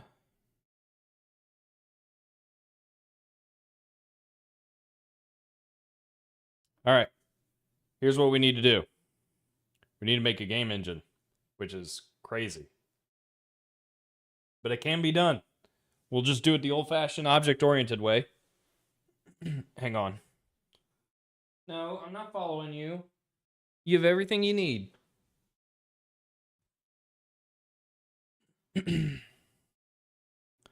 So some of the stuff I know I'm going to need is signals and slots.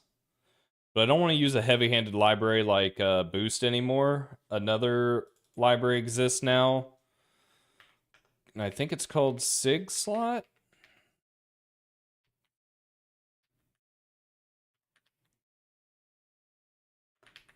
Oh, I don't know if I like this.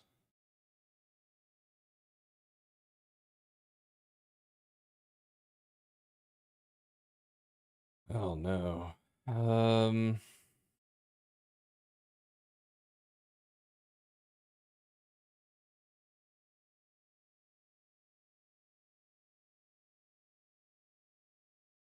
Especially didn't since it didn't actually solve the problem I was trying to solve. Oh no. Now it can't stop. All right, I'm gonna reload my window.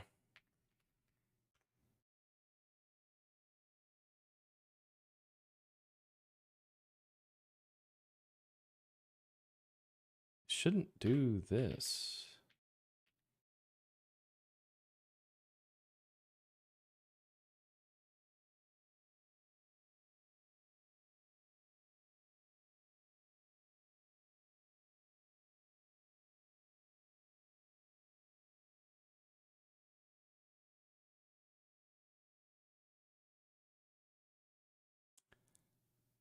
Oh, this is gonna get annoying. All right, whatever. Anyway, SigSlot. I'm pretty sure that's the library I need. We're gonna need to implement a source folder. And inside this source folder, we're gonna need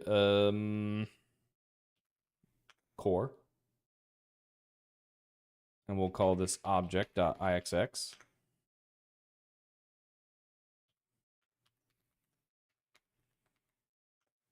This will be the core object of Alwyn.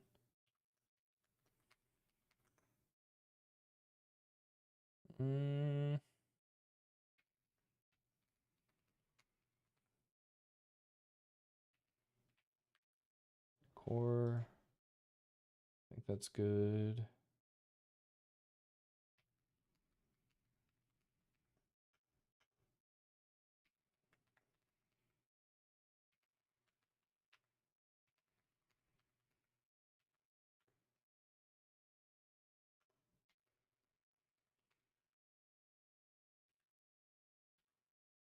Well, this isn't it. Nope, this isn't it at all. This needs to be like private. Oh, file set CXX modules. There we go.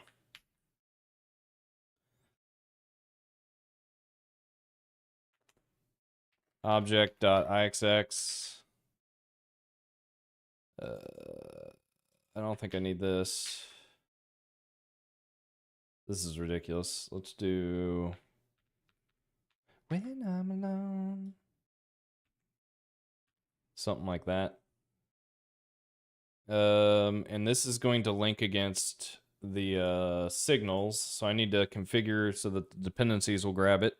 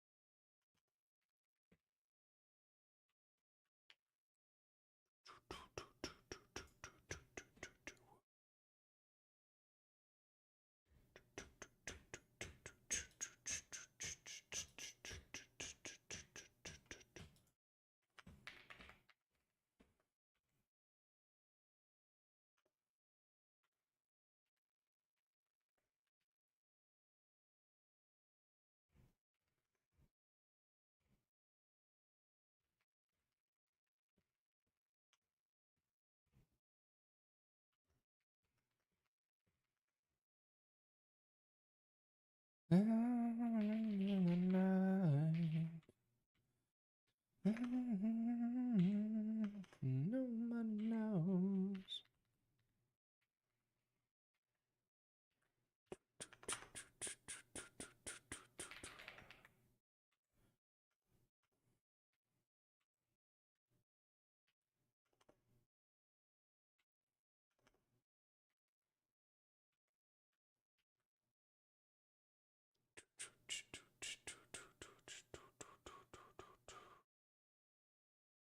Nobody understands.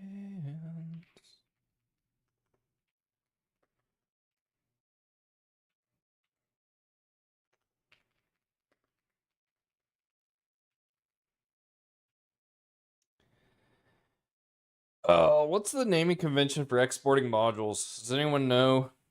Is it capital letter or lowercase? Does it have to be the same as your class? That's something I actually don't know. I might just stick with lowercase. CPP module naming convention.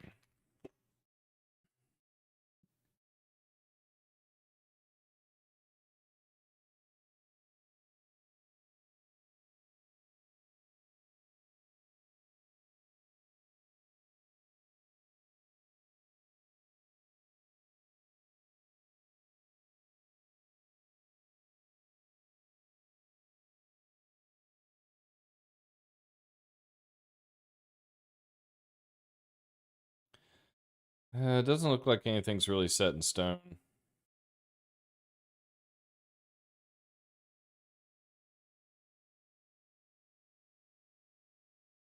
I might keep it lowercase.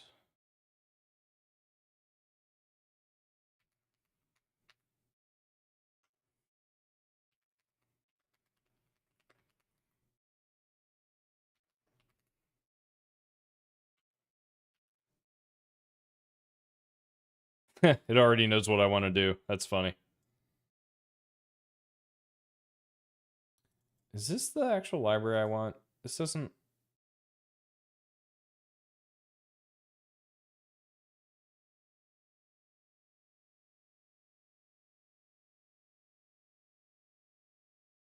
what am I doing? What am I doing? What am I doing? Signal slots Q, R, S, SIG, SIG, SIG, SIG, A, B, C, D, E, F, G, SIG match, SIG slot.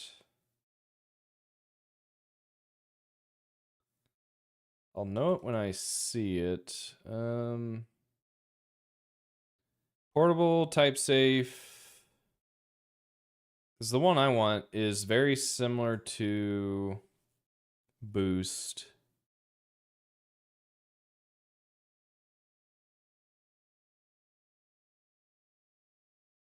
Port version. How's there not a website? What would the other one be? 6 slot.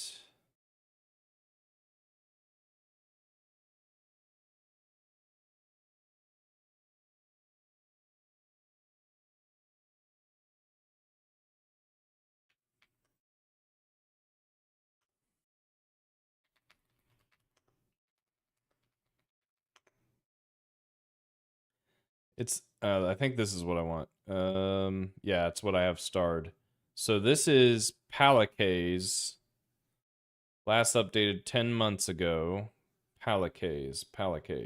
You know what? I wonder if that's under something else.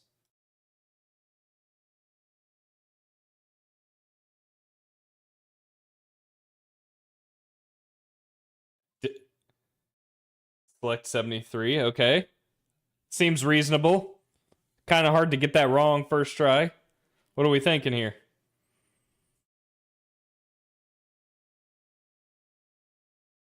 Element OP.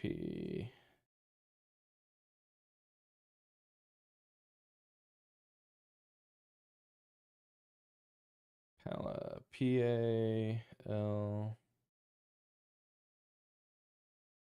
PAL SIG slot. This is the one I want. Crap. Okay, so this is the one I want. PAL SIG slot. That's not obvious.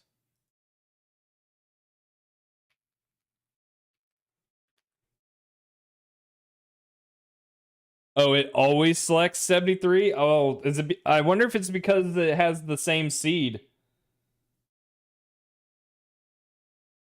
Hang on. You just do random number between 1 and 100. I got 74. That's still ridiculous. That's it does hang on, let me run it again.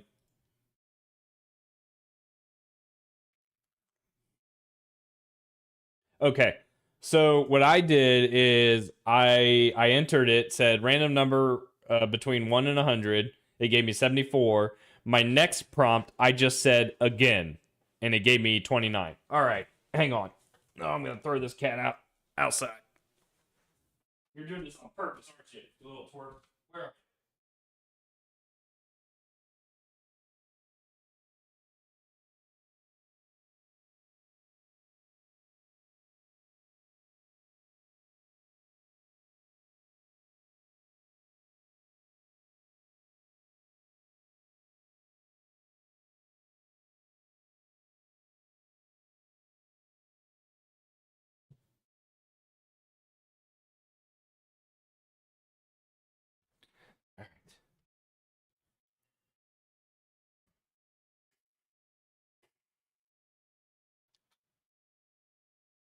you? Interesting.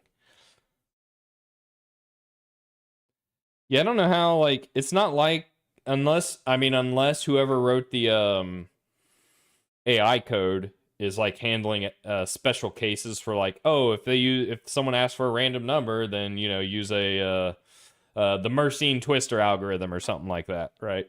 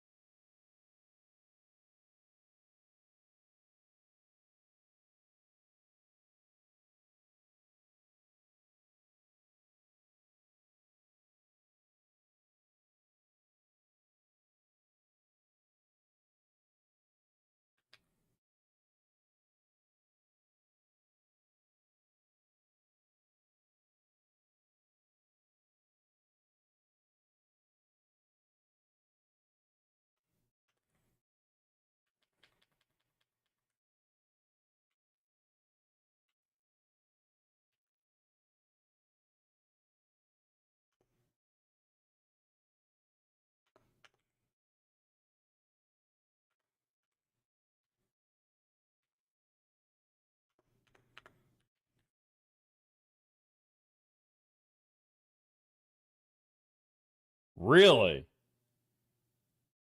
All right, let me try that. Random number between 1 and 100. New chat. All right, new chat.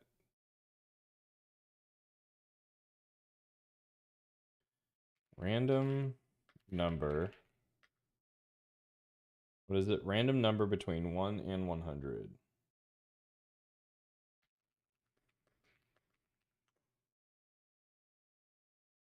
$42.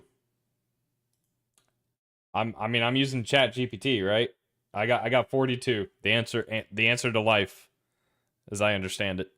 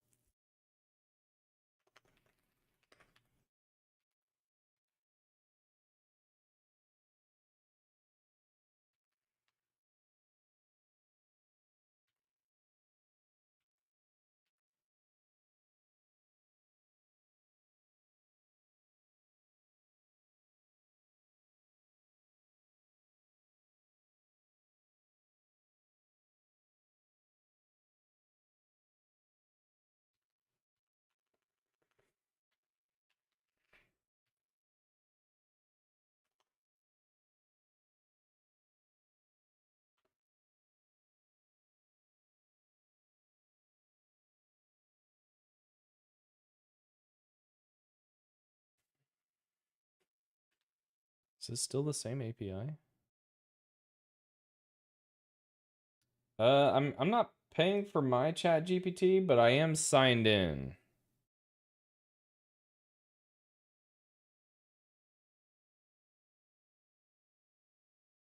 Oh, now it's like thinking about it. What?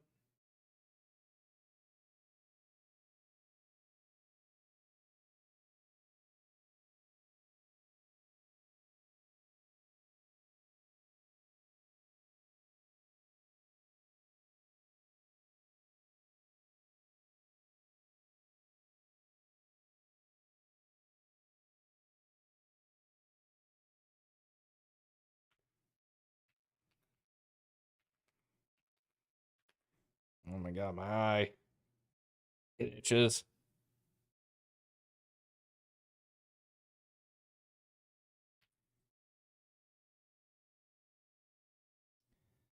that right? Does that compile? I mean,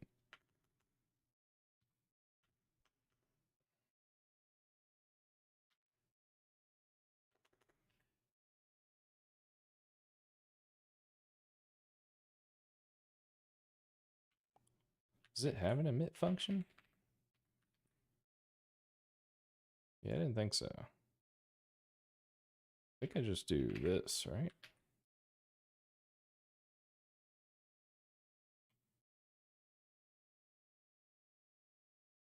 Why is this not recompiling?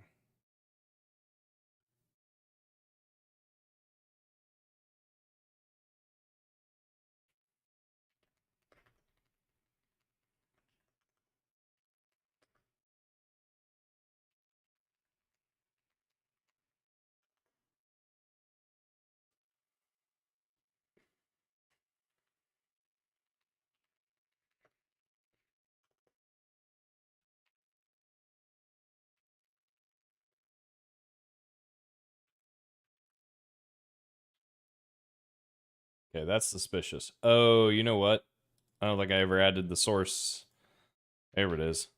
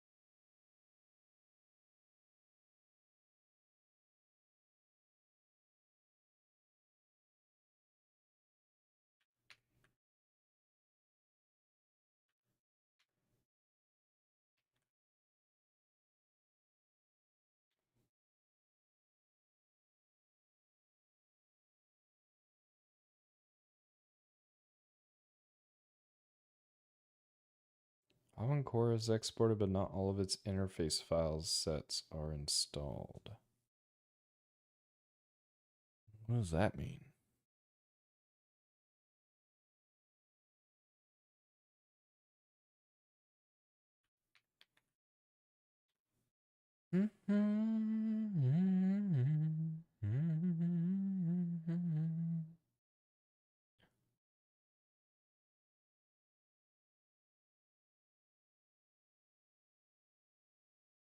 Installed targets on Core is exported, but not all of its interface files are installed.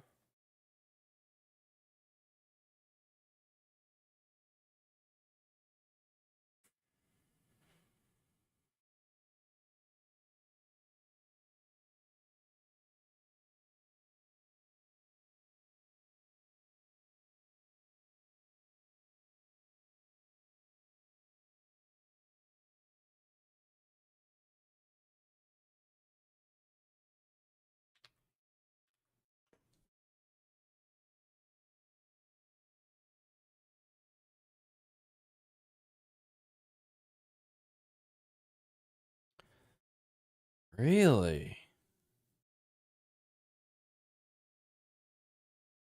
Interesting. I've not had to create install targets for modules before, so I don't know what this does.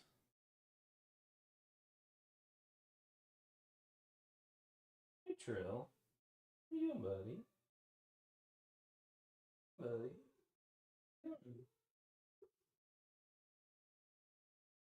You want me to lay down, don't you? I think he wants to lay down with me.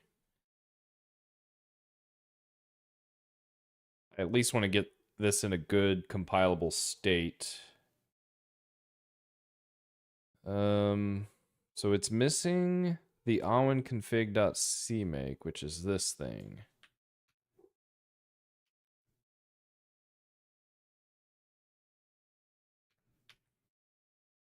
Welcome back.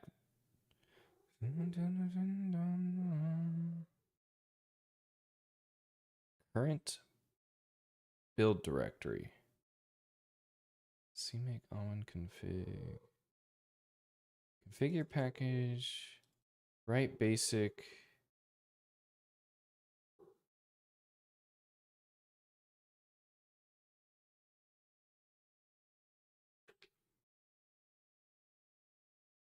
I don't have an awan config.cmake.in. Is it required to achieve an awan config.cmake file? If so, could you write me one?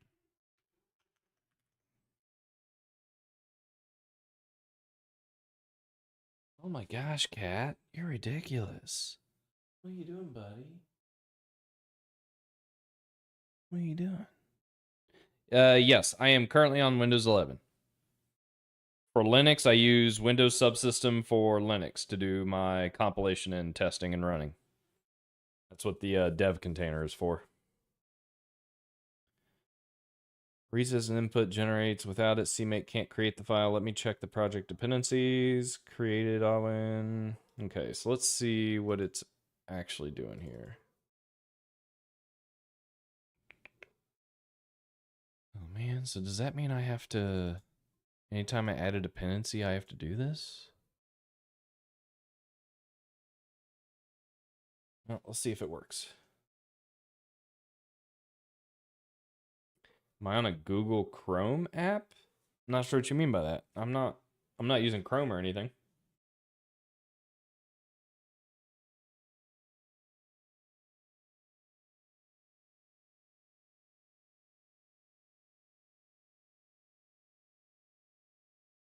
No version specified for write basic config version file.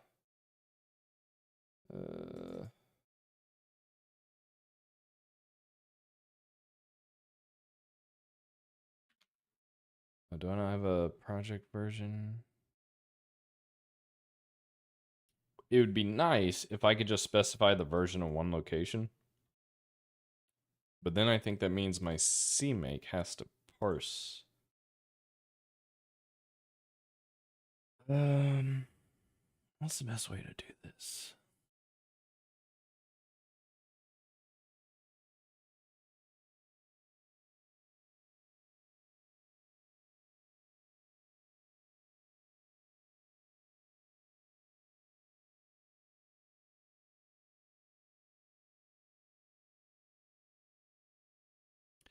I don't have many subs myself. Sometimes you just gotta stream and do something that you enjoy doing. And then if someone else shows up and wants to watch you, then great. If not, not a big deal.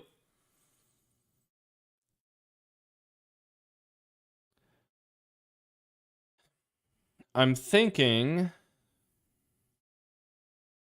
I could have CMake parse this JSON file for this version string. That way I'm only defining the version in one spot. Dude, cat, you're killing me. Killing me, Smalls. So I think what I will do...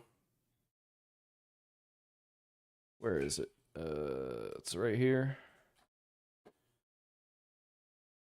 Write basic package version file requires a version, but my project version variable is not defined.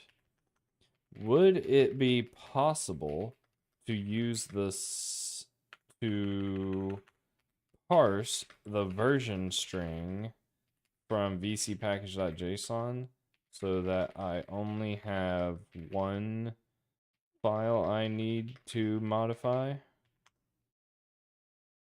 So I think it's just a CMake read file and then do like a string match for version here.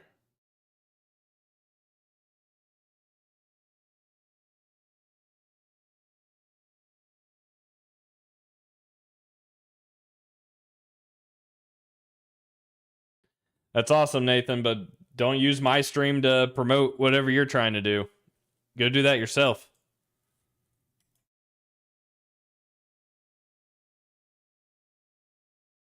All right, so this will read the VC package JSON file. It'll grab the version string.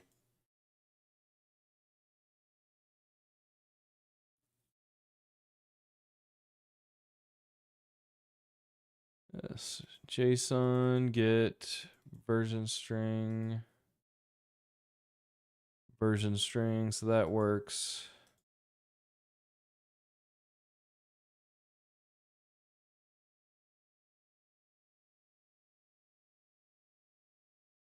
It'll also set the version here, so that's good. Oh, is project version a CMake value? Okay. No one's saying you're mad. I think you're in your own head right now.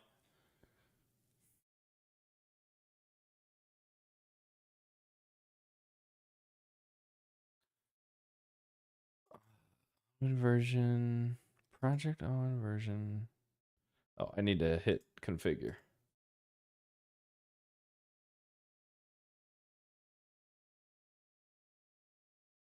There we go. Now we're getting somewhere. There we go.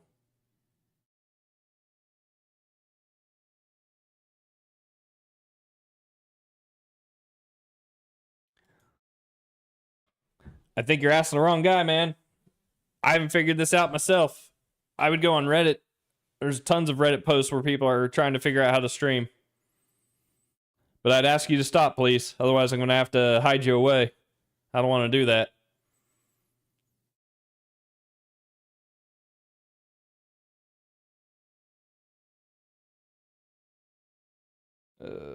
Installed. Share Awin. Okay, so now it's looking like that's working. Yep, there's Awin Core. So now you'll be able to link against this with Awin Core. So that's good.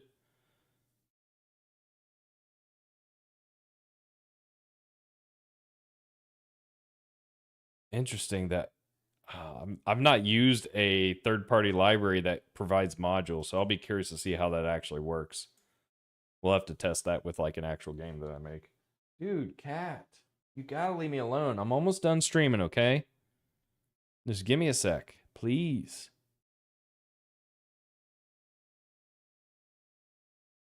Okay. So that's looking good.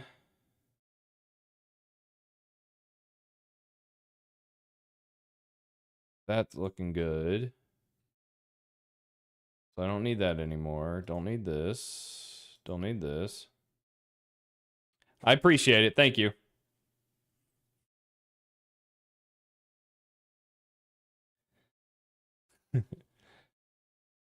If you're going to do any kind of like cross-platform C++ at all, CMake is kind of where you need to be. Especially when it comes to like the package managers and automating stuff. We've kind of landed on CMake at this point for C++.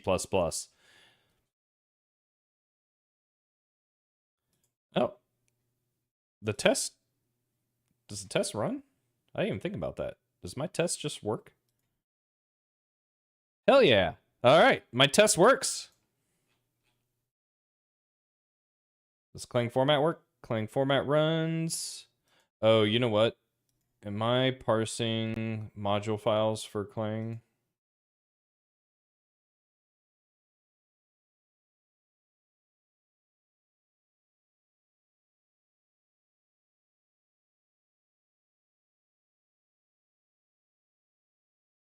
I'm not.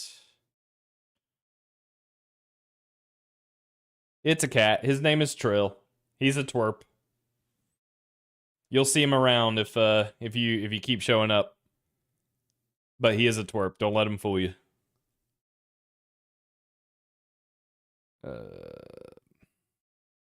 Okay, so I need to clean this up. Let's just have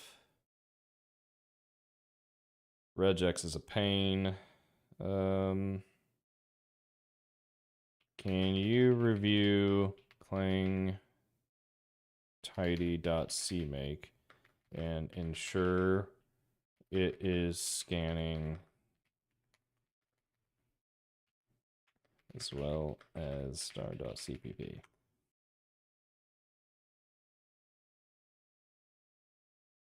Not really. I just call him a twerp because he's a twerp.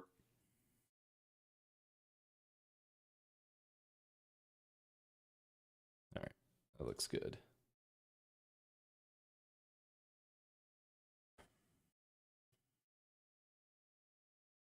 Working unit test.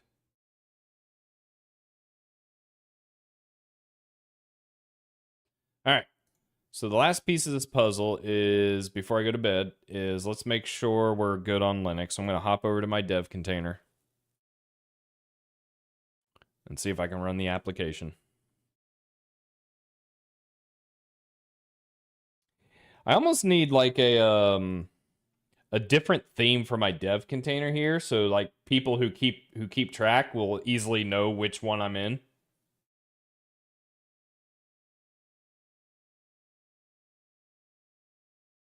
Devtron is not wrong. He's Trill is very attention seeking. If I don't pay attention to him, he will start tearing up my rugs. He will start, if I'm really not paying attention to him, he'll walk up behind me and just like reach out with his claws and dig him into my side. He's a twerp. What can I say?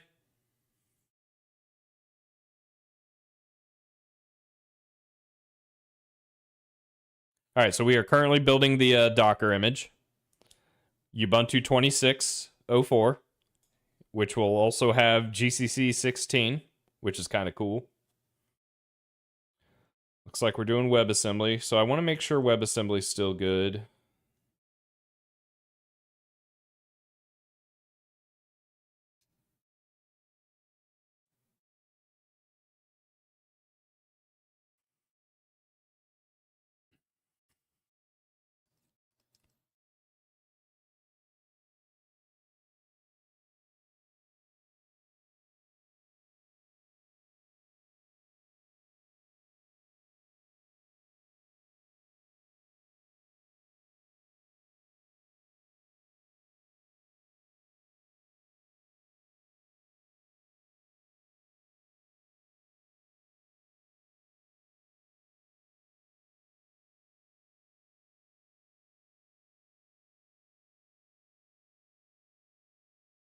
All right, built.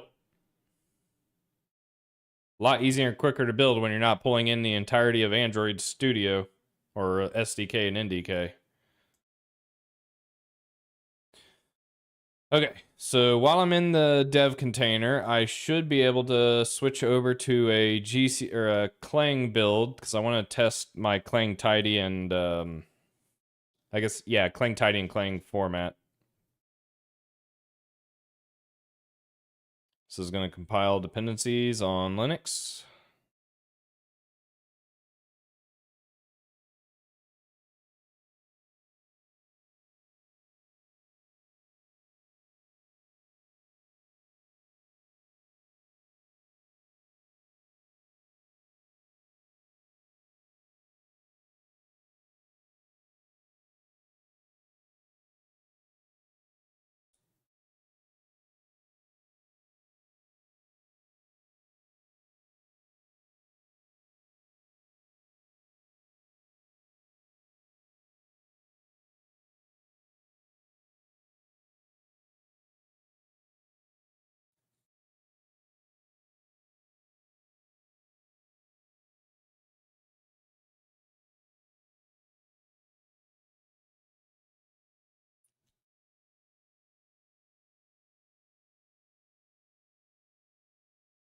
Oh, I accidentally disassembled my... I need a new fidget toy because this isn't a real fidget toy. Oh my god, it's falling apart. Oh my god. Oh no. Oh, what have I done? Well, all right. This is on me. Let me think. How do I do this? That's still building? Can't tell.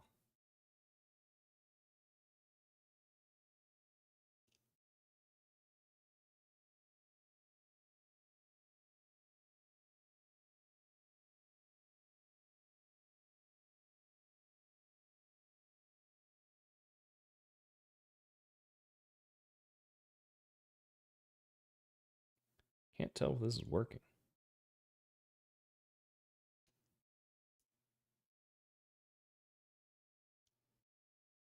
Guess it's working. All right. Oh, we got a fail. Oh, I knew this was going to happen because I haven't installed any dependencies for Raylib yet on Linux.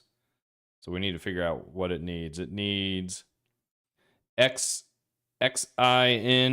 Zenorama, xcursor, xorg, libglu1, mesa, package config.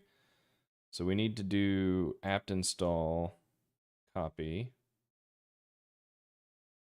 Docker file.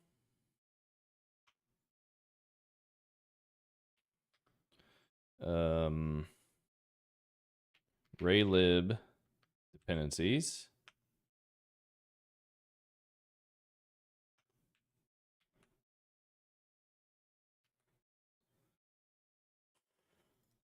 Install.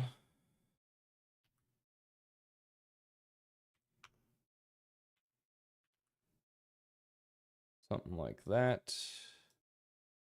And then I should just be able to also install it in my terminal here.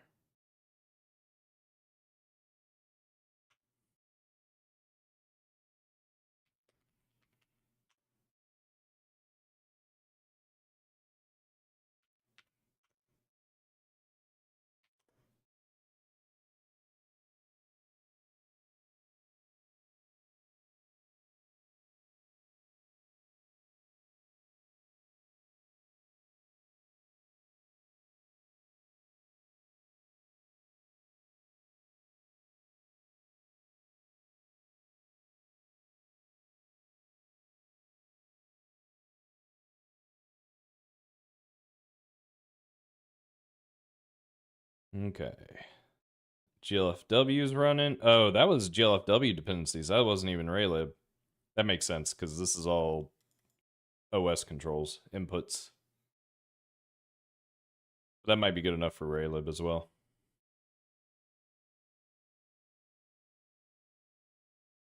Compile dependencies Wayland.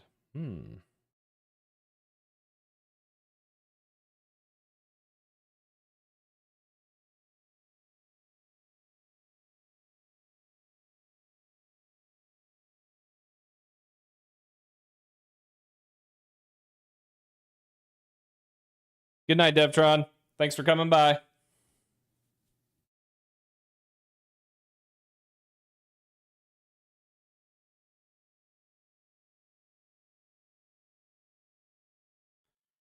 I am really close to bed myself.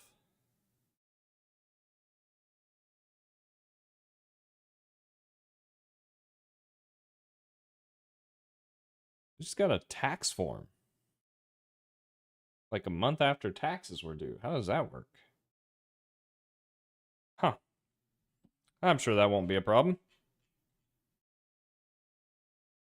Okay, yeah, here are the other dependencies I might need.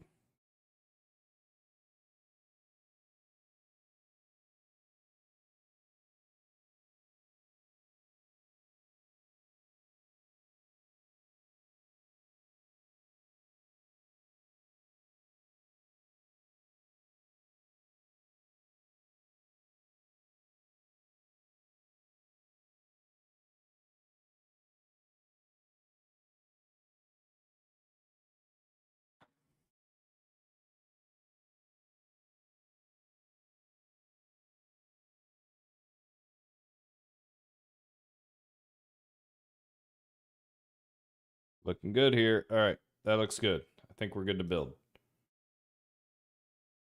Make sure we're set to install. Hello, Akrita. How's it going? Akrita? Akrita?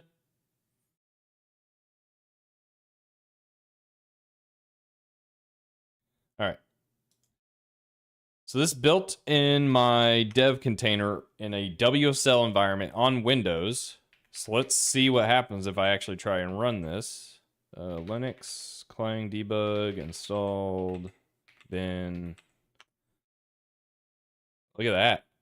I think it's the coolest thing that we can build for Linux and have graphics on a Windows operating system.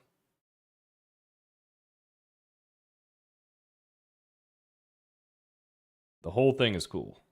Doesn't resize very well, but that's besides the point. It still looks cool. Well, thanks, I guess. I still write some things manually. I won't lie. I have started to use AI more, but I still need to have some control over what my code is doing, right? That requires some manualness to it. But if it's like stuff I already know how to write and I don't feel like writing thousands of lines of code that I already know what I need it to do, I can tell the AI what to do and generate what I need. All right.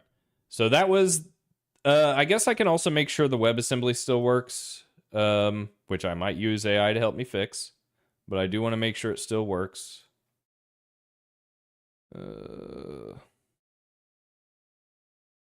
WebAssembly. Oh, it did not like that. Because the preset doesn't exist? Oh, I know what's wrong. I know what's wrong.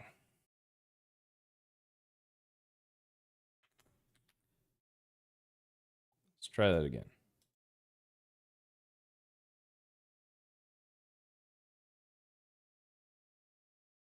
Yeah, you're right. If you don't specify how exactly you want it to write your code, or if you don't give it enough context as to how to write the code, then it's just going to do its own thing.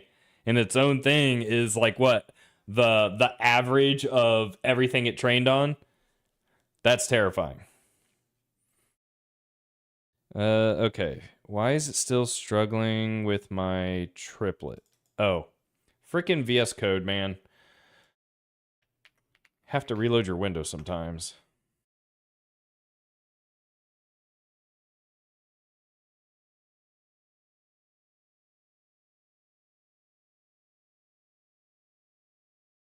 Error during... Oh. I got a preset error.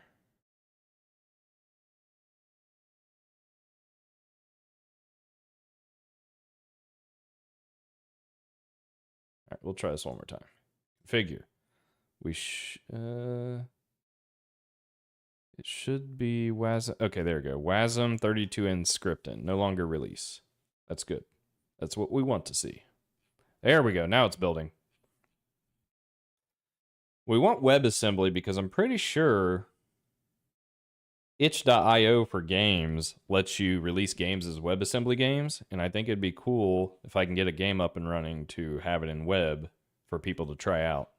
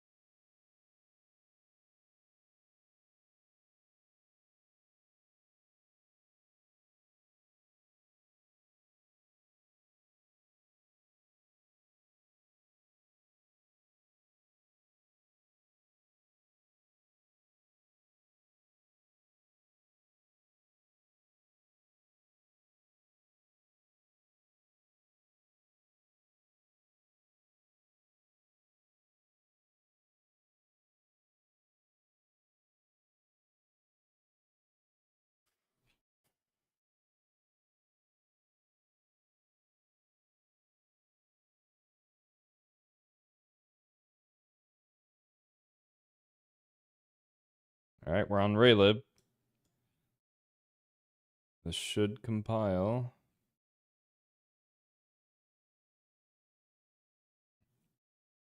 Might have to create a new shell.html because I think I got rid of my old one. So I might have AI generate me a basic HTML page to load my banner as a background.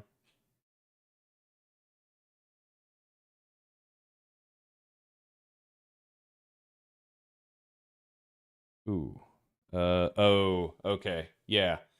So with WebAssembly, I can't just link against GLFW because GLF or Mscripton provides its own GLFW implementation to link against. And I'll be damned if I remember what the command is to do this, but it's basically going to be something like if Mscripton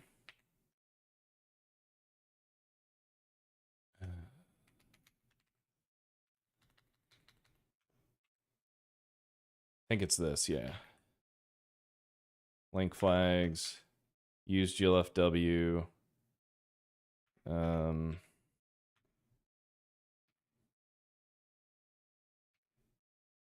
Full ES3. Is that like OpenGL ES it's saying? What is WASM1? I actually don't know what these flags are.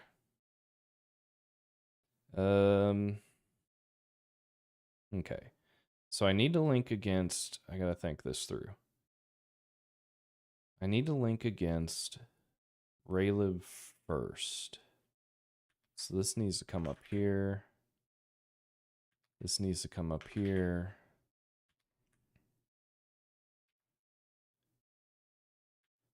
This needs to become an else. So if we're doing WebAssembly, use Mscripton's GLFW3. I have no idea if this is correct, but it looks similar to what I was expecting to see. So we'll see. Use GLFW equal 3. I don't know if that makes sense unless you're specifying version 3 instead of just saying 1 for true.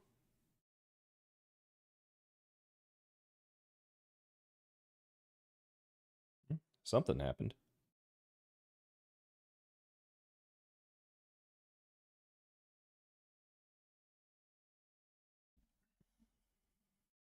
Okay. So now I need to set up my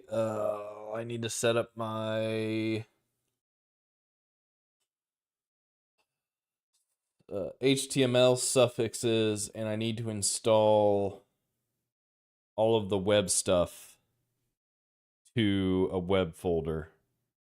Oh gosh, I've done this before. Where did I do this?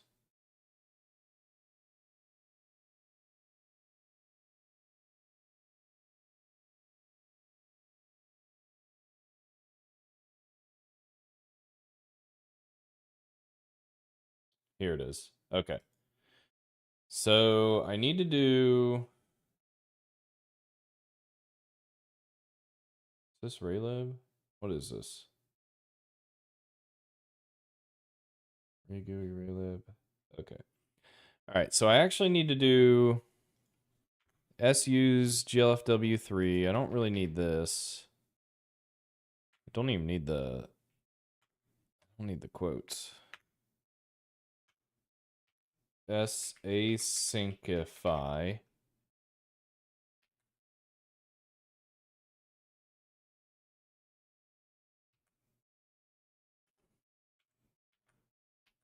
I need that.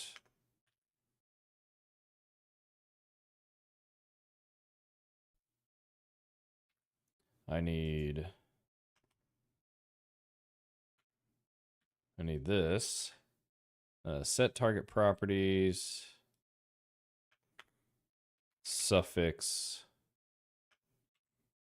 .html. I think I can do that. So then this will install my web implementation into a web folder. Can I just specify destination web? I guess I can. It does as of like a month ago for GCC 16 specifically. So I haven't tried it yet, but in my dev container, my Docker file here, I am using Ubuntu 26.04, and because of that, I am installing GCC 16. So maybe at some point, if we feel like exploring Reflection, we'll try it out and see what it looks like. I have never done it before, so I wouldn't even know where to begin.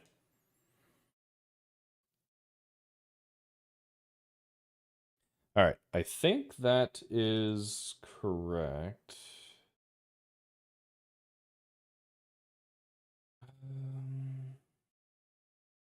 Link against GLFW.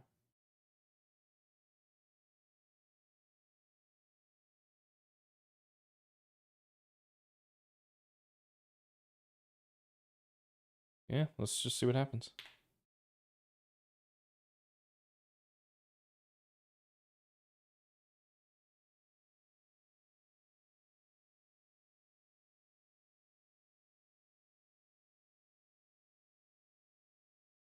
Oh boy. Did not like that. Add library called with shared option, but the target platform does not support dynamic linking. Build a static library instead. What?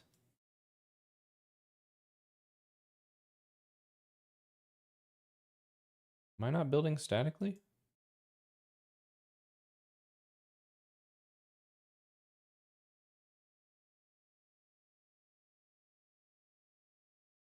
I mean, those are static. Raylib static. Set use Raylib. Raylib use static libs. Oh, do I need to set this before I link against Raylib? I bet I do. Oh. What do I need to do about that?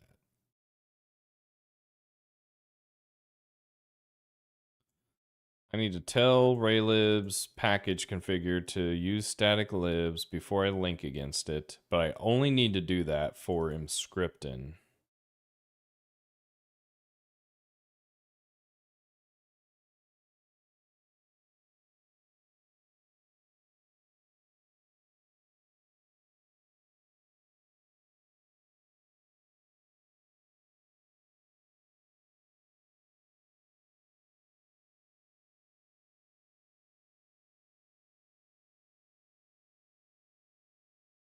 So I can move this down.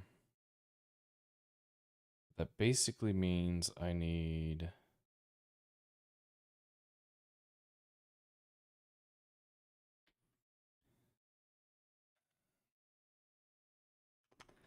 I could move this here, but I have to link against GLFW after I link against Raylib.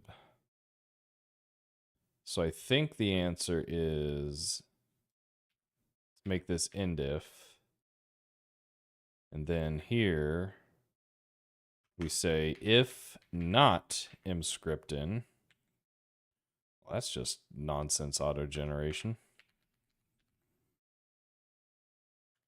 If not mscript and we link against glfw3. Let's see what that does.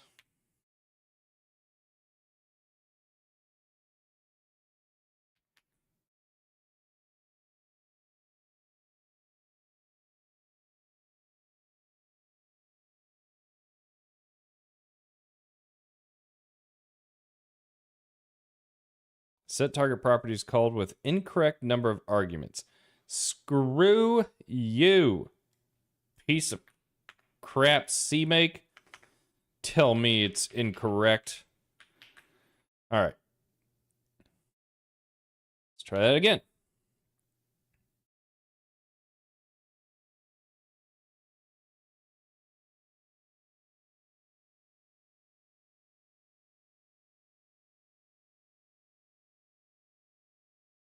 Are you kidding me?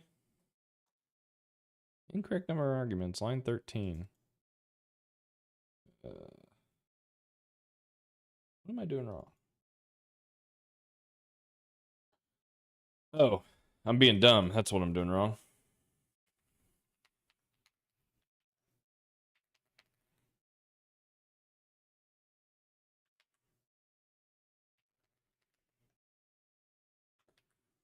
These are link options, not properties. Duh. Let's see. Target private, use glfw3, async. That looks good. This looks good. Install looks good. All right, we're trying this again.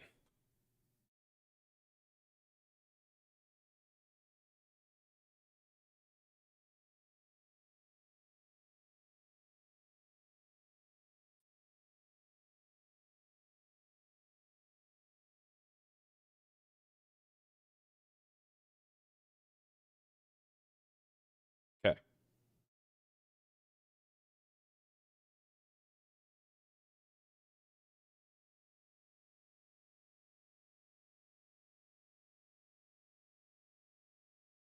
We officially have C++ Raylib running in a browser again. So cool. So it runs in a browser. It runs on Linux. It runs on Windows. I will have to make sure it runs on Mac as well. I'll use my MacBook. I'll get that cleaned up. I will push this up. Working WebAssembly.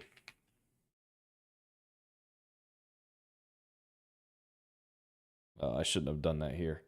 It's run slower in this WSL environment. Come on. You can do it. I'm going to reopen locally.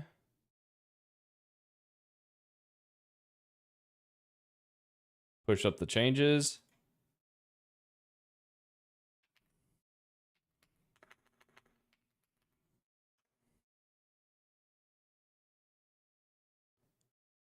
All right. So here's the deal. After chatting with some of my viewers earlier today, I have decided to try and start building up a game engine application framework, mostly from scratch. I mean, I'm going to use third-party libraries where it makes sense to use them. And I'm going to do it in C++. We'll start with C++ 23 because the 3 compilers that I'm using support enough of those feature sets. Can't really do C++ 26 yet. The big reason to do C++ 26 would be Reflection, but only one compiler that I'm aware of supports it right now, so can't really do that. Windows, Linux, Mac, WebAssembly.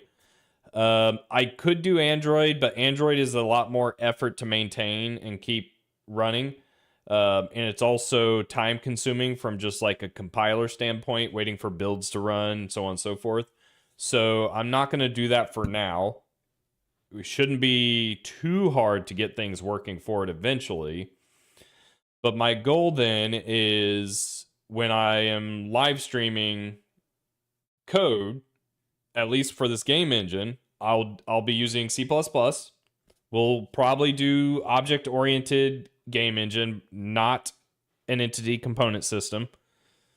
Number of reasons why I would want to or not want to, but just for simplicity's sake, it is quicker and easier to read, understand, and implement object-oriented style engine framework, not dissimilar to how Godot does things. And then if someday we need performance, we can inject entity component system kind of under the hood to get that performance benefit while also keeping the object-orientedness for building up displays and game logic, that kind of thing.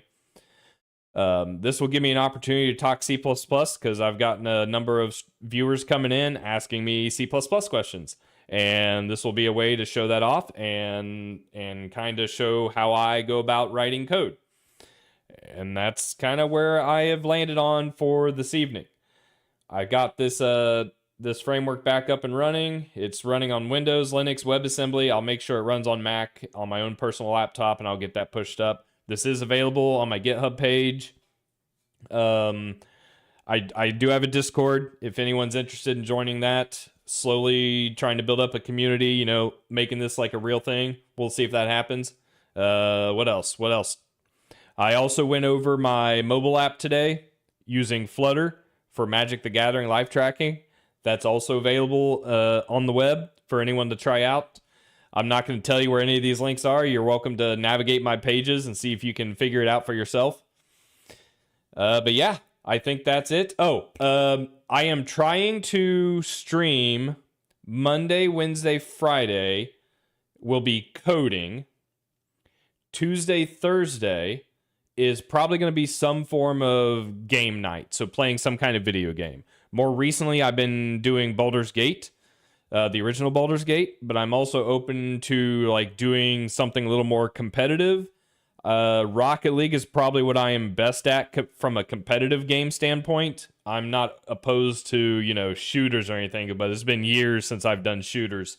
I'm also a fan of World of Warcraft, especially like hardcore vanilla. I'm currently playing retail with a couple of friends to run some mythics. What else? I think that might be it. I'll probably stream sometime this weekend to keep going on this project. I don't know when. The weekends are going to be up in the air. It's just whenever I'm in the mood for now. But Monday, Tuesday, Wednesday, Thursday, Friday, 5:30 Eastern Standard. Tuesday, Thursday, game night. Monday, Wednesday, Friday, some type of coding. Either learning a new language or continuing to build out this game engine framework for C++ 23. And yeah, we'll go from there. For those who have hung out with me tonight, I really appreciate it. If you've stuck with me most of the night, you're awesome. And I will catch you all next time. I'll see you.